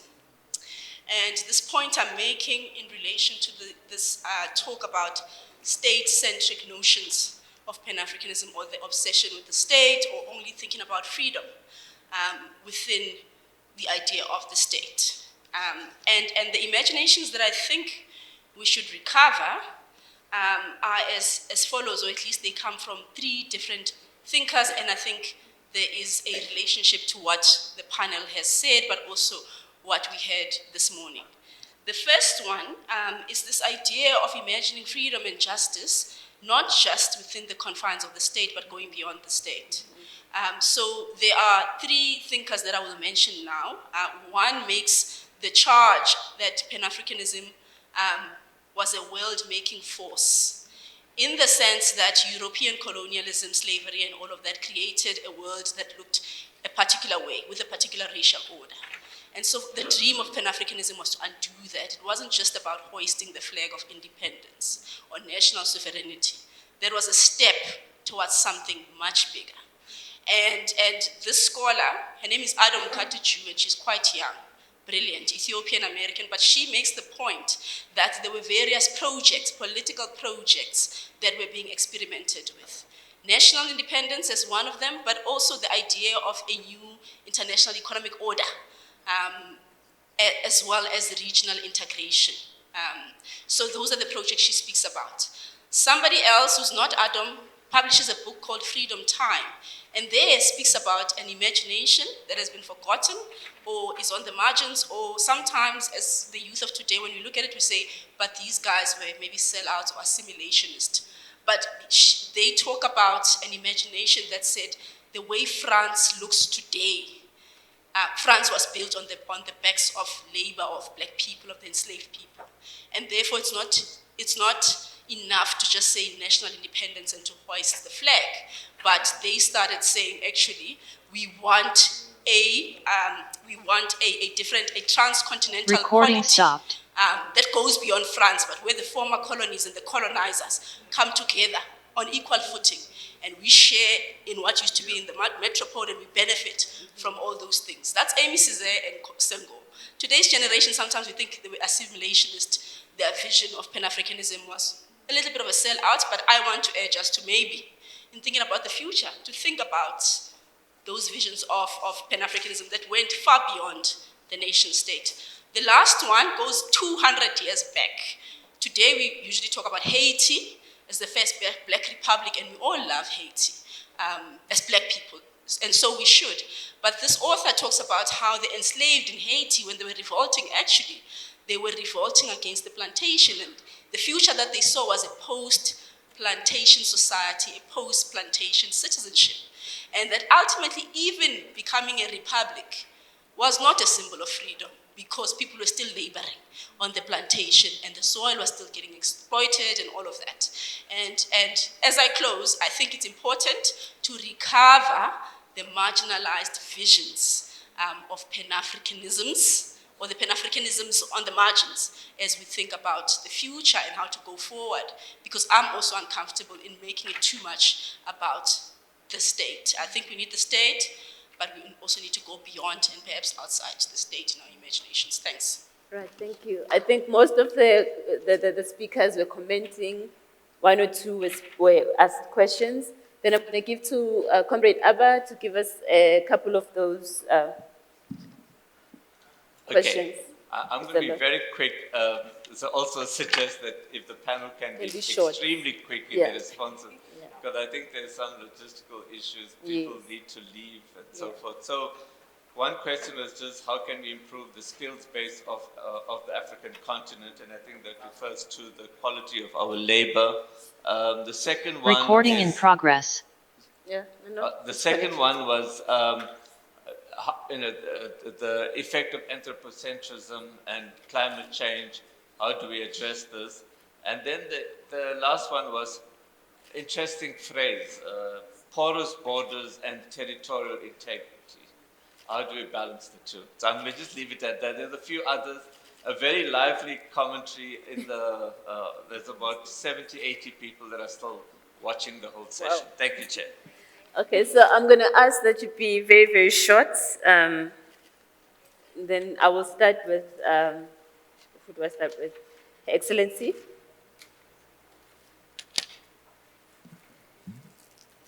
Yeah, thank you for the opportunity. In regards to the Afrocentric question, I think the biggest thing that we as Africans have failed to do is to document our own history, document our own experiences. document what works for us. And that's why when Africa is talking about an Afrocentric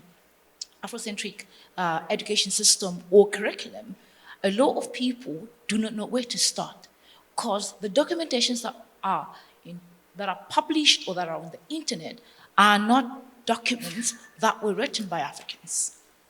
That's one. So just to answer that question. And then globalization. Somebody talked about globalization or made a comment or asked a question in that regard. You see, why I did not address globalization is because globalization in its entirety, failed to deliver on its promises for Africa.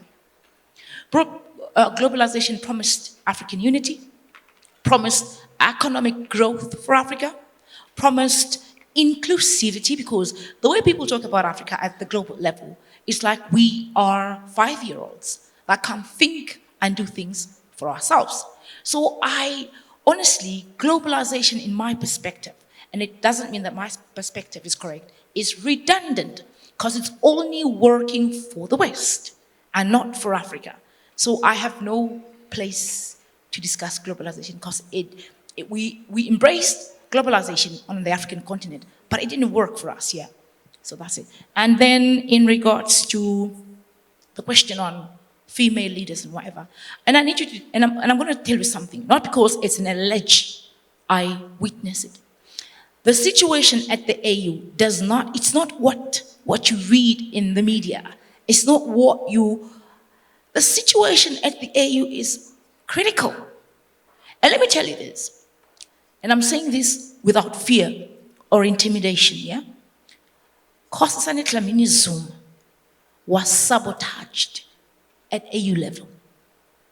Are you hearing me? Her leadership broke a lot of limitations. I know there were a lot of things that she could have done better. She could have implemented better strategies. But when you have 54, 55 states that are 99.1% governed by the opposite gender, and you have somebody in there that was being resisted and rejected from the word go, what do you expect to happen? And let me correct you. Namibia has a 50% operation in leadership. In fact, the government and the National Assembly in the Republic of Namibia has a 50% leadership that is consisting of women. And I don't want to put you on the spot, but I want to advise you to read, because if you were reading, you would know the thunderous and beautiful things that women leaders are doing in the Republic of Namibia. And I want to take you back. We have an amazing woman called Amina Mohammed from Kenya. Okay? I don't want to give you what she does and how she transformed trade and international relations in Africa. I'm not saying Kenya, because her work transcends beyond Kenya. And if we are going to talk about Rwanda, you see, the issue about Rwanda, on paper, Rwanda is good. Have you been to Rwanda, by the way? Have you experienced what happens in Rwanda? Do you know how suppressed people are in Rwanda? On paper, Rwanda is perfect. But in reality, Rwanda is scary. Are you hearing me? So it's you not really understanding how when, being black is one thing, but being black, female, and African is another thing. We walk 100 times than your regular Joe just to be heard. Clap for me, please. So, I really want you to appreciate what African women and African women leaders, and let me bring it home. I want to talk about Malaika. If you've been following what this young lady has been doing across the continent, you wouldn't even have said what you said. Because Malaika is young, she's black, she's female, and she's African. And for somebody her age, written 2 books, traveled Africa, speaking at platforms that a lot of other people can only imagine. deserves beyond a thunderous applause. So African women are doing amazing things, but we are being sabotaged by your kind. So the people that you need to address is your kind. Thank you very much.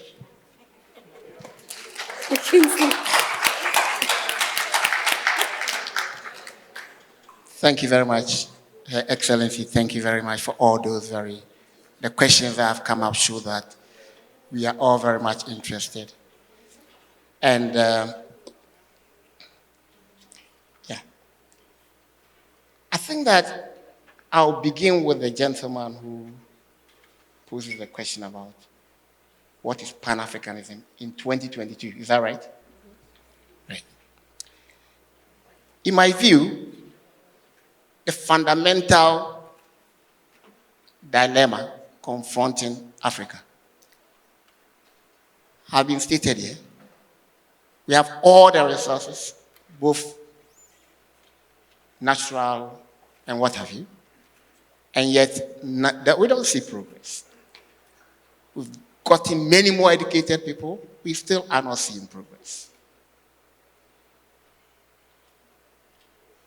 We are saying that a major part of this state of affairs has to do with the continued extraction and appropriation of wealth using various mechanisms from Africa. And the mechanisms that are used to extract the wealth from Africa are mechanisms that many of us who have gone through this wonderful educational system are upholding and applauding and utilizing at different levels. And I have schoolmates who were very active in the anti-imperialist struggles, which means that they are very progressive oriented. They worked in the IMF, World Bank, and they've come, and some have admitted that indeed those are institutions of economic war. They were not established for development.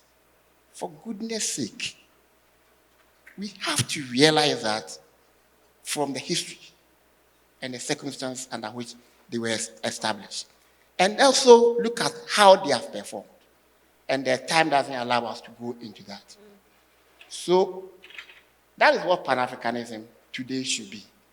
Why do we have to come together? Only if we come together can we curtail, maybe progressively, slowly, and what have you. Second question has to do with my brother Henry. He's asking about, we seem to be complaining about the statist approach to Pan-Africanism. Is that correct? And I agree that is what we are doing. I'm critical of the statist approach, but I'm not putting it away. Because, as I stated earlier, in history, you don't determine how and where you are going to fight. There are times that you'll be presented with a fight on a battlefield that you have not chosen. We are living in nation states with all their limitations, sometimes very narrowly conceived. Those nation states have governments. Those governments collaborate at the level of the AU.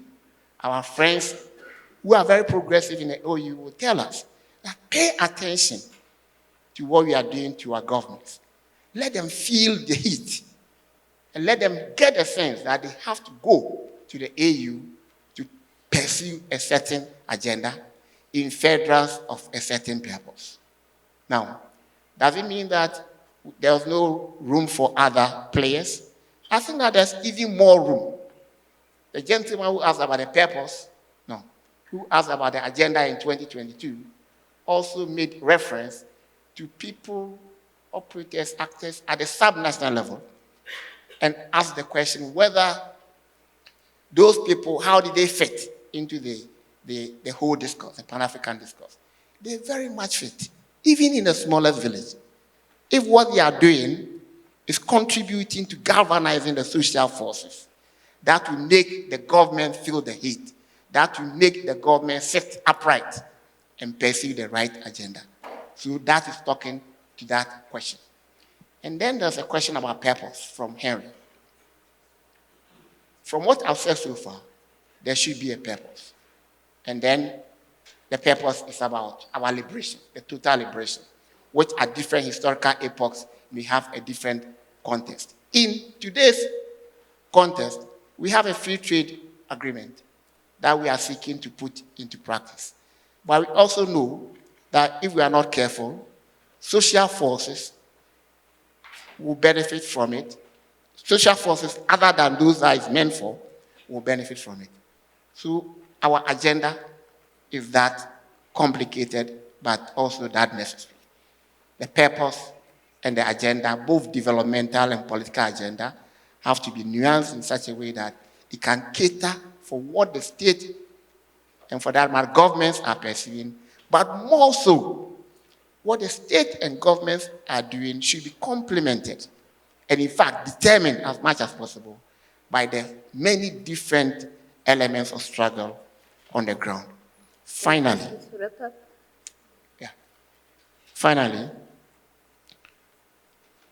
the how, and then the skills development question that Abba reported on. When the skills development question fits into the formal trade union or labor agenda of decent work, whose pillars basically about income and employment, security, social protection, social dialogue, and rights in work. But more in particular, occupational health and safety. Those are the pillars. And those are issues that are captured in law. But being captured in law is nothing unless it is given practical expression to. And without the working people struggling to get their implementation, they will not get implemented. Every right that workers want remains there only because workers in their organized form are defending them. In the same way, all the rights that are being implemented, right, will continue to be implemented because organized forces are pursuing them. And it applies to what applies to women. So if there is a reference to, thank you very much. These are very interesting and encouraging. So I'm just going to respond to just two questions very briefly. So there was a question about, something about the struggles, that some of the struggles that we are speaking about are actually very local, and how do they then relate to Pan-Africanism? The struggle of hunger in the Sahel region, or the struggle of human settlements in Nairobi, or the struggle or the challenges of extreme weather patterns in Mozambique, unemployment in South Africa, water insecurity in Eswatini, and so on, might seem like struggles that are specific to certain countries or to certain spaces, and that these are struggles that have been fought in those countries. However, the point is that even as you may have struggles that have got particularizing aspect to them, right? These are all struggles about a universal problem on the African continent. The particularities of those struggles do not negate the fact that these are different branches of a tree of the capitalist mode of production that is the problem that is at heart. So the issue about merging or having a movement or really creating a link between all of these struggles is a recognition that these are branches of emerging from the same problem, right? That these might be particular struggles, but they've got a universalizing aspect to them. And so I'll leave it there. And then the question about the state. So the biggest ARV treatment program in the world is here in South Africa. That program was not initiated by government out of the goodness of its heart. That program was a product of many, many years of relentless and incessant activism on the part of organizations, community-based organizations and NGOs and so on in the country. Fought for many, many years to have that ARV treatment roll out. And today it's celebrated as the biggest and the best in the world. The struggle for free education, tertiary education in South Africa, which is slowly being realized now, is a struggle that did not happen because the South African government, out of the goodness of its heart, decided that it wants students to study for free.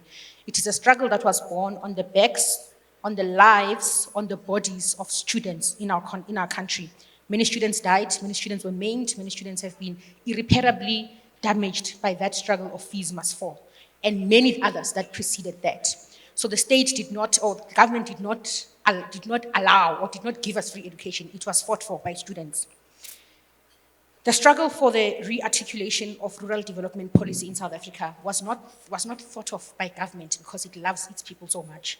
It was organizations, peasants, rural communities in the Eastern Cape, in KZN, and across the country that fought very hard to challenge government on its very neoliberal approach towards development in rural areas. Lastly, the struggle for the change of government, and we can argue about whether or not it was progressive or not, and so on and so forth, that's not the debate.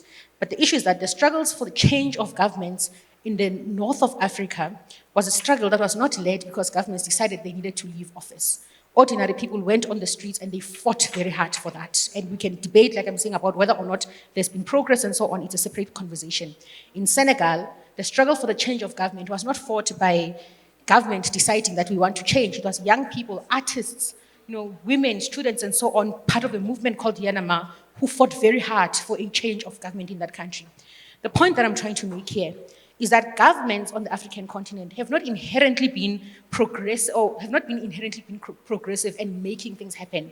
In fact, some of the best things that we celebrate about the African continent, where we see a lot of progress, it has been ordinary people, civil society organizations, NGOs, community-based organizations, and so on, the labor movement, and so on, that has fought very hard and held government accountable on a lot of these things to make them possible. So activism, intellectual work, intellectual futures, and so on, exist outside of this thing that is the state and this thing that is government. And in fact, in the absence of the existence of very strong movements on the margins, movements on the outside, we would not have a lot of the things today that we regard as being progressive products of what governments are doing. So certainly, I do believe that it's very important that we reimagine a Pan-Africanism that does not only focus on things government can do. Of course, government cannot be, states cannot be ignored and so on. But we also need to imagine life outside of that and to center, in particular, the experiences, the knowledges, the activism of ordinary people, organized and unorganized. I'll also just touch on 2 points that were mentioned. The one was an online question around the anthropocentrism in terms of how it relates to climate change. And I think it's important to note here that the capitalism and the way in which we reached this point was not necessarily in Africa. And the way in which we address the problem is also, it will be different in terms of the rest of the world. And so I just want to mention, and I failed to mention this earlier in my intervention, is around the fact that the way we do agriculture, the way we do fishing economies in African communities is very different. It's actually more sustainable, more resource efficient, more water efficient than in many other places. And so when we're looking at how we can reverse the effects of the Anthropocene, sometimes it's not about reversing because we didn't reach that point yet in many communities, in many productive areas. And so we do need to understand, though, how we can be more efficient, how we can use renewable energy and low carbon technologies as well. But I think I just wanted to mention that point is that where we're speaking from is not necessarily completely capitalistic and completely commercialized as well. And then I do want to also just emphasize the point about the multiple or the plural of Pan-Africanisms. Our continent is diverse. There's various perspectives. And the way in which we're going to solve the challenges of today is not through one blanket approach in one way. It can be unified, but it doesn't have to be uniform. And I'll leave it there. Thank you so much. Thank you very much to the panelists. I was going to give you all a one-line closing remark, but I'm not going to do that. I think the responses that we got were quite straightforward, and they link to that. And yeah, I think the session was very good, and I appreciate you, and I appreciate everyone that participated. Yeah, I think we need to rethink Pan-Africanism and put it in the right space in 2022 where it should be, and adapt to the changes that we are seeing around us. So we will then step down and allow the next session to take over. Thank you very much.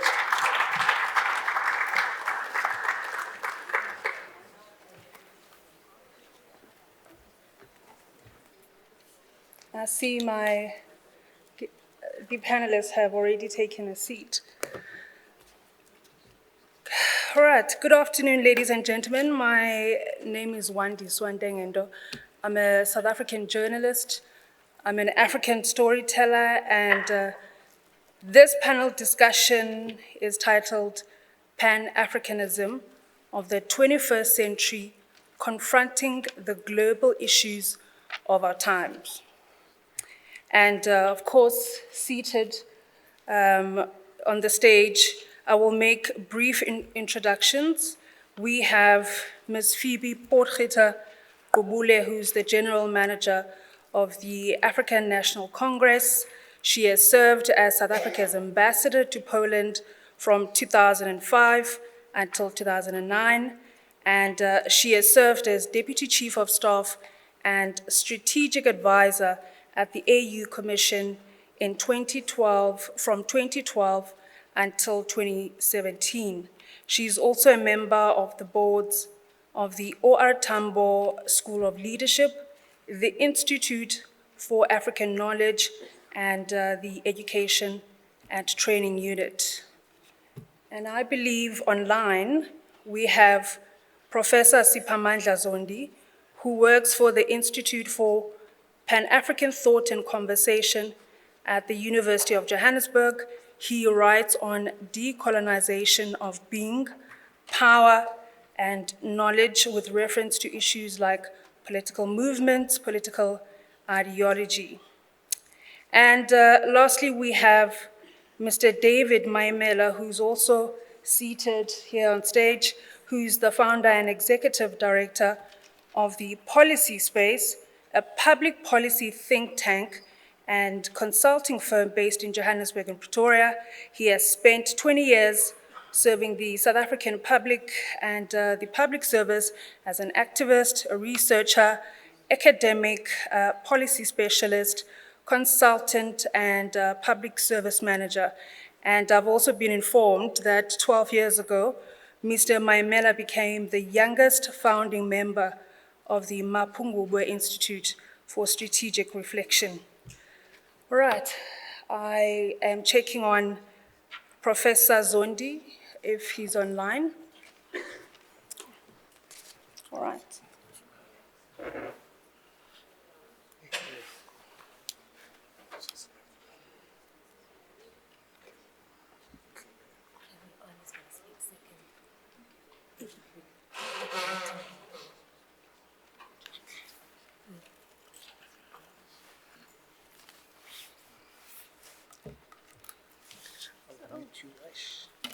Do you have a handheld? Yeah, but there's only two of them. Okay. So we need to get up there. All right, thank you. Okay, go around.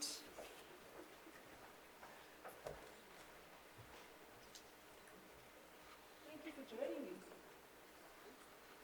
Ladies and gentlemen, Professor Zondi will join us in a moment. Well, okay, that's good. Thank you. So these are just summaries. I just basically summarized your biographies. Perhaps you can get into, give us more insight into the work that you do and how it aligns with Pan-Africanism. We can start with you. Oh, you want to start? We can start with you. Yeah. Good afternoon, everybody, and it's really an honor to be here. I'm not going to waste time and just say all protocols observed, Director General, or former Director General. I suppose that sort of the work that I do and have been doing, for me, the link with Pan-Africanism is on a number of levels. The first one is, and let me start, I suppose, from front to the back. The current position that I hold, yesterday we had a conversation with FES and MISTRA about political parties and renewal, and in a sense, the Pan-African agenda, because I think it all encompasses that issue. I also spent some time in Poland, and this was 2005, about a year after they joined the European Union. And it was quite surprising to me about some of the similarities about the debates that they had about, the Polish identity and sovereignty and the European Union, and what does it mean given that they're a late starter. At the time, there was a discussion about the closure of the Gdansk shipyards, and the Polish were saying that, this terrible European Union wants to underdevelop us as Poland, etc., etc. So I think that in a sense, part of the issues is, and linking to the previous conversation that we had about a state-driven Pan-Africanism versus civil society-driven Pan-Africanism. And in my view, we need all of those issues. You need the state, because the state plays a very important role in terms of determining policies, in terms of the public good issues, like, providing well water and electricity and education. But at the same time, you also need other institutions. You need institutions of civil society. Part of the reasons why you have a debate in the AU and in most countries around gender equality is because you had women's organizations. The push around the youth demographic, it's because of the role that young people play, whether it is in the Fees Must Fall movement here, in the Arab Spring, or in Nigeria just recently. The other example is an organization, I don't know whether people have heard of it, called Roo Forum. And for me, it's a classical example of how institutions matter, and it doesn't necessarily have to be institutions of the state, it can sometimes be hybrid institutions. Roo Forum is an association, and it started with about 7 or 8 agricultural faculties of African universities that said that the average age of your African farmer is 50 and above. How are we going to attract young people to that? And what they then started doing was to cooperate. They mobilized resources for bursaries for masters and PhD students in agricultural studies. And if you look at their program today, they've produced hundreds of masters and PhD students in this critical area. So I think that for me, the issue about the Pan-African agenda is that institutions matter, whether it is political parties, whether it is governments, whether it is universities, whether it's civil society organizations. Final point. The debate earlier is very important, because I think that change happened in incremental ways, but you also find breaks and opportunities where you can move things forward. I think the anti-colonial struggle was an opportunity like that. The 1940s and 50s, the debate about whether we should go immediately for an African Union or should we go the more incremental approach. That was an opportunity.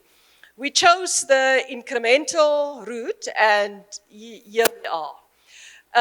But at the same time, I think that the institutions like the AU, the regional economic communities, the Pan-African institutions like CODESRIA and others, also as part of that incremental change, to be able to ensure that you inculcate a Pan-African consciousness amongst all of us.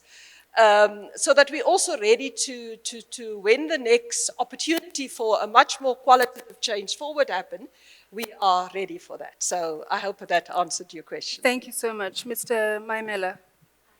Thank you very much, moderator. It's really great to be back at home. And I can see that MISTRA has changed a lot since the last time I was there. It has become younger, and I think a lot of political parties in Africa can take notes from MISTRA. I want to disappoint you a little, which is Let's see. something I often do. Okay. I want to leave the theory and the academic stuff to my fellow panelists. I just want to focus more on the politics and the practice of Pan-Africanism. And perhaps your question is the entry point for me. You know, when I was sometime back in 2011, I had just joined MISTRA at the time. And there was this Security Council Resolution 1973. And that resolution was supported by, among others, South Africa, Nigeria, and other countries in the continent. And 1973 resolution simply refers to the bombing of Libya. And we were opposed to it, so we formed a civil society organization, and I was the spokesperson for it, and so on. But basically, what really happened there is that the politics and the practice of Pan-Africanism were abandoned by the African continent leadership. And when they did so, Libya was bombed, Gaddafi was killed, and the entire region was destabilized. Now, we cannot have unity without stability, peace, and development in the continent. So what then transpired then was that France, because they were interested in the energy resources in that country, wanted to get ahead of Italy. So again, the idea and the concept of national interest comes to the fore. It had nothing to do with the Africans. And so they went in there, and when I went to address a seminar on the same subject, there was one of the ambassadors from one of the countries that participated in the resolution. I won't mention the country or the name of the ambassador for diplomatic reasons. You know, after I had presented the paper I had presented, which I think is probably online, no, he responded back to me by simply saying one thing. That, you know, my brother, the train was moving. And when the train is moving, you just join the train and you go forward. Forget about this thing, my brother. So I'm saying that and I want to rescue a little bit the concept of the state, by the way, in my intervention. Because, and the topic of the conference says global issues, setting the agenda, you know, for Africans in the global arena, dealing with the global issues. Mr. Maimela, we are going to get into that. Okay. No, I wanted to go straight to it. Do not, because I wanted to go straight to it. We've got Professor Zondi on the line who still has to tell us more about his work. Yeah, no, but that's the work I've been doing. Okay, all right. Yes. So we had, so today we have this thing of Russia. The manner in which Russia acts Russia acts on the basis of two things, right? It acts on the basis of its ability to have managed to build the economy, that's one. Two, its ability to build the state. That's why Russia acts in the way that it does. And you can do very little about it. And so even in the context of the African continent, if you do not build the economy or build the state in a supranational and a regional sense, you cannot have the independence that you need, and you cannot unite the continent. Thanks. Thank you so much. Professor Zondi, who's joining us virtually, perhaps you can just briefly give us an outline of the work that you are currently doing and that you've done in the field. Obviously, you can just highlight also how your work aligns with Pan-Africanism. No, thank you very much.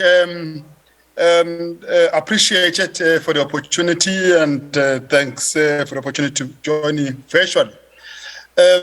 My work, the body of that relates to decolonization. My commitment is understanding how decolonization process to happen and how it could be completed and how far could it go going forward. And it relates to decolonization in three areas. One, decolonization of being, which is how to decolonize how we see ourselves as people. The second one is decolonization of power, which is how to decolonize how power is thought, managed, institutionalized, exercised in the form of state, in sort of political party, of movements, and all of that. And thirdly, decolonization of knowledge. How do we rethink how we think? What are some ways of thinking that are excluded that we can bring in order to realize the goal of a better Africa, a better world, and all of that?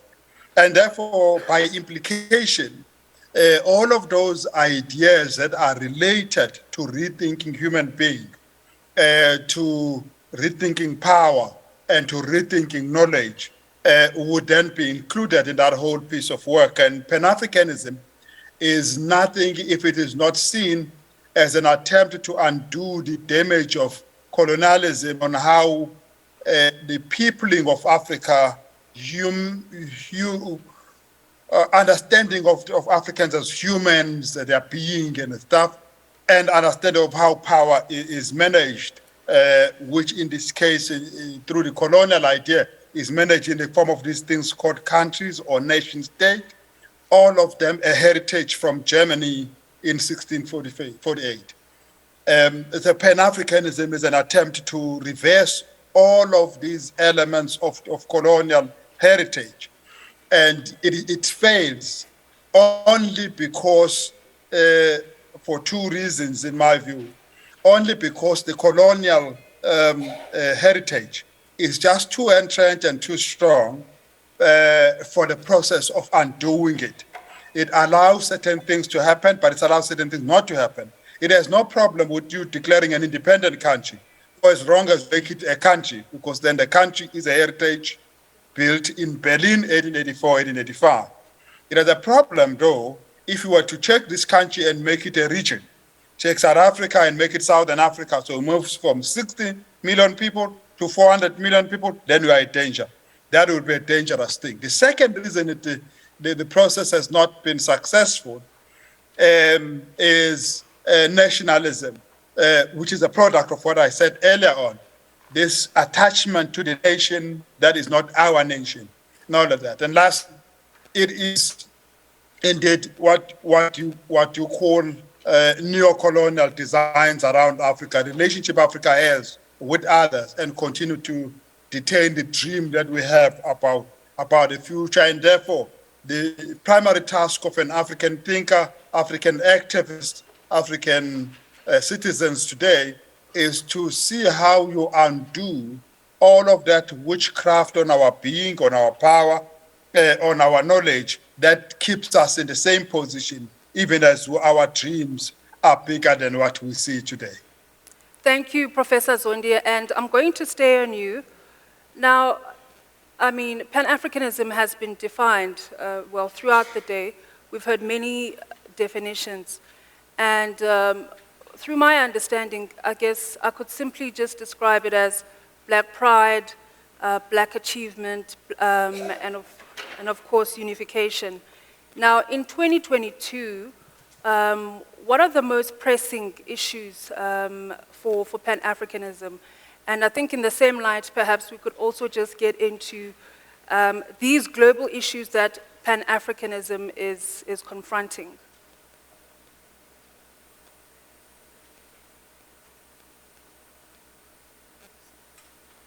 Is it me who start? Yes, Professor Zondi, we're still on you. Oh, okay. Oh, sorry. Oh, all right. Okay. No.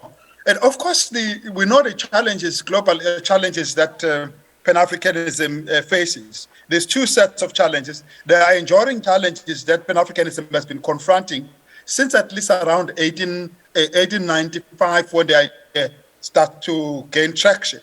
From 1895, the biggest challenge they were facing throughout that period for more than 100 years now was the problem of the structure of global power.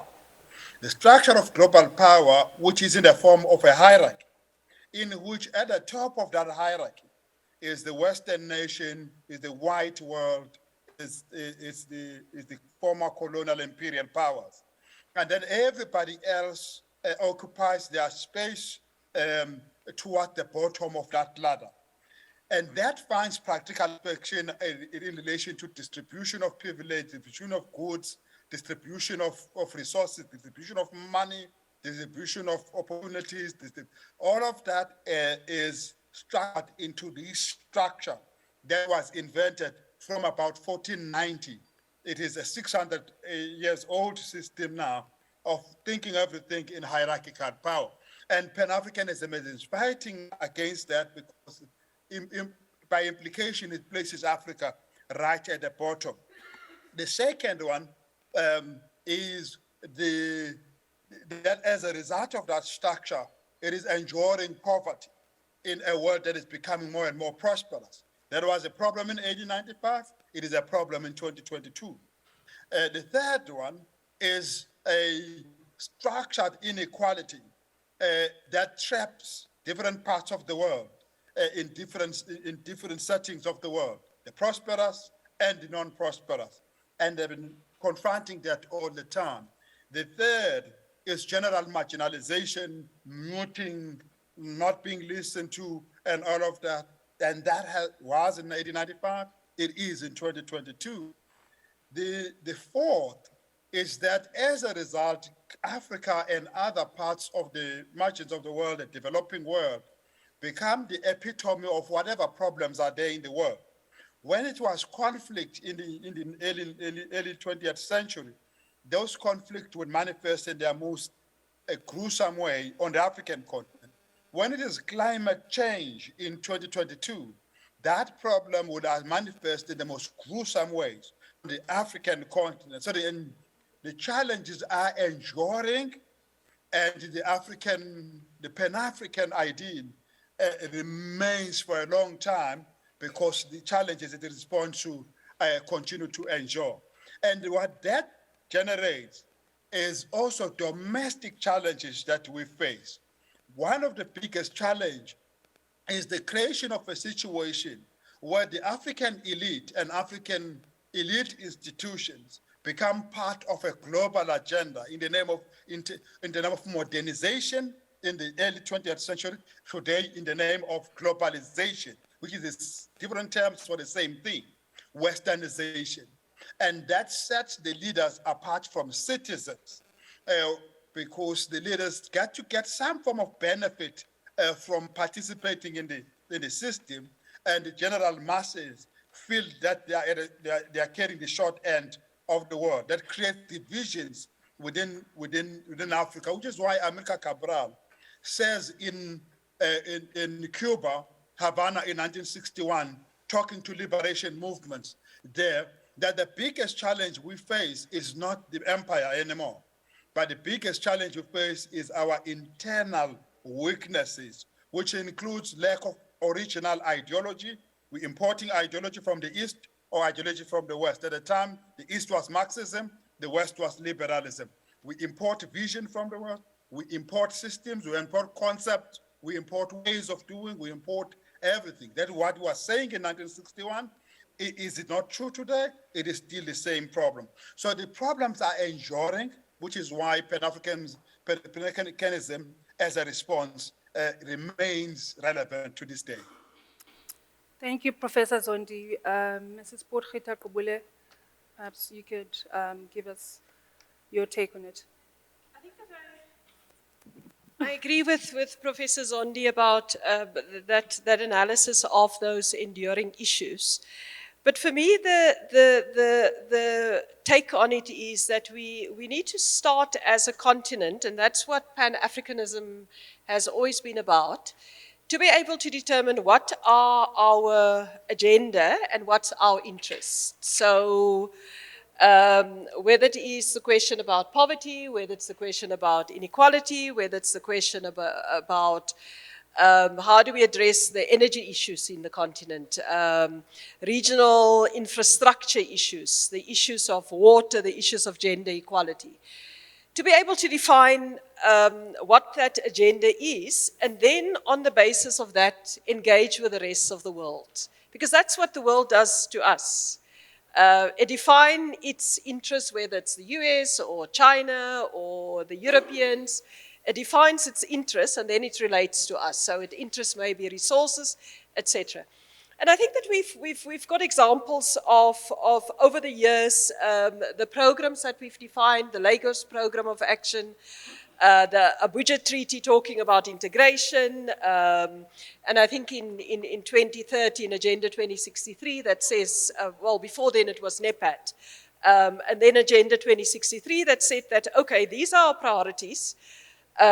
We want a continent that's integrated. We want inclusive economies. We want gender equality. We want Pan-Africanism and a cultural identity that defines who we are and based on our history and our diversity. And then on the basis of that, then engage with the world and with the global issues. And I think that's you know, we've had, there are areas where we've managed to make progress. For example, on the question of climate change, you know, you've got a committee of head of states that work together and develop a common African position. And when we go to the COPs, whether it's 25 or 27, we put forward a common African position. And in a sense, we don't just leave, you know, small African island states on their own to fight their battle around the impact of global warming, but we're saying that we need to aggregate our positions. If one look at, for example, the issues around peace and security in the continent, you know, Libya is a good example of that, where, you know, we're simply being ridden roughshod over. But I think that at a point when we began to see the strengthening of the African peace and security architecture, you know, Africa looked at African solutions to African problems, whether it was in South Sudan, between the Sudans, or whether it was in the Sahel, or whether it was Somalia, or whether it was CAR, and then said we need to have an engagement with the UN Security Council around these issues of peace and security. And I think that it's on a number of different levels. I think the launch of the African Continental Free Trade Area is another example of it, where Africa said that years ago in the Abuja Treaty, we said we need to move towards a common market, we need to push, and we need to push, and we need to push. And some work has been done through the regional economic communities, but how do we ensure that we take this agenda forward? And we saw the negotiations around the African Continental Free Trade Area, as well as its eventual operationalization. So I think that there are examples where Africa has managed to say that this is our agenda, and it's often done through the African common positions, and then to as a collective, go and fight for those agendas. It doesn't always work that way. I mean, there are issues where we break ranks, etc. But I think that's not a reason to give up. Because often there are a host of reasons why people break ranks, but I think that it shouldn't defeat the objective of Pan-Africanism to be able to put forward these are our common interests as a continent, whether it is economic development, whether it's a fairer trade, whether it is the reform of global institutions, and then to be able to say, how do we build the maximum unity around those issues? And often we're not able to build 100% consensus, but we need to build maximum unity around those issues. And then, in a sense, drag along the rest who, strugglers that don't want to participate in that objective of common good. And I think the same goes for civil society as well.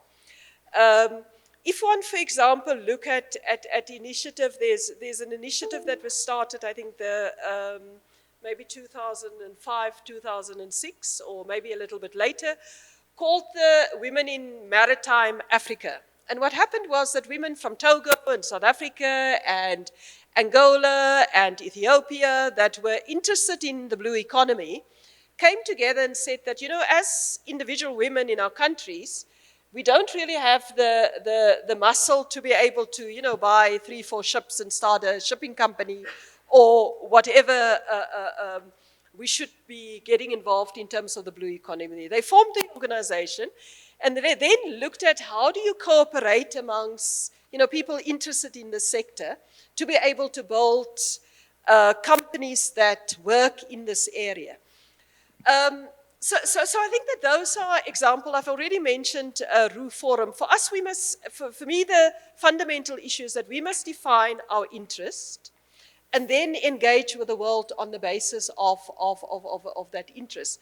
The negotiations around, what were these things called from the the EPAs, for example, the Economic Partnership Agreements, that's what they were called then. They probably have a new name now. But, often what tended to happen was that, the negotiations was on a bilateral basis with country and until the AU stepped in and said that, the European Union, when we talk about Africa, EU, summits and all of these wonderful events, that should be one of the issues that's on the agenda. Because you can't negotiate with individual countries with a gun against their heads. That we need to look at how do we pool our resources, and together we're much more strong. And I think that's one of the issues that we will have to build, and this is what I mean, I think that Pan-Africanism, in the same way as the anti-slavery and anti-colonial struggle, it's about getting on that bus and go and sit on that white bus and get thrown into jail for that. We have to be consistent. We have to make sure that in every single sector we do that. We don't give up. And in a sense, think local but act Pan-African, or act local but think Pan-African. Mr. Maimela, perhaps, I'm sure you have a list of other global issues, but perhaps you can just give me something that really talks about the Pan-African solution to energy insecurity and, I guess, the economic decline on the continent. Yeah, I've always considered myself an optimist, and I'll tell you why. But it does not mean that I don't get disappointed from time to time. And I will always bring it down to the question of leadership and the quality of the politics in the continent. You see, whether you look at Egypt, Mali, or Mapungubwe,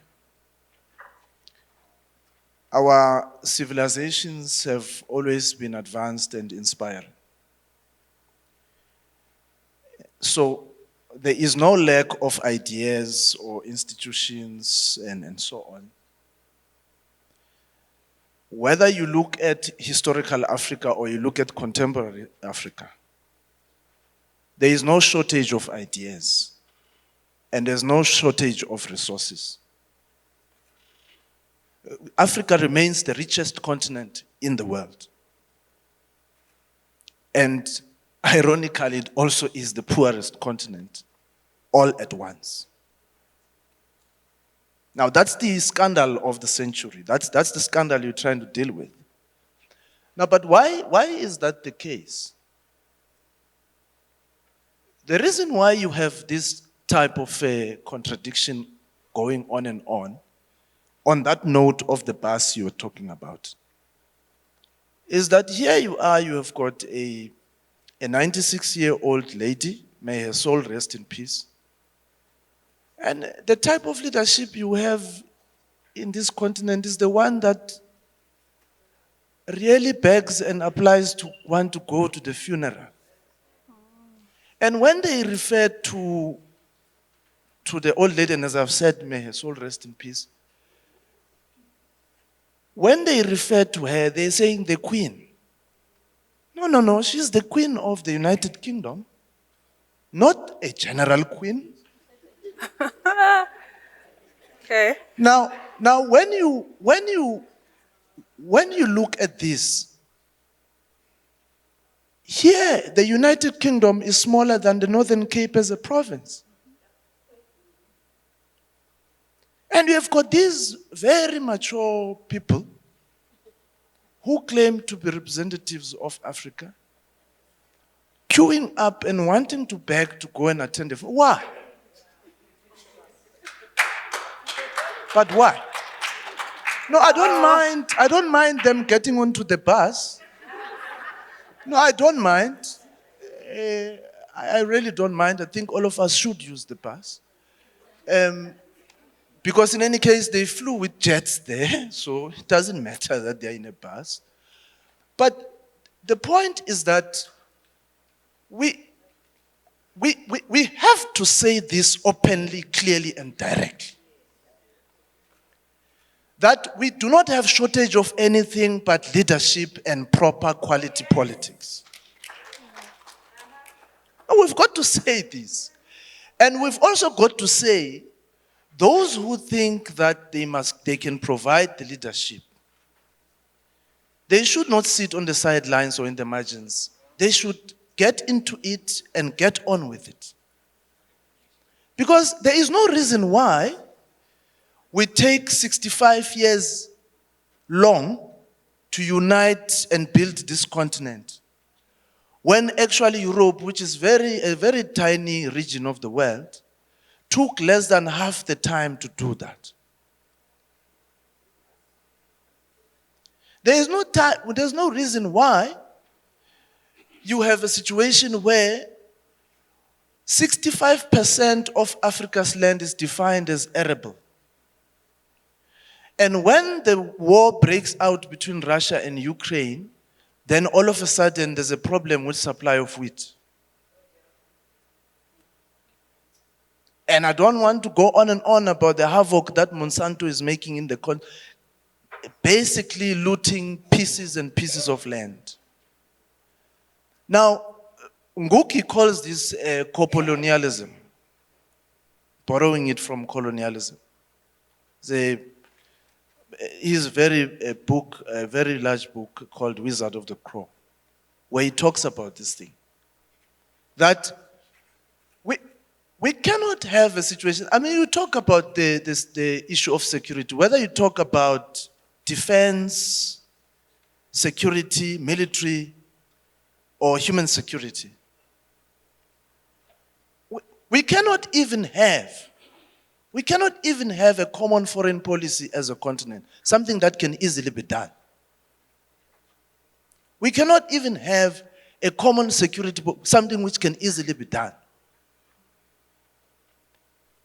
So I'm saying the politics, and as I was saying earlier, the African Union decides on a roadmap to deal with the Libyan question. Then you have these people voting in the way that they did. All of these things refer to questions of leadership. Why would people want to go to a funeral when they've got so many problems here, and they remember the legacy of colonialism that you're talking about? Queuing and begging to want to go to the erstwhile head office of colonialism. For what? For what really? So I mean, I know the reason why President Xi and Putin could not go. it's quite obvious. But I think for me it's important that we underscore the message that until we build our economy and the state, both at the regional and at the supranational level, we cannot move forward. I mean, the reason why, I'm going to say this again and again. The reason why Putin says, stuff it. You are telling me that people can do what they do next door to me and I must keep quiet. And you are saying this is not a national security threat to me. I must abandon my national security interests. Then he says, no, stuff it. Well, these gas lines, I'm going to cut them. But you cannot build a truly Pan-African unity and a truly Pan-African project if you do not build the state and the economy. Because it's through and that's where the power lies. Because it's all about power. So the concept of power, I mean, that's why we are unable to, in the bigger table, they say, no, we will get the reform of the United Nations, but on our terms. The permanent five will remain. You can alternate the other seat. You can come on it, but it will just remain the same. So the 1945 consensus remains. But why is that the case? It's because Africans cannot be are unable to actually keep their uranium. What's happening in the equator? The massive water resources that we have there. Who do they serve? Who's cultivating them? So for me, I think you have to deal with the question of leadership. And you have to deal with the question of the state and the economy, because that's where the power is. If you don't build your economy, you do not have power. So that's why people come here and they offer you all sorts of support and say, this is a big AIDS program, we'll support you, PEPFAR and all of that. But that's just to assist the companies back at home. It's a national interest. It's to build the pharmaceuticals back at home. It's got nothing to do with us. And that's why I agree with Phoebe that we've got to say what is in our interest and how do we get there. There is no country, continent, or region in the world that has ever developed by not looking at itself and digging from its own resources. China, then in 1978, before he started the reform program in 1978, just a very simple one, he actually did a tour in Europe and in America and some parts of Asia. And when he came back, he said, no, I have seen what we need to do. And they actually started that process. That's why 30 years later, China is where it is now. And because of the nature and the nature of the Chinese state and its economy, they now have the power to negotiate the global issues that we're debating here. But without that state and that economy being solid and strong, you cannot negotiate with your so-called peers at an equal level. It's a powers game. You've got to get on with it. They don't care. I'm telling you, they just simply said, we are going to Libya, and that was it. We said, no, we've got an AU roadmap. That was it. And then, of course, some of our people voted in favor. This is where we are. Mrs. Potgieter-Kobule, perhaps Mr. Mamela alludes to building African unity, and the people that are going to do that are young people. So in the corridors of the African National Congress, you are known as a strong and passionate campaigner for the youth. Now, youth, I'm also included in that. The youth on social media and off social media, and those who live on the continent and those in the diaspora are saying, look, in order for us to really connect to Pan-Africanism, is through the repatriation of African cultural properties. And of course, this is not new. The elders in the Pan-African movement know about it. What is your take on it? I mean, of course, those cultural artifacts must come back. I think that we need to continue to campaign for it. We need to educate new generations about why it's important to be aware of it. I think it was, I mean, the early 2000s, the obelisk of Aksum in Ethiopia. I mean, African foreign ministers and ministers of culture, it was in Italy, by the way, campaigned for it to come back. Eventually, they won the right through UNESCO, and then the country where it was said, no, no, no, you must now transport it back. You must pay for the transport to bring it back. I mean, it's a massive, massive thing. And the African foreign ministers stood firm and said, like, I mean, how did you get it where you got it? You took it there. We didn't send it or take it there. You must bring it back.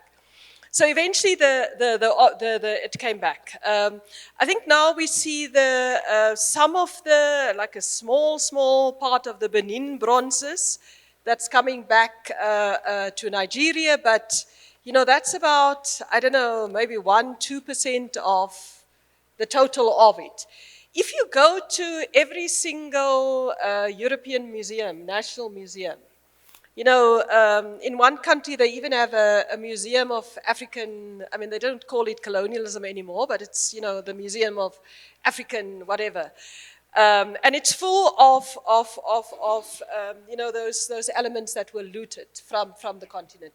So I think that we need to understand why it's important and I think particularly young people need to understand why it's important. I mean, for South Africa, it was important to get the remains of Sarah Baartman back to South Africa because it's a deep-seated part of our culture. I mean, you know, this is one of our ancestors who gets taken to Europe and displayed like, you know, she's you know, a circus animal, to use that expression. You know, poked at and not treated in a human way. Part of restoring the dignity is about making sure that we reclaim what is ours. So I think it's an important part of the Pan-African agenda. I agree with speakers previously that made the point that, you know, at the core of it is about the fact that we have a common heritage and we need to claim that heritage. It is about, as Professor Zondi said, it's about our sense of being, and that is located in our culture, in the fact that we have a history that didn't start with colonialism, and we need to learn about that history and understand that history. It's also about power, as he said, you know, the economy, the state, our institutions that we build, our security policy, how we relate to the world. But it's also about telling our stories. And I think that, I mean, if you look at African literature, we always had a very rich literature traditions. If you look at African literature today, it's amazing. You know, the works from across the continent, it's not just, you know, the usual suspects, Nigeria and Uganda and South Africa and Ghana and Zimbabwe, where you get, but across the continent you see works being done. And increasingly there's cooperation amongst publishers across the continent. And, you know, technology makes it more possible. It's possible now for me sitting in Johannesburg to attend virtually a festival of African books that's being held in Accra or in Abidjan or anywhere else in the continent. So I think that the question about heritage and culture and your specific question about the return of what belongs rightfully to Africa is an important and should remain on the Pan-African agenda. And I think that the younger generation need to understand why it's important. Why do we bother about, you know, the Benin bronzes? Why do we bother about all of the, you know, the artifacts that's in museums all over Europe still? You know, our archival materials, etc., etc. It's important because it's part of our heritage. Thank you so much. Because of time, I think, let me check if Professor Zondi is still on the line.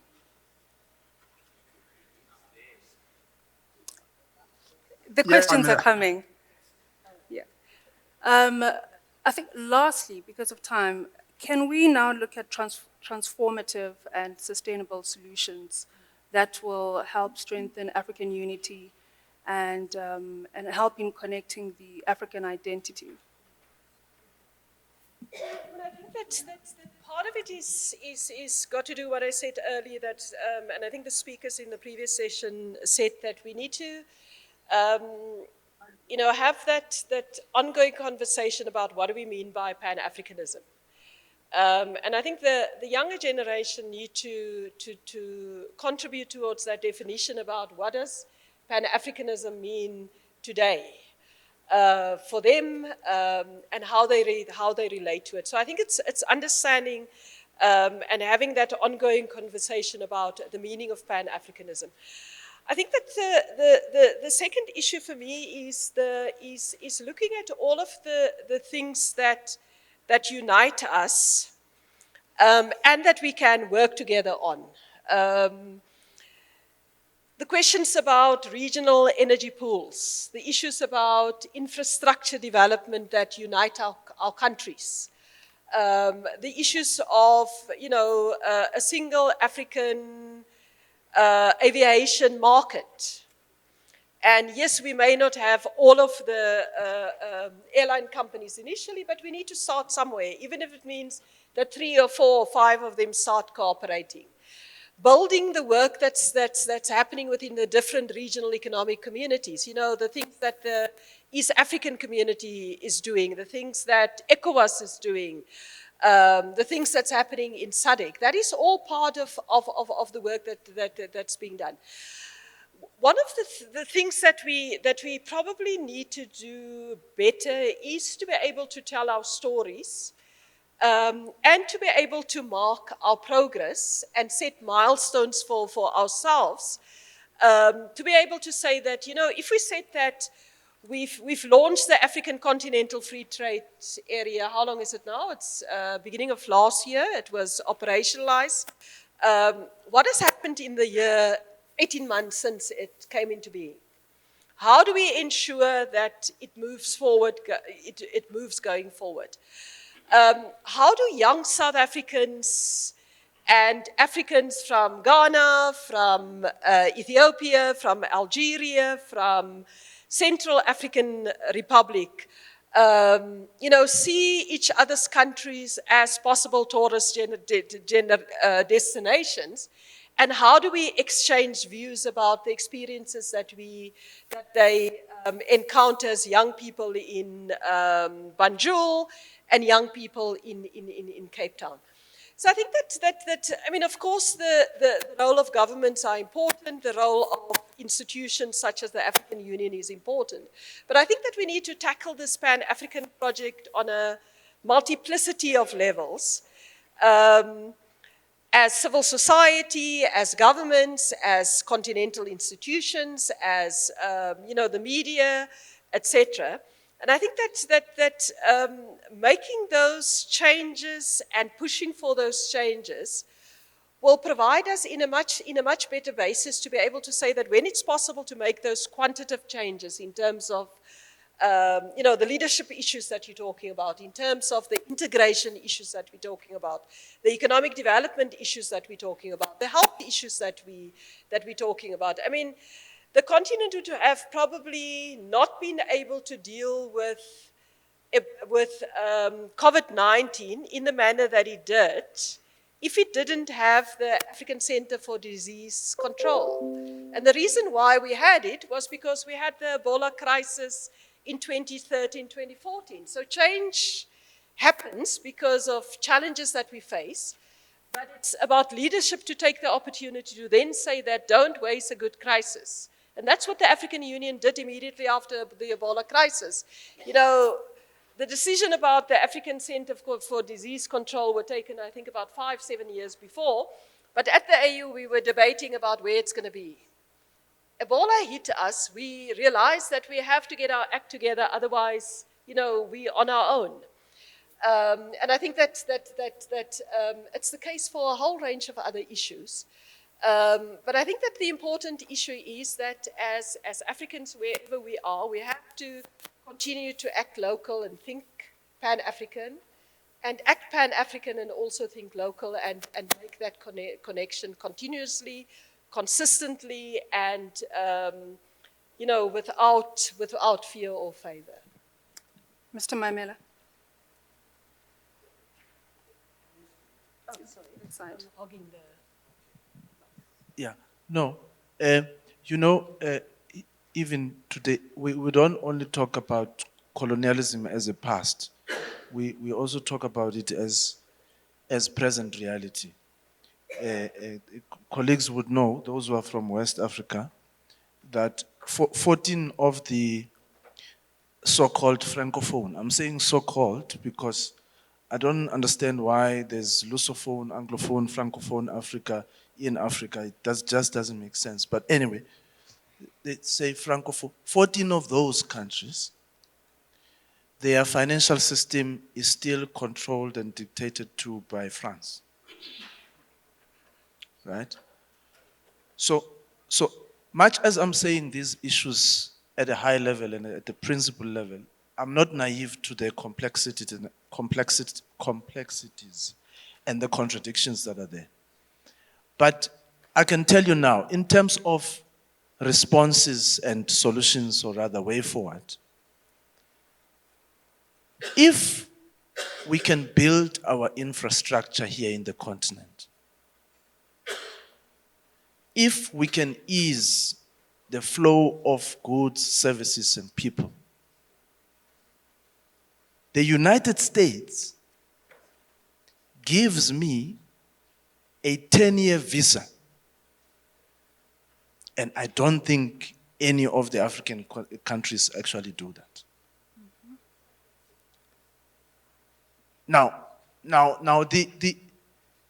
So you have to have the highways. Because as I always say in one of the papers that I once wrote, is that you make it easy to sell the idea of a supranational government or a Pan-African project if already the people on the ground on a daily basis live the idea. So you've got to build the infrastructure. So I mean, I told you that I'm going to be practical because I leave the theory and the academics to the other two guys. I went to just for today though. Okay, all right. I went to Addis Ababa. So I got there and we got to meet with one of the ministers there, again for diplomatic reasons. Then we asked her, but why is Ethiopian Airways successful? And then she said two things. She said, well, we give them all the support they need and we do not interfere with them. I mean, it's like a joke. Yeah. Right? So in order for you to go within amongst yourselves, you have to get out first and then come back. It's like when you want to go to your own dining room in the house. Yeah. You first have to go to the neighbor's house and then come back. So I'm saying, let's build the infrastructure, particularly energy and roads infrastructure, transportation infrastructure, right? And let's invest in our institutions, and I'll still insist on this. You cannot have the power and the leverage to negotiate at a regional or global scale if you do not get the state and the economy right. Those are the basics. You have, here in SADC, for instance, you've got Swaziland here that is misbehaving. People are just simply saying, well, we want this and the other. What's wrong with that? You have got Lesotho here. So you've got so many small states that are really not viable. But you can consolidate that and build a regional block properly and make sure that you share the resources that you have. Because in any case, these resources were already sharing. Zimbabwe on electricity and South Africa, Swaziland on the SACU arrangement, Lesotho on the Water Highlands project, and so on. So what is this one? Is it the Inga project? The Inga project in the DRC. Very strategic project. What has happened to that? So I'm saying to you, if you do not build the infrastructure, then you won't be able to make the successes and the progress or the leaps that you want. You've got to build the infrastructure, but first, remember that leadership is very key, right? It's no longer about the rhetoric and all of that. We have defeated formal colonialism, right? So one leg of it is achieved, but now we have to get to the unity project, and we must do so yesterday. Thank you so much. Ladies and gentlemen, I'm going to open the floor for questions, of course. I won't take too many. You have not spoken. Okay, I see you. Okay. Sir. Please. Thank you very much, moderator. I'll be very brief. I know of a movement in different parts of Africa making a big case for reparations for the transatlantic slave trade. According to various analyses, the impact of that trade can be equated to dropping 100 atomic bombs on the African continent. As far back as 20 years ago, I heard one of the very senior citizens of this continent, who has also worked in the AU before, that reparations is the single most important agenda for Pan-Africanism. And really, here we are. The panel's role is to Pan-Africanism of the 21st century. What is our take on that? And for me, it's striking that all the people that I've heard talking about reparations for slave trade are also fairly senior elderly people who had the benefit of studying history of a certain continent. I have the impression that perhaps the younger generation may have been robbed of the history that they need to know. What is your take on that? Thank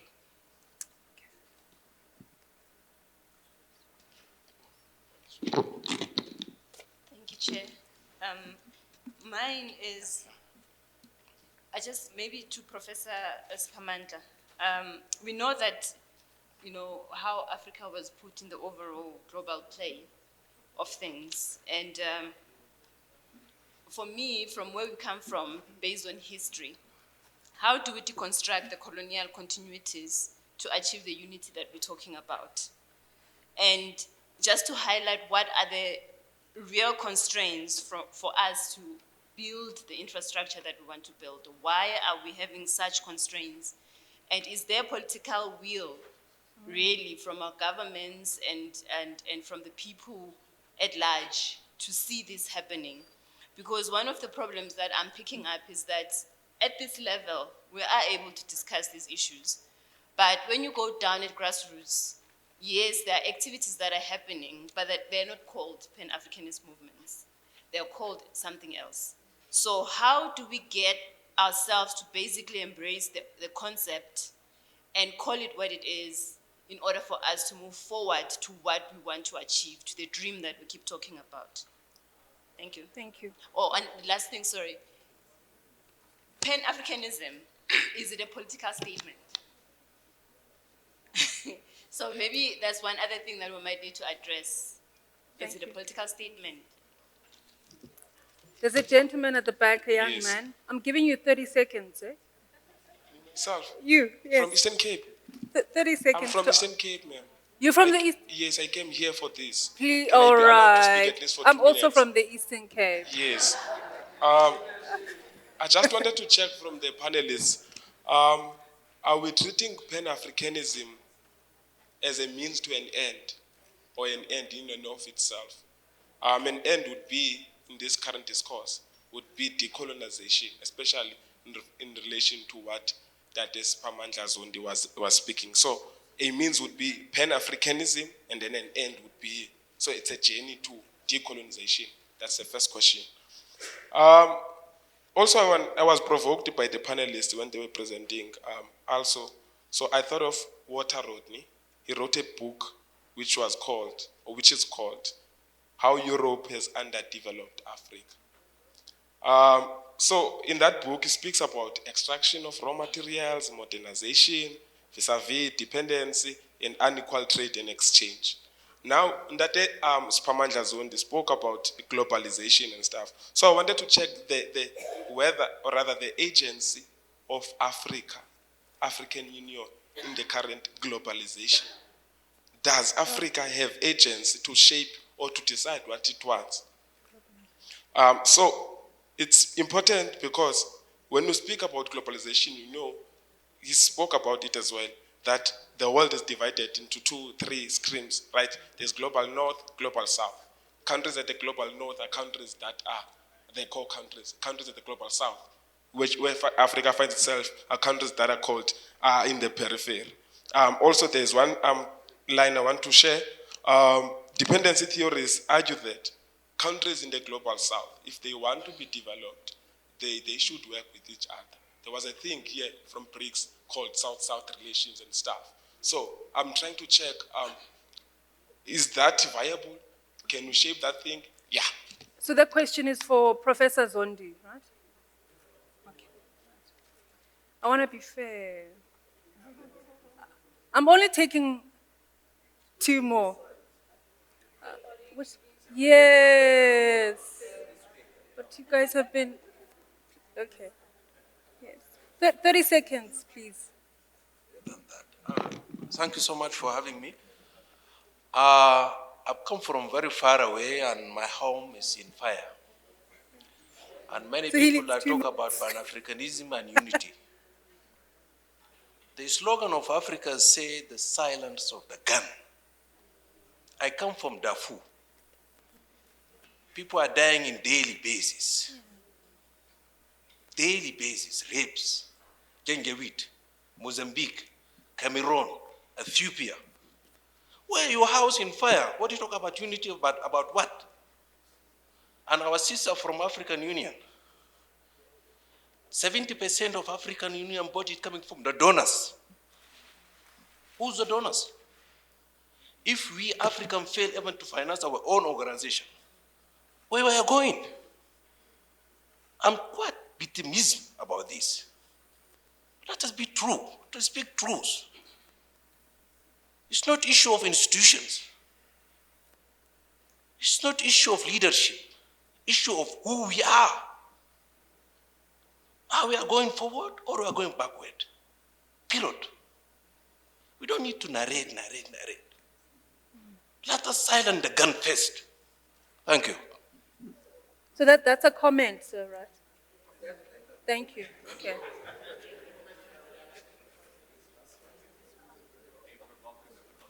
Do you need time? I mean, do you want to answer now?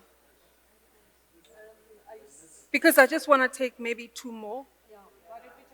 2 more and then. All right.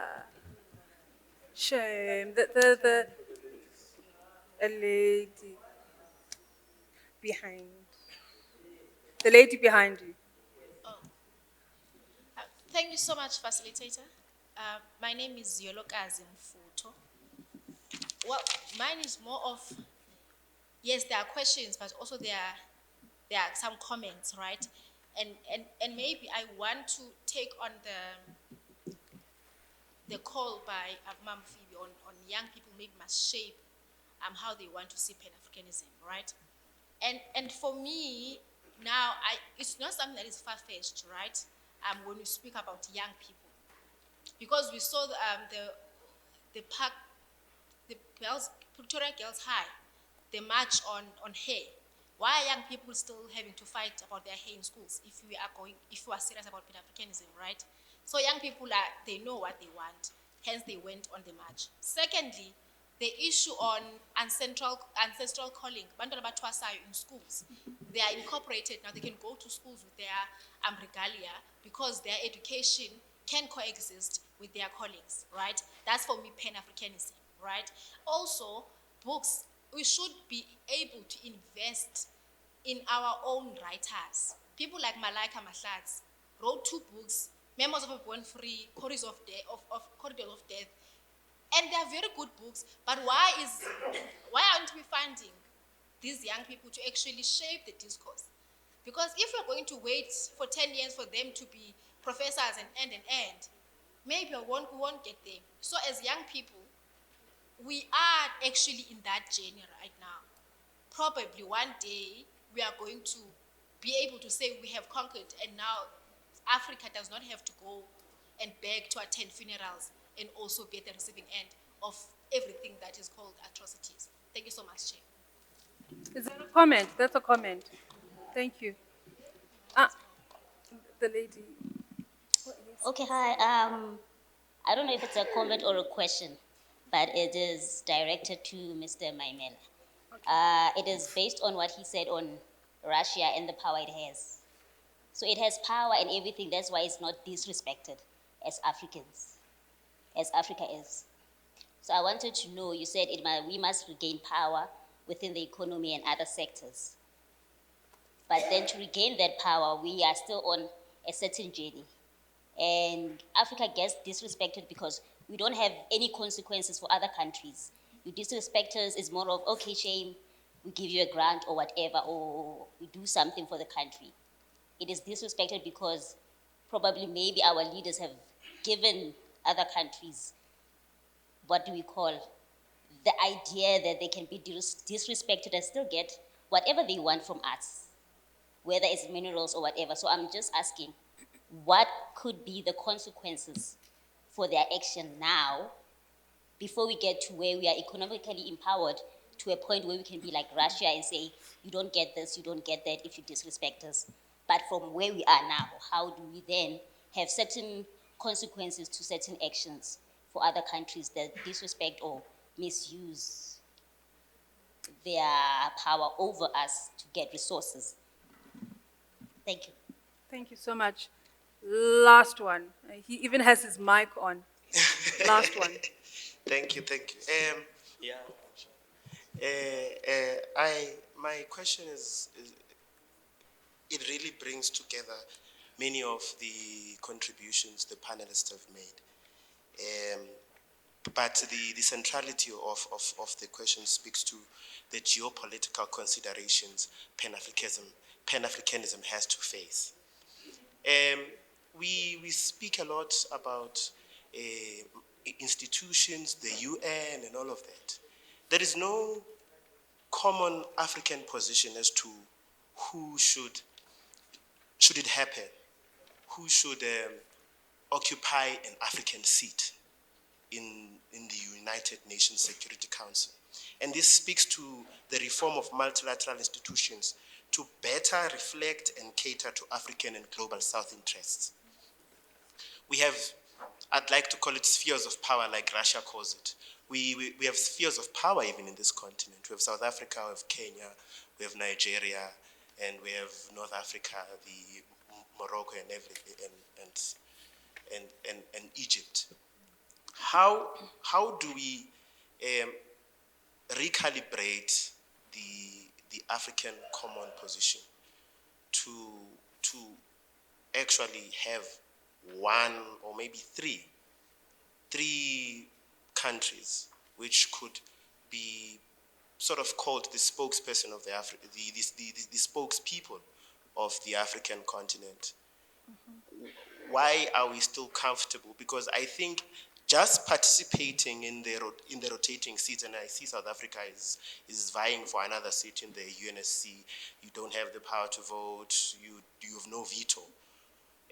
You have the power to vote, but you don't have any veto, and any position you have can be vetoed.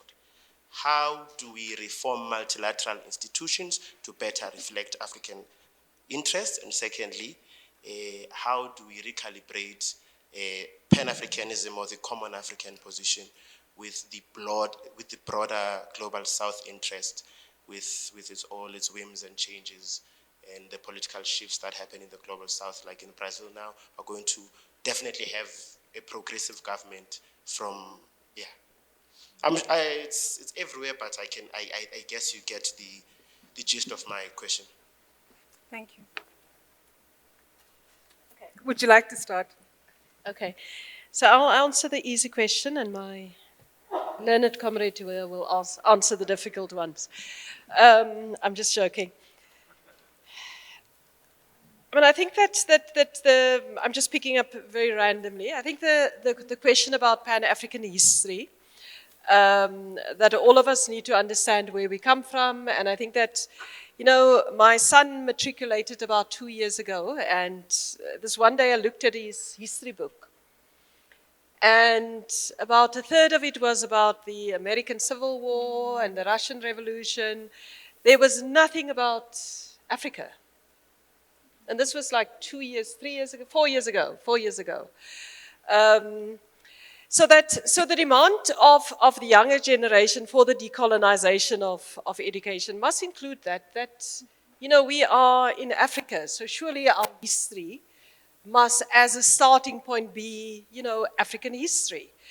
And it's an ongoing struggle. I know there's a committee that's now looking at our history books and all of that to correct that, based on the demands of you know, the younger generation that said that, you know, we can't be still having what we have. So I think it's important, because in a sense, knowing where you come from, that your history didn't start with slavery and colonialism, that we had the great Zimbabwe civilization, we had the city of Benin, that we have the pyramids in Sudan and in Egypt, you know, gives people a sense of rootedness and possibilities. And I think that we shouldn't deprive younger generation of that opportunities. And I think similarly, when it comes to the promotion of African literature, of film, of, you know, our culture, our art, our performing arts, I think it's all part of what Prof. Zondi talked about, our sense of being, who we are.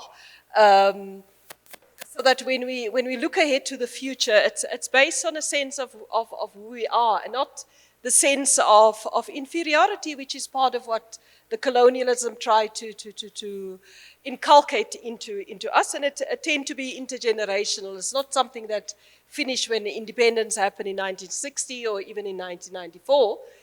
We've got to overcome it. So I think that's very important. The infrastructure constraints, and it links to the question that the gentleman asked about the funding of the African Union. Now, I'm trying to remember which year was it. Was it 2011 or 2012? The NEPID agency at the time looked at you know, some of the key projects, infrastructure projects, the transport projects, including the Inga Dam, the ICT infrastructure, et cetera, and looked at various forms of funding and how do you mobilize domestic funding for. I mean, they looked at the pension funds, they looked at, you know, on the continent, they looked at funds in the private sector, et cetera, and said that in fact, we should be, as a country, used domestic resources to be able to leverage international funding. But if we sit back and say that, please help us to build the house, please help us to build the house, unless you start, nobody is going to be able to bring in. So I think that the question about looking at our own resources, about financing our own development, is an important part. And this is why during the the term of office of Dr. Dlamini Zuma, one of the key issues, driving issues that at every single meeting of the Executive Council and of the summit, and when we addressed the REX, was raised was this question about the funding of the African Union. That you can't have, you know, at the time, 70% of our program funding, over 50% of our institutional funding came from elsewhere, that we need to, and hence the committee that was set up, the question about the 1%, was it 1%, 1 or 2% of all export should go towards the financing of development projects and the African Union. And I think that's, I mean, we need to look at where are we, why are we not implementing, all of us, because there are countries that indeed have taken the matter to Parliament. There's others that say, no, we'll continue to pay it from our budget. But I think it's an important issue that we have to fund our own development. I mean, Dr. Dlamini Zuma used to use the analogy. It's like your house is on fire, and then you're running out and shouting at the neighbors to, you know, help extinguish the fire instead of getting to the tap and getting the buckets and start extinguishing the fire. And then the neighbors will come and help you. You don't, you know, run around and do that. We've got to look at how do we begin to take the initiative. And if you look at, you know, something like the Renaissance Dam in Ethiopia, you know, they at the initial starts of the planning of the project, they, you know, got funding from the World Bank. They pledges that they will fund the dam. They got pledges from the Italians, etc. And then the other country that has an interest, I'm not going to mention it, in the project said, no, you can't do this because, you know, we've got this long agreement which the British has negotiated for us, and we've got the right to the Nile River, etc., so don't fund them. And what they did was to then have to look at their government pension fund. They had to look at, I mean, they introduced this thing that every time you send out an SMS on Ethiopian telecommunication, it went towards the Renaissance Dam, and then you get a message back, thank you very much for contributing towards the Renaissance Dam, your contribution make a difference. And that's how they, through their own initiatives, and eventually others crowd in, were they able to do that. So I think that's I mean, it brings us back to the Pan-African project. And I think that you know, the founders of Pan-Africanism, I mean, Nasser said it, you know, Nkrumah, etc., that, you know, the key part of Pan-Africanism, if you go back into the history, is this concept of self-reliance. That we should be able to look at our resources and then say that we've got the human resources, we've got the natural resources, we've got the intellectual capability, we've got the financial resources, little though it may be, and let's begin to focus on our own development. So I think that's an important part of it. Silencing the gun. I mean, when the AU in 2013 adopted the resolution that by 2020 we want to silence the gun, and it was proposed by Nigeria. The Nigerian ambassador in Addis Ababa at the time said that, you know, we need to be, that peace and security is an important part of the AU agenda, that the absence of peace and security means that we can't develop, that, you know, it set our countries back, and therefore we need to set an ambitious agenda, and hence, you know, the silencing the gun. Of course, we're in 2022, and the guns are not silenced. Mm-hmm. But I think that it's like saying that you can't talk about peace and social justice because 100 years after the ideas was first raised, you know, it's still not achieved. We still don't have world peace. We still don't have equality, etc., etc. And therefore, we shouldn't pursue those goals. I think that it's still worthwhile to pursue the goals of silencing the guns. I think Darfur remains an issue. You know, what's happening in the northern part of Ethiopia, in the Sahel, in Libya, in CAL, all of those things must remain on the agenda of the African Union. It must remain on the agendas of the regional economic communities. We must continue, it must continue to be part of the Pan-African agenda, that we do want peace in the continent, that people should resolve their conflicts through peaceful means and negotiations, and have win-win solutions. The fact that we haven't achieved it doesn't mean that we should give up on that goal. And I think it's for me. Yes, please, yes. For the difficult questions. Okay. Professor, the difficult questions are for you. I deal with the practical ones. The starting point for me is that nobody is here for us. And nobody has ever been here for us, and nobody will ever be here for us. We are here for ourselves. And we should do the things that are in our interest. That's the starting point for me. But this is not the narrow nationalism of Donald Trump. Don't get me wrong. So the reason why I'm saying this is because even our erstwhile colonizers, the way they are so not interested in us after plundering the continent, they are even happy to keep the artifacts. Just so that during their leisure time they can wake up and watch. It's just for that.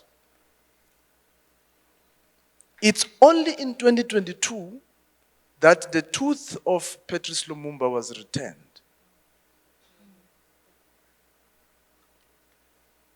So, then, now and going forward, nobody is here for us. We are here for ourselves. And Cabral and Biko were correct on the idea and the concept of self-sufficiency. I was in Eritrea last month. You know, Eritrea is cut off. Eritrea is a cash economy, so, you know. But even the United Development, the UNDP, they really struggle to persuade the Eritrean government and the Eritrean people to take particular development paths that they do not agree with. They refuse. And then we were allowed to take a little bit of a tour. I mean, if you go to any country, you must do that. I have never seen so much alu in my life.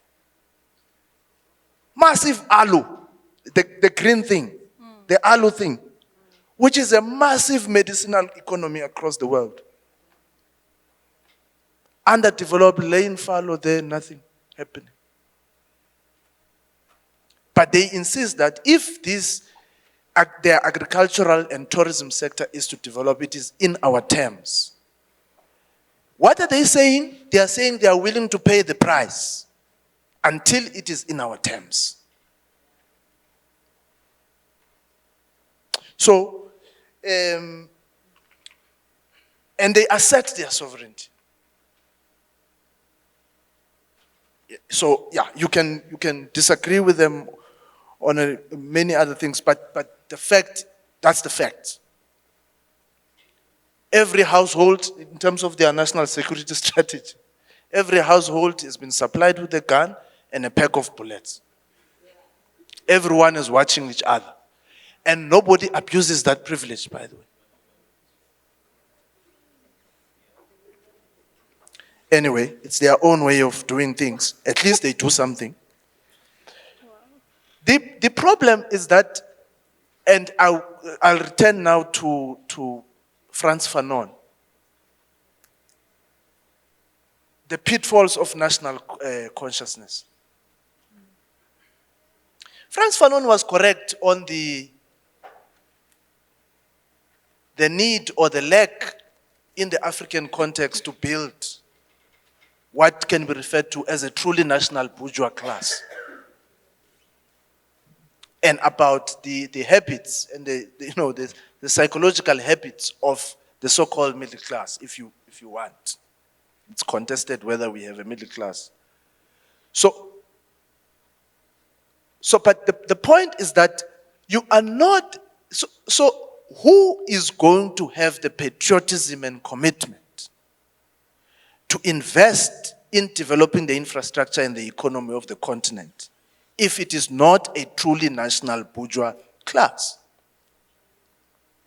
And you need to have a state, a leadership, and state capabilities. Now, I forgot this one. I'm not talking about state as just one entity or just one uniform thing. I'm talking about capabilities that you build within the state so that you are able, working with the private, with the business sector, to actually co-create wealth and value. To co-create wealth and value. That's how the Silicon Valley was developed, by the way. Silicon Valley was developed with the state participating there. You know? and now you've got all these companies that have sprung out of that. But so that requires leadership, foresight, and you cannot, all of these countries that are referred to as developed now, having developed some of them, of course, at the back of looting, exploitation, colonialism, and all of that, but the fact remains that they remain on top on the basis that their leadership insists on the correct ideas and the correct programs to take their people forward. We've got to do that. The last point: how do we make it popular amongst the people? How does it become? It's what I'm exactly saying. You know, this current crisis that we define here in South Africa as xenophobia, a migration problem. I mean, what nonsense is that? The issue here is that, I mean, I was looking at a lot of reporting from News 24 and all of that. Very happy when the problems, when the what do you call this sector, the tourism sector? What do you call it? What's the other bigger call? Oh, the tourism sector, the leisure sector, all of that.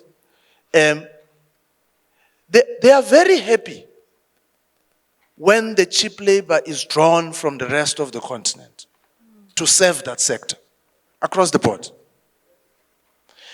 But when the so-called local uprisings around migration happen in the country, then they say, no, it's a political problem that the government is unable to solve. Now, that's the narrative. So you can see it's a class question, right? It's got nothing to do with it's a class. It's always, migrant labor has always been with us in the southern region. So you can see that, you have a massive problem of poverty, of ideas, of philosophy, of leadership, of even conception, of actually defining and understanding what the problem is at the base. The problem is not that. The same thing with now that the Horn of Africa has been ravaged in the way that it is. Then you've got the people trying to cross over to the Mediterranean Sea. It's the same type of thing. So then France will go up, hey, there's too much African migrants here and all of that, a problem that they've created themselves. But the issue is, how do you build the institutions and the infrastructure that make people to say, but it costs me less to go to Addis. I'm able to go without these restrictions. I'm able to trade. I'm able to do this and the other. Because the idea has got to be built from above and below. But if you were to say to the Chinese, Abba, my last point, if you were to say to the Chinese that, no, we're going to rebuild the Chinese civilization at the back of Confucianism. Yeah, no, we are building it on Confucianism. Only. On the ideal. Only. You can't. So the philosophy of the Chinese is Confucian. They're very clear about it. But I don't know if it would succeed and flourish and the country itself would flourish if they did not take deliberate leadership interventions to build the economy, build the state, and ensure that there are development outcomes that actually improve the quality of life. Thanks. Thank you so much. I am looking for Professor Zondi. I think he's already logged off. All right. I believe he's logged off. Thank you. Is it? He's online. All right. Professor Zondi, I can't see you, but yes. I think there he is. Okay. Professor Zondi? There we go. Please unmute.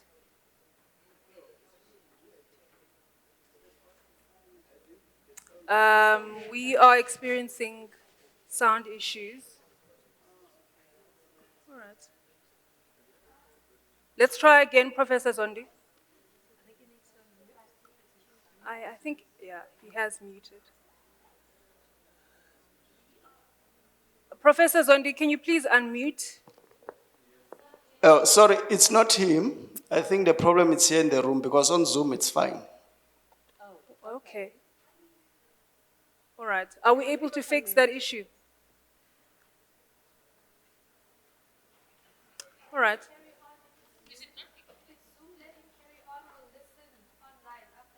After this session, okay. We'll listen to you after, Professor. They're recording it.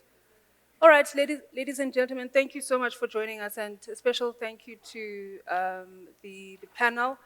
And I believe now, yeah, let's clap. Thank you. I believe now we are going to hand over to Zanele. Yes. Zanele.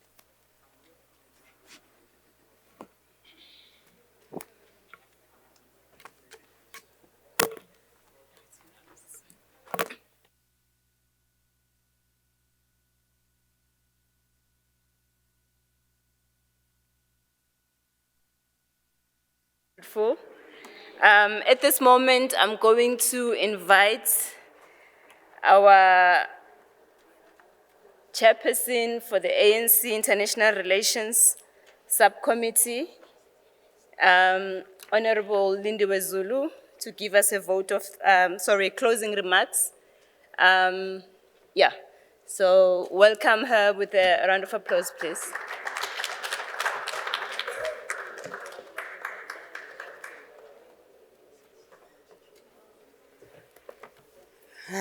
Thank you very much, Zanele, and let me firstly thank the organizers and thank the sponsors, the list, Friedrich-Ebert, Mapungubwe Institute, National Institute for Humanitarians, IGD, UNISA, and the rest.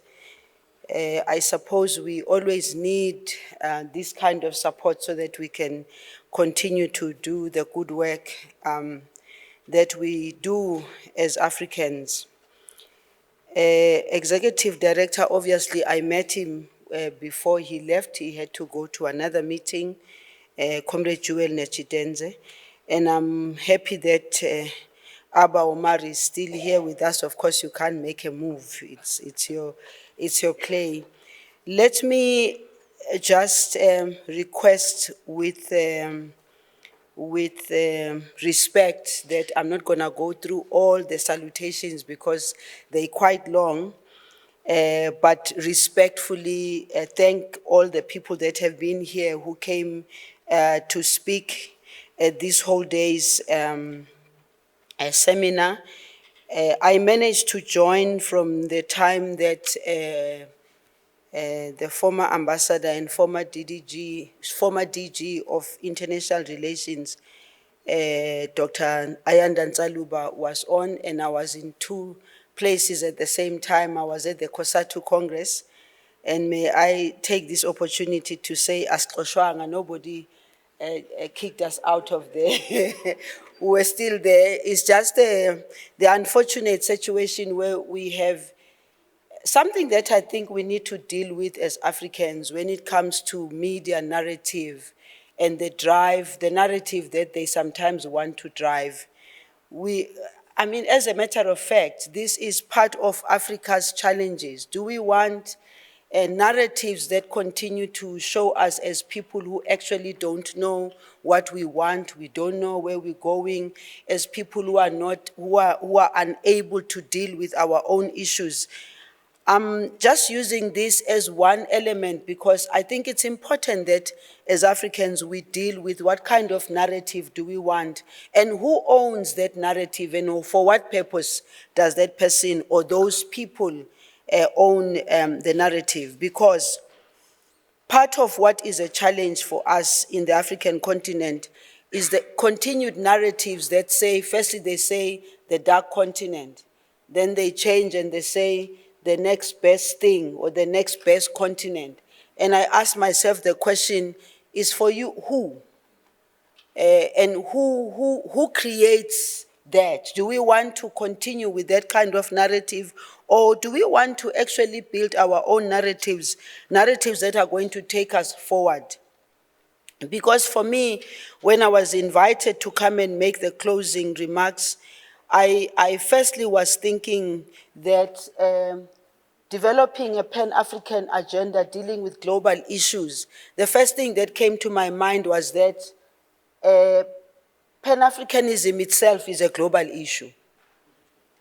We must make it a global issue, because if we're going to see it in separation of the global issue, we are always going to be having our own little conversations on the side and not being able to see ourselves from the broader perspective of what is expressed here. And I then looked at the agenda. Tulani, where's that agenda? Sorry, can I please have, can I have the conference agenda? Thank you. Having looked at it and thinking of this developing a Pan-African agenda dealing with global issues, I said to myself, let's start with putting ourselves at the global stage and then saying, if we're in the global stage, what are the challenges, what are the difficulties, what are the opportunities for us? And I looked at all the items here from the main speakers, including Dr. Ayanda Nsaluba in terms of being the keynote speaker. Then I looked at all the topics that were there and I was like, yo, this is quite heavy. Each one of the topics that are here, they need their own time. Because you see now we are being rushed because of time, and people still have questions, people still have contributions to make. But I do want to indicate that listening to everybody this afternoon, since morning until now, I think it's important for us, again, looking at all the topics, not to lose sight of the birth of Pan-Africanism itself, and not lose sight of the successes, the failures and the successes thereof throughout the periods that we can talk about Pan-Africanism. Because if we're not going to look at that, we won't see even the progress that we have been able to make. And out of the failures, successes and everything, that's where we need to draw the way forward. And what was said earlier on, particularly by Comrade Phoebe, about, and in fact that one for me, I was trying to run the lessons that we have learned and the good things that have happened. And suddenly I was looking at myself and saying, yo, some 30 years ago or 35 years ago, I was in some camp in a country called Angola. I didn't know whether we're coming or going. All I knew that we were here because we needed to train and prepare ourselves to go and fight a system that had completely ignored us as Black people and as Africans in particular. And then I did a fast forward, and I looked at not just myself, because it's not about myself. I looked at all the things that have happened in South Africa in terms of transformation itself. And I said, it's not enough. Yes, let's agree it's not enough. But let us not behave like as if nothing has happened. Because then again, we get stuck in this mode, which is a mode which is convenient for other people. Then we end up not saying the good things that we have done. How do we build on them so that we can see the journey in which we are traveling? And the lessons that we have learned thereof, for me, are answers to some of the topics that we have here. Whether we're talking about feminism, whether we're talking about the rights of women, whether we are talking about LGBTQI, whether we are talking about youth, whether we are talking about women, all these things that we are talking about, there are lessons in each and every one of the processes that we have gone through. And when my brother from Darfur, he was somewhere there, spoke about what is happening there and what has happened there and for how long it has been happening there. And he said it's not about leadership. I think it is about leadership, my brother. It is about leadership, because when you have leadership that does not focus on its purpose, when leadership looks at itself and thinks about itself and doesn't ground what we are supposed to be doing on the basis of the interests of our people and changing the lives of our people, we will continuously have this. And we talk about the issue of silencing of the guns. And I say to myself, there was a decision, and I'm happy Comrade Phoebe took us back to why there was that decision. And again, in my head, I'm saying, yeah, silencing the guns. Who buys the guns? Which money do they use to buy the guns? From whom do they buy the guns? And for what purpose do they continue buying the guns? So it is about leadership, because once leadership takes the decision that we don't want to buy the guns, we don't want to encourage this violence, we don't want to encourage ethnicity, we don't want to encourage all these things. Once leadership takes this decision on the basis of the interests of the people, not on the basis of the leadership, it's leadership because, again, in my view, leadership without creating proper institutions of governance. Because proper institutions of governance, for me, I believe they are the recourse from where people can go and say, we are messing us up. Here are the courts, here is parliament, here is everything. We need to strengthen the institutions of governance so that the very leaders we are talking about are held accountable by these institutions. It's a complicated thing, because some people say, yeah, you strengthen the institutions, but the people who are running the institutions, if the institutions are strengthened and they are empowered and they have the right people, it becomes very difficult for the people who are running the institutions to do the wrong thing or go the wrong direction.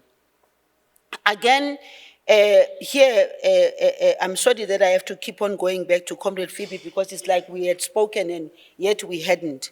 She talks about the fact that we must start with our own agenda. And what is our agenda?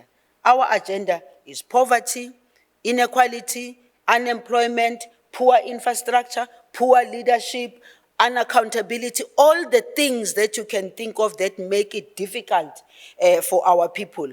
Now, if we have to talk about that, and let's put our agenda, it's also about the economy. And when all is said and done, it is about us.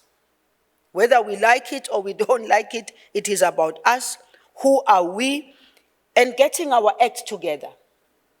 We might take this thing of getting our act together lightly, because for me, by the way, when I talk about leadership, I don't only talk about leadership in the political space. Because leadership is across the board. When you go to your street, who are the leaders on your street? When you go to your community, who are the leaders in your community? And the leaders in your community, it's not about political leaders.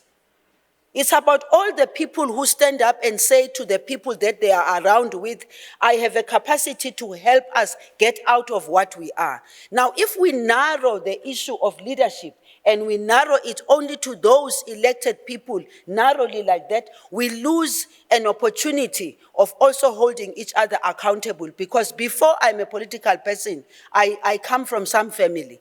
And if in my family I'm unable to relate properly with my family, how do I think I'm going to be able to do that outside?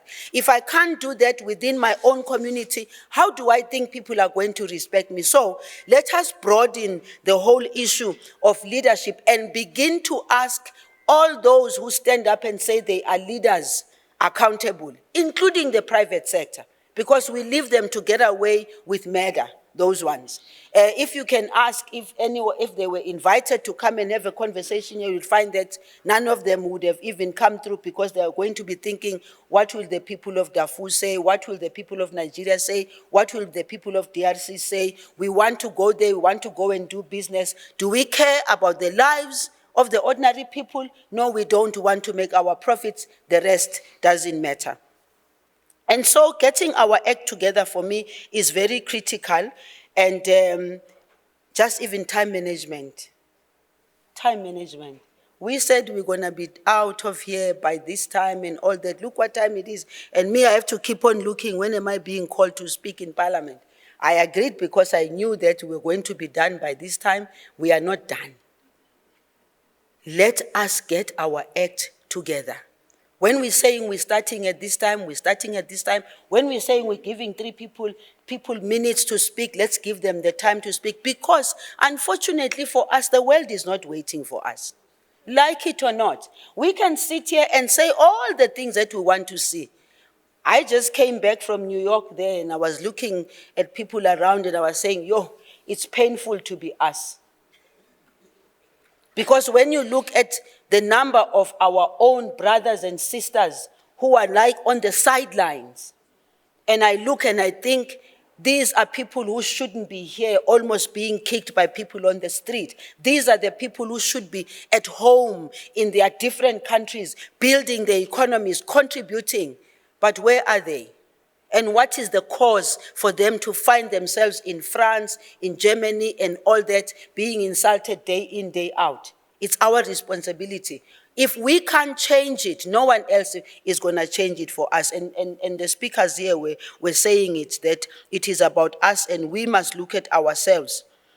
What kind of Africa do we want? We want a pan-African Africa.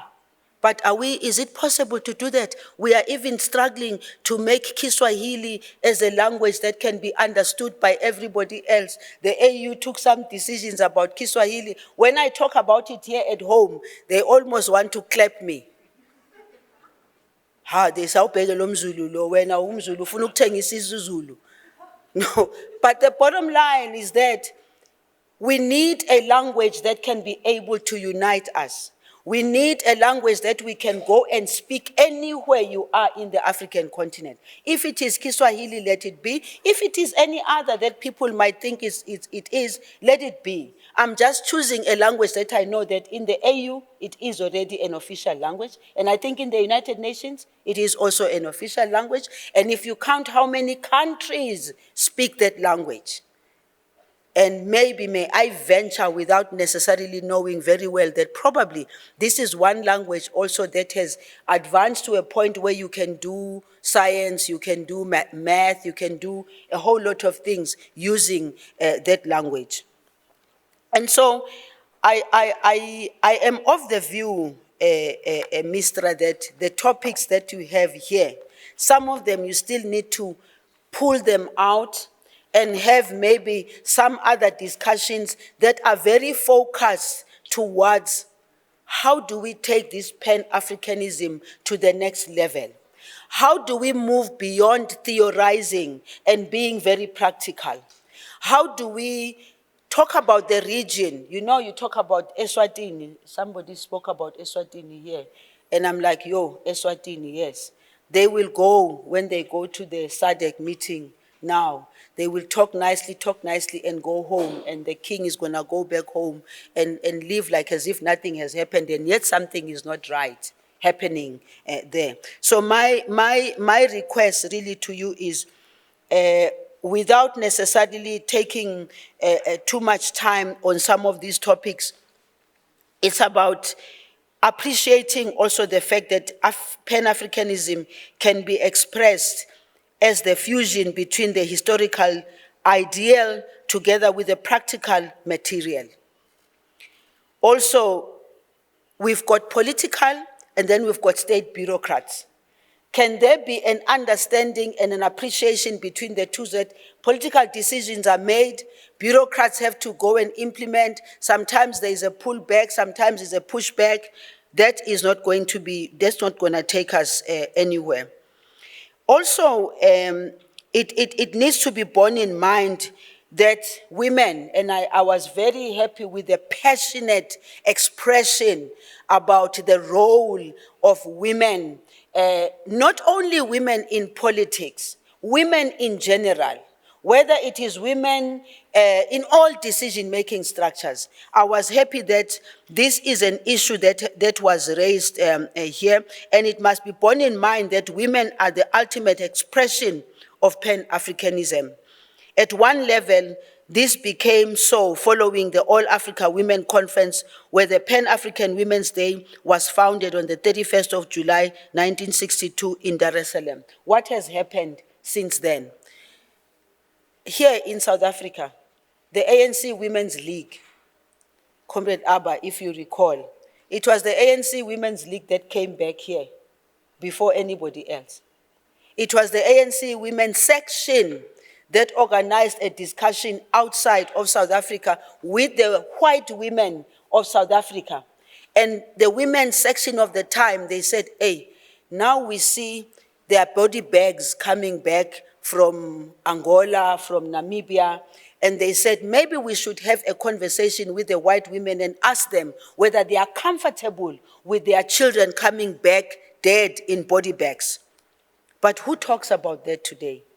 That the Women's League did that, the Women's Section did that, and that the Women's League came here first. We were the first to get offices there in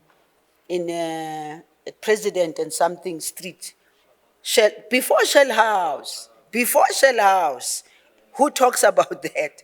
That is the history that must not be lost, because the women's section and the women of the time, they were moving ahead and saying, what must we do? And therefore the history of the role of women, not only in the liberation struggle, even in today, must not be lost. And finally, in relation to that issue that I'm saying, the dark side of Pan-Africanism, which we would say is the fathers of Pan-Africanism, at the expense of women, lifetime presidents, etc., should be addressed so that it does not occur. It keeps on occurring. Now we are in the COSATU Congress, there's a battle, are we going to have a woman? How many women are we going to have? We have to have arguments, we need 50%. Those shouldn't actually be the discussions under normal circumstances. But unfortunately, the circumstances are not normal, because women always have to fight to be recognized just for their contribution to humanity, their contribution to building institutions of governance, their contribution to family. But because we now have to be contributing more at home, they think we're no longer contributing just at home. Now we are everywhere, because these are the demands of today. And so Pan-Africanism must not lose sight of women, must not lose sight of youth, must not lose sight of people with disability, must not lose sight of the LGBTQI. Pan-Africanism must not lose sight of all the issues that create vulnerability for our people. Thank you very much.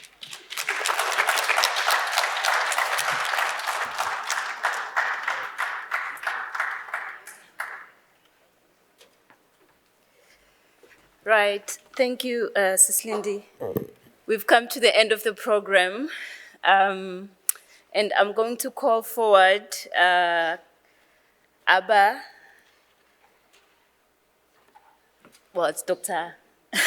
it's Dr. Yakub Abba, Omar, I shouldn't call him just Abba, His Excellency. Yeah, and then I would call also Sebastian Sperling, Sebastian Sperling, our Director for FES, to give us a vote of thanks. Okay, I'm amazed that there's so many people still left at the session at such a late stage. We all, both Sebastian and I, were talking about the staying power that we've had, and I was just complimenting the minister that she's brought us back alive with a passion, and thank you very much for that. So firstly, the vote of thanks is usually a boring affair, but we're going to try and make it exciting. But I firstly want to thank FES for their kind sponsorship of the conference. FES, you have brought, big clap for that. You have brought us so many interesting colleagues and comrades from across our own continent and from Europe, physically and virtually. FES had taken the initiative to bring IGD and MISTRA together as two of its partner organizations to discuss what a progressive agenda should look like already last year. So we've been having a lot of these discussions. And then it even hosted a delegation to Berlin, which exposed South Africans to the thinking of trade unionists, youth activists, feminists, climate change activists, MPs, government bodies, including the Chancellor's Office and the Progressive Alliance, and brought the Secretary of the Progressive Alliance here. Connie, good to see you as well then. So vielen Dank. Thank you, Abba, and good evening. It is exactly creating such opportunities to exchange, to meet, to build relations that move and motivate us. I want to come back to one element we have heard in almost all panels today, and this is that Pan-Africanism is not and cannot be an elitist project. It's not only about the state, it's not only about governments. And I would say the same is true for the kind of global internationalism that we so urgently need more than ever now, in the face of these multiple crises, catastrophes, injustices, inequalities that we have touched upon today, and in face of the fact that the multilateral system and institutions, as we have them now, are not able to fully take on these challenges. It is, all of this, far too important to leave it to governments alone. And I think this is really what's at the heart of it. And building a shared progressive agenda in this sense needs, as a first step, to actually meet, to actually exchange views, to listen to each other, find each other. All of us need to do this, being in different spaces, movements, unions, parties, government, academia, think tanks. And this is why we really want to thank you for making time to being with us today, all of you, for physically attending, for virtually attending, for traveling to South Africa for this very conference, and for sharing your experience, your insights, your knowledge, your perspectives. This is, as I said, the important first step for building such a joint agenda. And obviously, we thank the partners that are sharing that vision, the NIHSS, obviously, but also, and particularly, our long-standing partner from day one, the Institute for Global Dialogue. And I think all of us agree that we can single out one organization here, and that is MISTRA, that has been driving this book project and also took the initiative to have this conference today. It's really MISTRA that drove this. Thank you so much for this. Thank you so much for this partnership. MISTRA, but let me also say personally, Abba, thank you for this great collaboration. Thank you very much. So now, I think usually at this stage, people say, and thank you to all the people behind the scenes, and then we say goodbye. So we decided this time that you've got to see the people behind the scene. So as we call out the names, we're going to ask them to come up on stage and join us here so that you see the people that actually did all the work. So get ready. You know who we're talking about. So overall coordination, Zanele, Gloria, Pilani, if you can just come up. Quickly now, quickly. We want you here. People want to see who you are. We want you to be on our video. And then while they're doing that, technical and communications and protocol, Noma, Kulani, Terry, Tabang, come over. You can take a picture. We'll all gather around there. Very importantly, our finance minister, Lorraine, and our team of logistics and organization, Nomfundo, Wandile, Jabulo, Aberdeen, Ntsika, Anna, Arena, Kenny, Faith, and many more at our respective offices, and also within the broader global FES network. And then people maybe... Did I leave out a name there? Have I left out a name? Did we leave out anyone? Hey, Ntsika, have I left out a name here? Hey? Who? So last but not least, our special thanks goes to someone who suffered personal bereavement and an intense flu, and yet helped to pull all these things together. Sipakazi, a warm applause.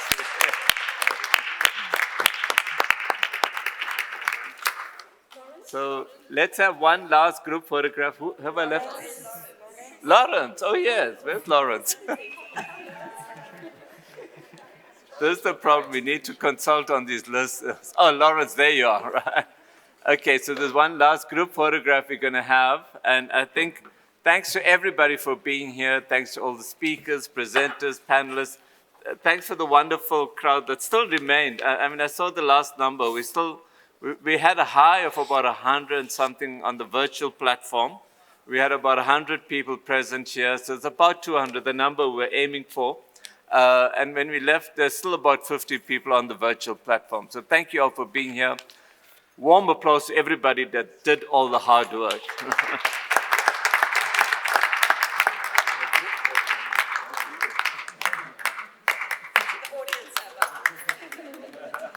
And the audience. Okay, done. And if you haven't yet got your copy of East Geopolitics book, this is your last chance to get the special conference prize.